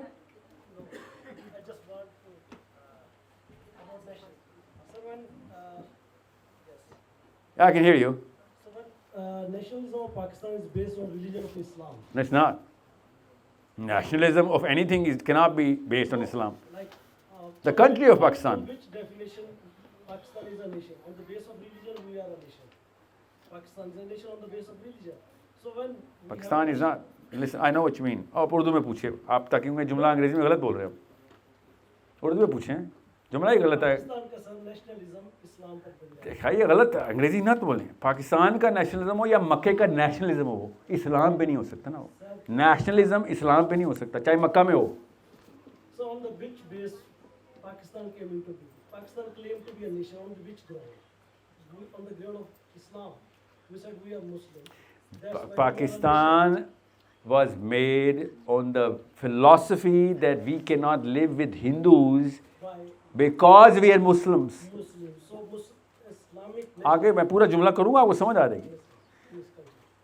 So anyone who is a Muslim should be a Pakistani citizen then, right? No? नहीं sir, I'm talking about the subcontinent as well. Any Muslim in Lebanon should be a Pakistani citizen based on the definition of Pakistan. No, sir. Then you are taking it out of Islam then. We have a nation-state system and it was after. No, we don't have a nation-state system. Sir, Winston Churchill has a nation-state system. Muslims don't. आप एक ही वक्त में दोनों चीजें क्यों combine कर रहे हैं? Okay, I am not trying to combine. Please. सुने, मैं आपकी बातें समझ गया, आप मेरी बातें समझ नहीं. आप ये समझ रहे हैं कि मुझे आपकी बातें समझ नहीं आ रही. सुने. Nation state system of Sir Winston Churchill. You know what that is? So forget about Winston Churchill or whoever. Why would I forget? Talk about idea, okay? आता हूँ ना सर, आइडिया ये है. आइडिया पे आता हूँ. आपको जल्दी क्यों है? जल्दी क्यों है? विंस्टन चर्चिल ने मुल्क बना दिए. अल्लाह ने नहीं बनाए. विंस्टन चर्चिल ने. You know that, right? और मैं आता हूँ पाकिस्तान पे सर. अच्छा ये बताएं. बहरीन का इजाज़त ने बनाया. Bahrain. They have their own movement, their own struggle. Winston Churchill ने बनाया है. आपको पता ही नहीं इस बात का. सऊदी अरब किसने बनाया? Saudi Arab was made by Sir Winston Churchill. You don't know that? Oh, that's the problem then. You know that, right? When there was end of Turk Khilafat, so then there was demarcation. By Britain, that was. Sir Winston Churchill. Yeah, that's what I'm going. So Britain gave birth to these countries. Allah didn't. You get that? अभी मैं आता हूँ पाकिस्तान पे. अभी पाकिस्तानी नस ना फड़काएं अपनी. मुल्क बना दिए उन्होंने. ठीक है. अब अचानक इंडिया में एक मूवमेंट हमने की कि हम हिंदुओं के साथ नहीं रह सकते. Any Muslim who is a Muslim has to practise Islam in this part of the land. We are gonna call it Pakistan. Right? So why did we make a boundary against Iran and Afghanistan? They are Muslims. Are they the same? दो कौमी नजरिए वाले हमारी कौम. Sir what? Two nations against Indians, right? Hindus, Muslims. They are living in their own country. Afghanistan. Listen, we didn't make Iran, right? We have a problem with subcontinent issues. So I get it. Listen. एक वक्त में take step 1, I'll make you take step 2. Hindus, Muslims, split. Muslims are not going to live with Hindus anymore. They need to practice Islam. So we are not India anymore. We are Muslims. So why are we different country than Afghani Muslims or Irani Muslims? Shouldn't they be getting a Pakistani passport? You're Muslims, come and live with us. We're going to practice Islam. 2 कौमी नज़रिया, 4 कौमी नज़रिया तो नहीं है ना. 4 meaning ईरानी, अफगानी, पाकिस्तानी और Indian. ये 4 कौमी नज़रिया तो नहीं है ना. 2 कौमी नज़रिया है ना. Sir, here we are confusing two points. There is a concept of unation theory and ideology of Pakistan. So when we are two different nations, so we demanded ideology of Pakistan on the base that we are. आपका नाम क्या है sir? Asif. Asif साहब, 2 कौमों में एक कौम हिंदू है, दूसरी कौम कौन सी है? तो जो भी मुसलमान होगा वो पाकिस्तानी सिटीजन होना चाहिए ना. ये है 2 कौमी नजरिया सर. वो आपने पढ़ा ही नहीं हुआ ना. बताओ हाउ इज पॉसिबल. सबको सवाल समझ आ गया? I'll tell you it's possible. Every Jew born in any part of the world is an Israeli citizen. ये आपको नहीं पता था इस बात का? Sir, there is like, okay, we have a, Pakistan is not a one country in the world, so we are. Israel is not a one country in the world. आपको क्या पता था आसिफ साहब कि हर यहूदी पैदाइशी इसराइल का सिटीजन है? आप पता चल गया? इसको आइडियोलॉजी बोलते हैं. Pakistan is not a khilafat system, so Pakistan is a nation state. कहाँ चले गए? खिलाफत कहाँ से आ गई बीच में सर? हर चीज बीच में क्यों डाले जा रहे हैं? इसराइल में खिलाफत है? You are comparing Pakistan with Israel. Sir, no, I'm talking about ideology to ideology. Yes. Israel and Pakistan are both the only 2 countries made on Israel ideologies. उन्होंने कहा कि जो भी मुसलमान होगा, पाकिस्तानी ने कहा जो मुसलमान होगा हिंदू नहीं है वो इधर आ जाए. बुलाया था हमने सबको, आए थे लोग, सिवाय उनके कि जो असल में मुसलमान हैं वो ना आए. ये कहीं लिखा हुआ है? इसराइल ने कहा जो भी यहूदी इधर आ जाए. सब यहूदी इसराइली सिटीजन हो गए. आपको पता ना, जो भी यहूदी कहीं भी पैदा होगा ही इज इसराइली सिटीजन, चाहे ऑस्ट्रेलिया हो, ईरान हो, पाकिस्तान हो.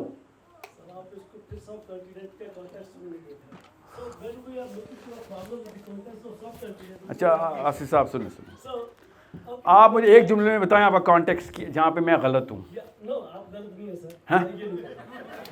मेरा पॉइंट ऑफ व्यू तो सुनिए, मैं आपको गलत नहीं कह रहा. और सर क्या पता मैं गलत हूँ, मैं कोई नबी तो नहीं हूँ ना. आप बताएं. मैं ये कह रहा हूँ कि आपने कहा कि some time we have a conflict with Islamic ideology and nationalism of Pakistan. No, all the time, all the time. Never, sir. Because we have declared Islam to be our state religion. And Really? political too. तो अफगानिस्तान और पाकिस्तान की भी जंग हो रही है, कौन ठीक है? Sir, there are political issues involved. So every country has a political issue. So it's not. So countries will have political issues, ना? Yes. So countries नहीं होनी चाहिए ना? तो मैं भी कह रहा हूँ. प्रैक्टिकल वर्ल्ड नहीं सर, करंट वर्ल्ड बोलें. इस्लाम प्रैक्टिकल नहीं था जब अल्लाह. अच्छा ये बताएं, हज़रत उमर के टाइम पे, हज़रत उमर का दुनिया की हिस्ट्री के सबसे बड़े मुल्कों में से एक मुल्क हज़रत उमर के पास था. उस मुल्क का नाम क्या है? What? You think अफ्रीका के लोग कह रहे हैं हम मदीना में आए हैं, मदीना में एंटर हुए? What was the name of the Khilafah? Under Amirul Mu'minin was an institution and it was being run by that institution. You think there was no name? No. So giving it different names is okay? मैं बताता हूँ, अगर कराची अलग मुल्क बनाना चाहे तो बनाने देना उसको. है अल्लाह, क्यों? नहीं, कराची वाले कहें सर, कराची वाला हमारे कराची में पैदा हुए, हम अलग मुल्क बना देते हैं. It happened to Dhaka sir. It happened to Dhaka. तो it's possible ना. It's possible ना कि नहीं तो ना कि it's not possible. अगर कराची अलग हो रहता है तो आपको तो ठीक नहीं लगेगा ना. It's against the nation state. तो जब इस्लाम को अलग करके मुल्क बनाया वो क्यों ठीक है फिर? वो प्रैक्टिकल हो गया. We were very peaceful. We were just not peaceful with Winston Churchill. आप ये बताएं, और सुने, और नहीं सुने, आप ये बताएं, फ्रांस और जर्मनी में यूरो चलता है? दोनों में यूरो चलता है सर. यूरोपियन यूनियन एक करेंसी कर चुकी है, उनकी बॉडी भी बन चुकी है, पॉलिटिकल बॉडी, इसको नेटो बोलते हैं, उनकी आर्मी भी है. उसको क्यों नहीं खिलाफा बोलते? वो करें तो ठीक, हम करें तो प्रैक्टिकल नहीं है. OIC is the biggest organization Muslim have. No other countries, no other religion such type of organization. Sir, religion. Don't think about that. आप शायद मेरी बात शायद सुन नहीं रहे हैं या आप समझ नहीं रहे. नेटो इज खिलाफा. और क्या क्या फ़र्क है? Their defensive body to protect the countries who are willing. Sir आपको पता है ना कि यूरोप की प्रोग्रेस के लिए नेटो बनी हुई है, यूरोप के डिफेंस के लिए नहीं बनी हुई। एक काम पड़ गया उनको डिफेंस का, वो भी रूस की वजह से, वरना नेटो ने कब यूरोप को डिफेंड किए पहले? अभी ज़रूरत ही नहीं पड़ी। किसने यूरोप पे हमला किया भाई नेटो के बनने के बाद? आपस में प्रॉस्पेरिटी और वेलफेयर स्टेट बना के रख दी उन्होंने। तो इसी को जब हम करते हैं तो आप कहते हैं नहीं सर नेशंस बन चुकी हैं। ठीक है गाइस, लिसन मैं आता हूँ वापस, पहले ये स्लाइड पूरी कर ले। हाई सेल्फ एस्टीम और हाई पर्पस के बगैर एक जुमले में बता रहा हूँ, उर्दू में बता रहा हूँ, then I am gonna speak English, don't worry. Quran आपको समझ आ ही नहीं सकता अगर आप हाई सेल्फ एस्टीम के नहीं हैं और हाई पर्पस के नहीं हैं। ओके बड़ा पर्पस रखना ज़रूरी है कुरान के लिए। अभी मैं पहले कुरान की बात नहीं कर रहा था, मैं मुसलमानों की बात कर रहा था। मुसलमानों की हाई सेल्फ एस्टीम हो तो उनको पर्पस नहीं मिलता, वो लिबरल्स कहते हैं उनको। आप जो हाई एस्टीम में चौधरियों के बच्चे हो जाते हैं या उनकी बड़ी एस्टीम होती है अपनी। या पिछले मैंने मैनचेस्टर बोला, Imran Khan is high self esteem low purpose, Nawaz Sharif is low self esteem low purpose. So a lot of people started complaining कि हैं सर इमरान खान को आपने लो पर्पस क्यों बोला है? I said, what? That's your problem. You should be like, sir, high self-esteem किस base पे बोला आपने? हमें भी पता, हम भी लिए। It's biasness, nothing else. Okay? So what I'm saying is, अगर हमारी आर्मी हाई सेल्फ एस्टीम की होती ना तो ईरान भी बचा लेते हम, फ़लस्तीन भी बचा लेते। समझ रहे हैं? पर्पल को छोड़ें, नेशन स्टेट के अंदर आप समझ रहे हैं कि पाकिस्तान फ़लस्तीन में नहीं इंटरवीन करना चाहिए? नहीं करना चाहिए। ओके मार देना चाहिए, बल्कि under international law we respect that. तो आपको पता है फ़लस्तीन, Lebanon, do you know that Palestine is hit by the army, real army, by only one country in the history of Palestine. You know what that country is? Pakistan.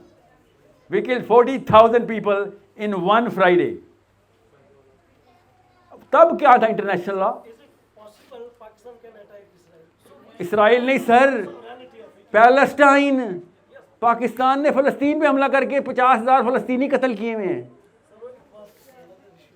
Oh, it was another issue, but we killed Palestinians. और जो तो अल्लाह बुलाए तो ना जाएं, Jordan बुलाए तो चले जाएं। You actually justifying this? We have no right to go to Palestine.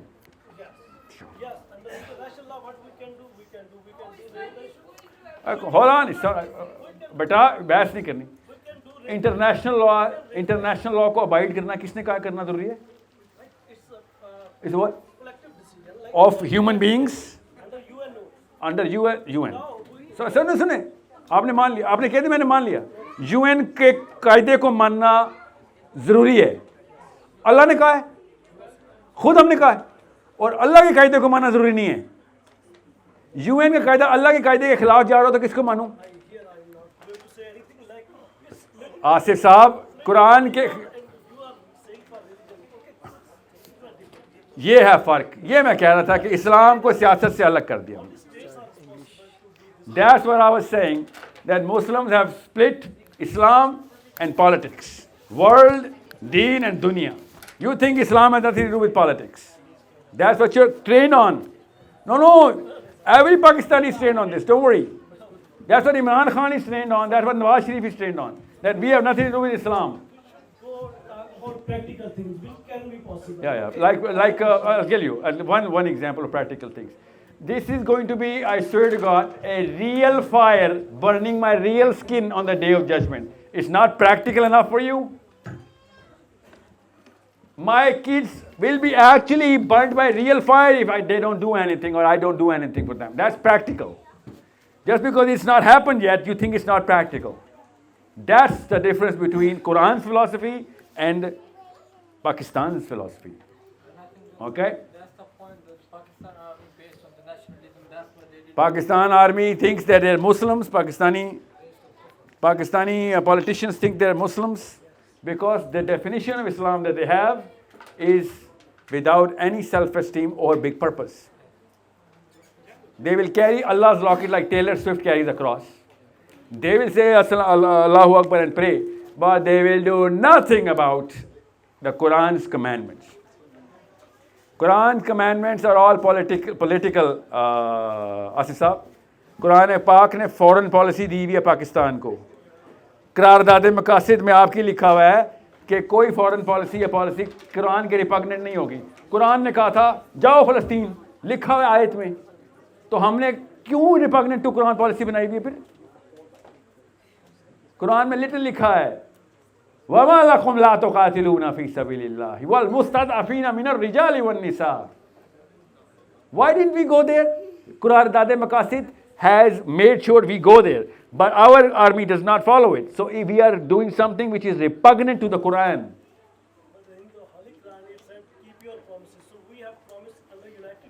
keep your listen.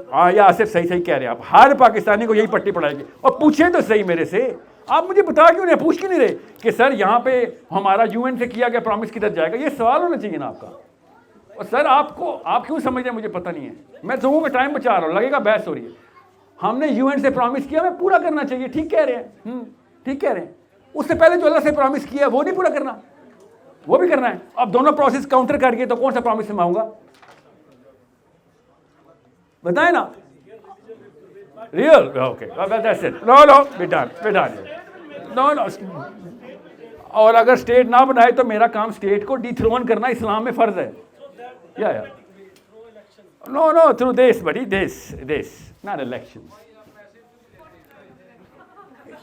No please don't do that. Come on. No that's just ad hominem. Okay, this is not elections sir. This is how you do this. आपके बच्चों के पास नवाज शरीफ भीख मांगने आना चाहिए कि भाई मेरा इतने बड़ा प्लेटफॉर्म बनाया, मेरी सीवी लगाओ इस पे. You need to understand the power of the network. और आपके बच्चों को पता क्या कैसे कहना चाहिए कि बेटा किधर आए हो, तुम्हें अल्लाह ने पावर दी थी, तुम कुरान के खिलाफ पै गए हो 4 दफा. तुम्हें किस बताएं, प्रूव कर दो. हमने किसी के मामे के बेटे को तो नहीं लगाना. We are going to qualify anyone on Islam. You qualify, we'll make it to you. Even if you're Nawaz Sharif or Shehbaz Sharif, who cares? Your kids have to be in a flow of Islam only. That's it. Nawaz Sharif never qualified on Islamic principles. At least Imran Khan said that he does, which he didn't, but he said that he does. Again, which he didn't. So, you need to be very careful. Before I go into this slide, because this is a new launch that I took up myself, because it's not my product nor my company. These books, when I saw, it changed the game for me. This is the need for little kids till the 10th grade age of kids. Go through this website and read the value system and the attributes that they are trying to make. Go through them. Just read the books. It's on the website, okay? Go through them. That's where you are going to understand kya cheezein miss ho rahi hain. What are you guys missing out on? I can speak for 10 days and I cannot go through the list because there's such a big list we miss out on our kids, especially building their characters. For example, courage. For example, empathy. For example, fairness. That cannot be taught, I'm sorry. That can only be trained. Courage cannot be taught. मैं lecture दूंगा बहादुर हो जाए, हो ही नहीं सकता. आपको पकड़ के गोते दूंगा तो आप तैरना सीखेंगे. किताब देके ना तैरना नहीं सीख सकते, डर नहीं निकल सकता. किताब बताऊंगा, लेक्चर दूंगा, एम्पैथी कर, you're not gonna be empathetic. Put you in a situation, make you go through the stuff, you'll be trained on empathy. So this has to be again, this is not from a source code, so don't think I'm trying to present a product here. This is a totally different company, came up with the finest solution that I've ever seen. It's an eclectic, build-up, step-by-step program. Go through this. I have never ever endorsed any program in my life ever. This is the one program I am not just endorsing. I want you to go and explore as mothers and fathers, see what this program is all about. This is an educational program. You just have to go through those little chapters one by one, age-wise.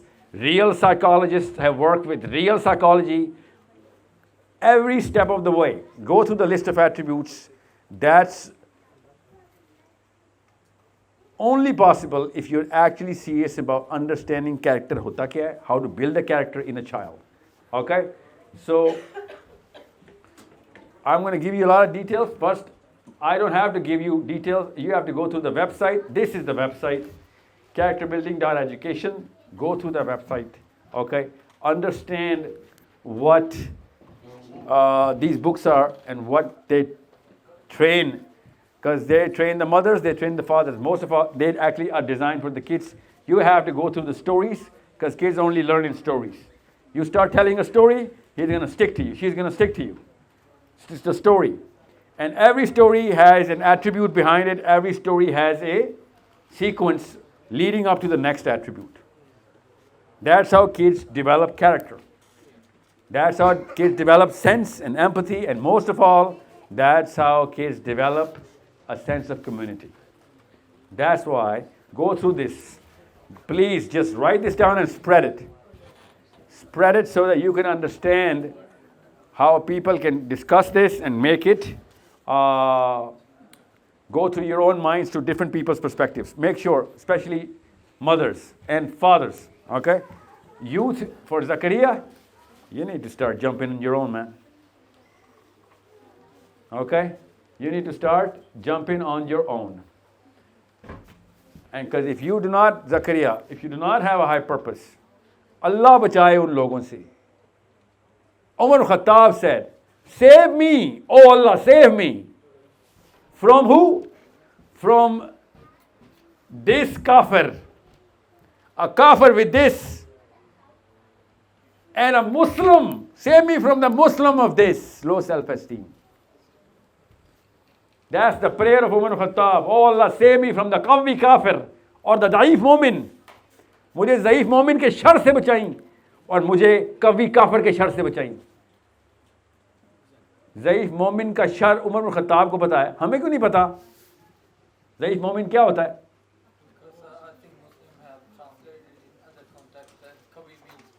Like biceps and triceps. Yeah.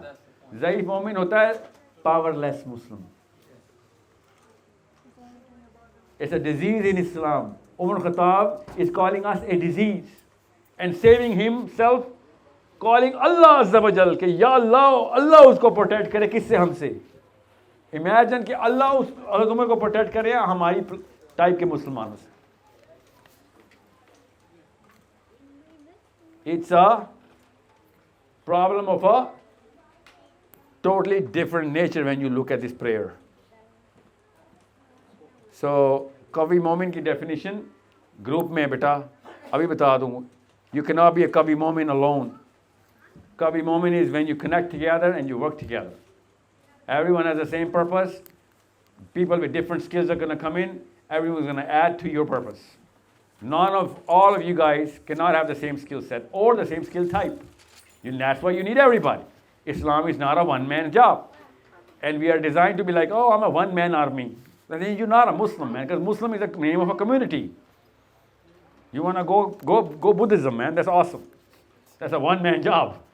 Find a fig tree, go Zen. Islam, connect everybody. Okay? Thank you so much for your patience and time. Ask people. Where's the code? Where?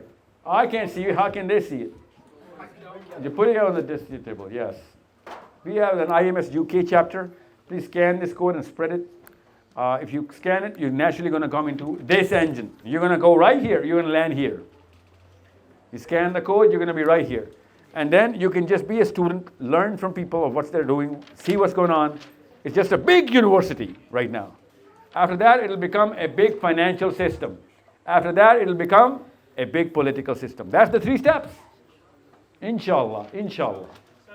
right now, but it's not going to stop being the biggest university because we're going to have more babies and they're going to grow into it. Girls, have you ever thought that Muslims do not really rely on young girls anymore? Have you thought about this? Think about it. You know why? Because girls, heroes are not taught in our schools in Islam.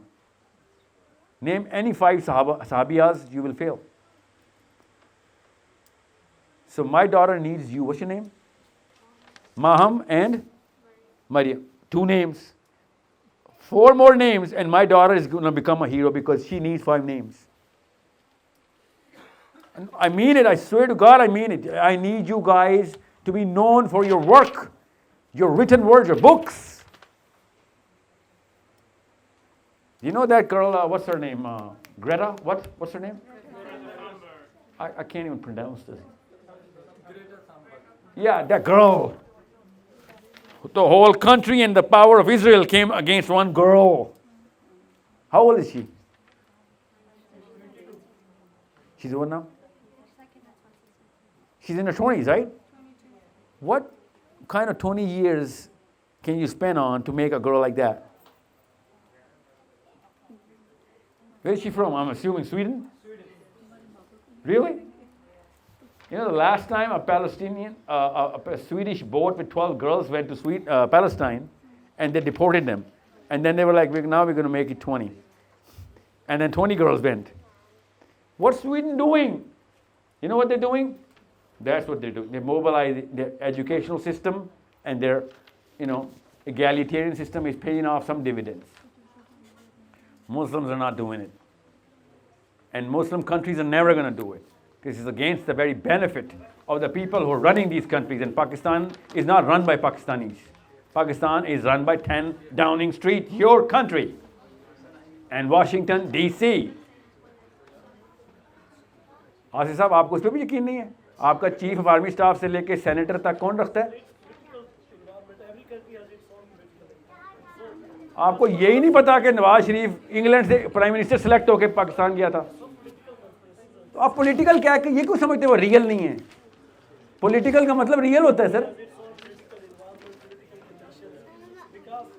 ओ आसिफ साहब, आप बिल्कुल ही आ रही हैं। और America की 91वीं state है पाकिस्तान, क्या हो गया आपको? We are independent?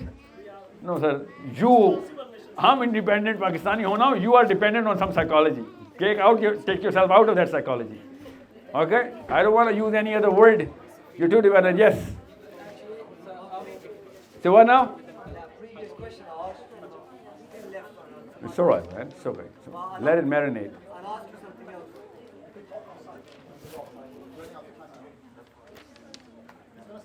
Hold on. Not this, eh?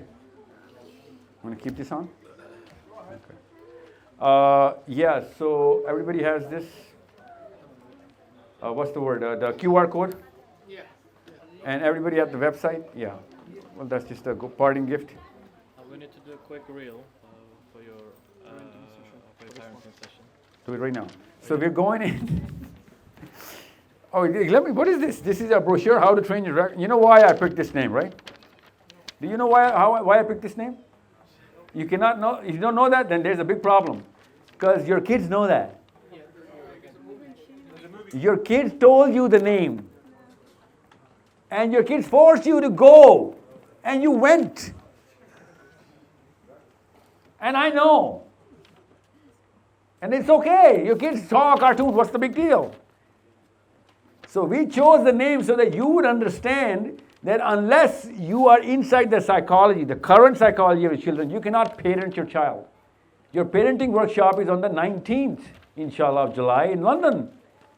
You need to understand why we chose this name.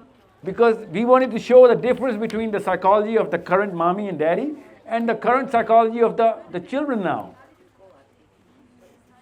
This is such an important way of making you guys understand, because आप सबको पता चल गया था इस मूवी का नाम, बिकॉज आपने नहीं देखा था, आप तो इंस्टाग्राम पे मरियम नवाज को देख रही थी. आपकी बेटे ने बताया था, mummy I want to go and see this. Maryam Nawaz इससे बड़ा कार्टून है. ज़्यादा इंजॉय कर रही थी आप। ये छोटा कार्टून, वो बड़ों का कार्टून है, ये छोटों का कार्टून है। At least call a spade. Pakistan की हिस्ट्री में नवाज शरीफ जैसा हादसा नहीं हुआ, मगर what are we doing about it? Nothing. And I am assuming you guys are PTI lovers, right? Shame on you guys. आपका लीडर जेल में पड़ा हुआ है, बैठे हुए एंजॉय करें लाइफ। वो बेचारा डंडे खा रहा है, पिछले 6 महीने से वो अकेली कोठरी में डाल दिया गया। अल्लाह बचाए पाकिस्तानियों के प्यार से ना, कहाँ टाइम पे गायब हो जाते हैं। Yeah. So, cut the last portion, okay? You understand?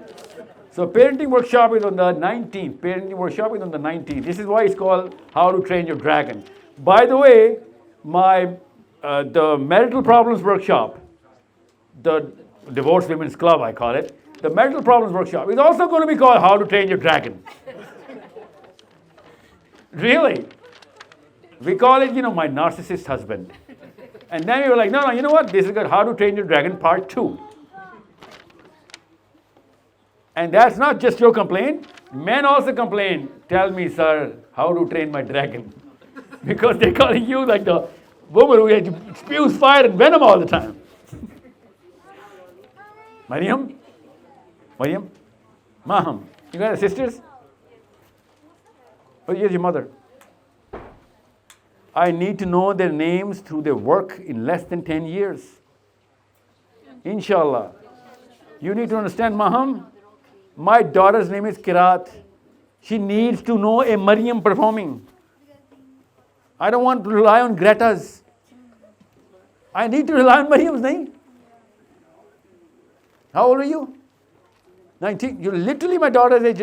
My daughter's Ursel. Kirat is 6. Ursel is 19. So you're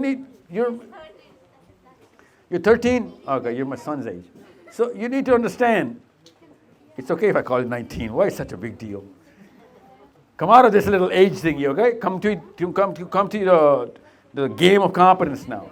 Your written word, your spoken word, okay, should amount to some part of Islam, inshallah. All right, guys. Anything else for parenting?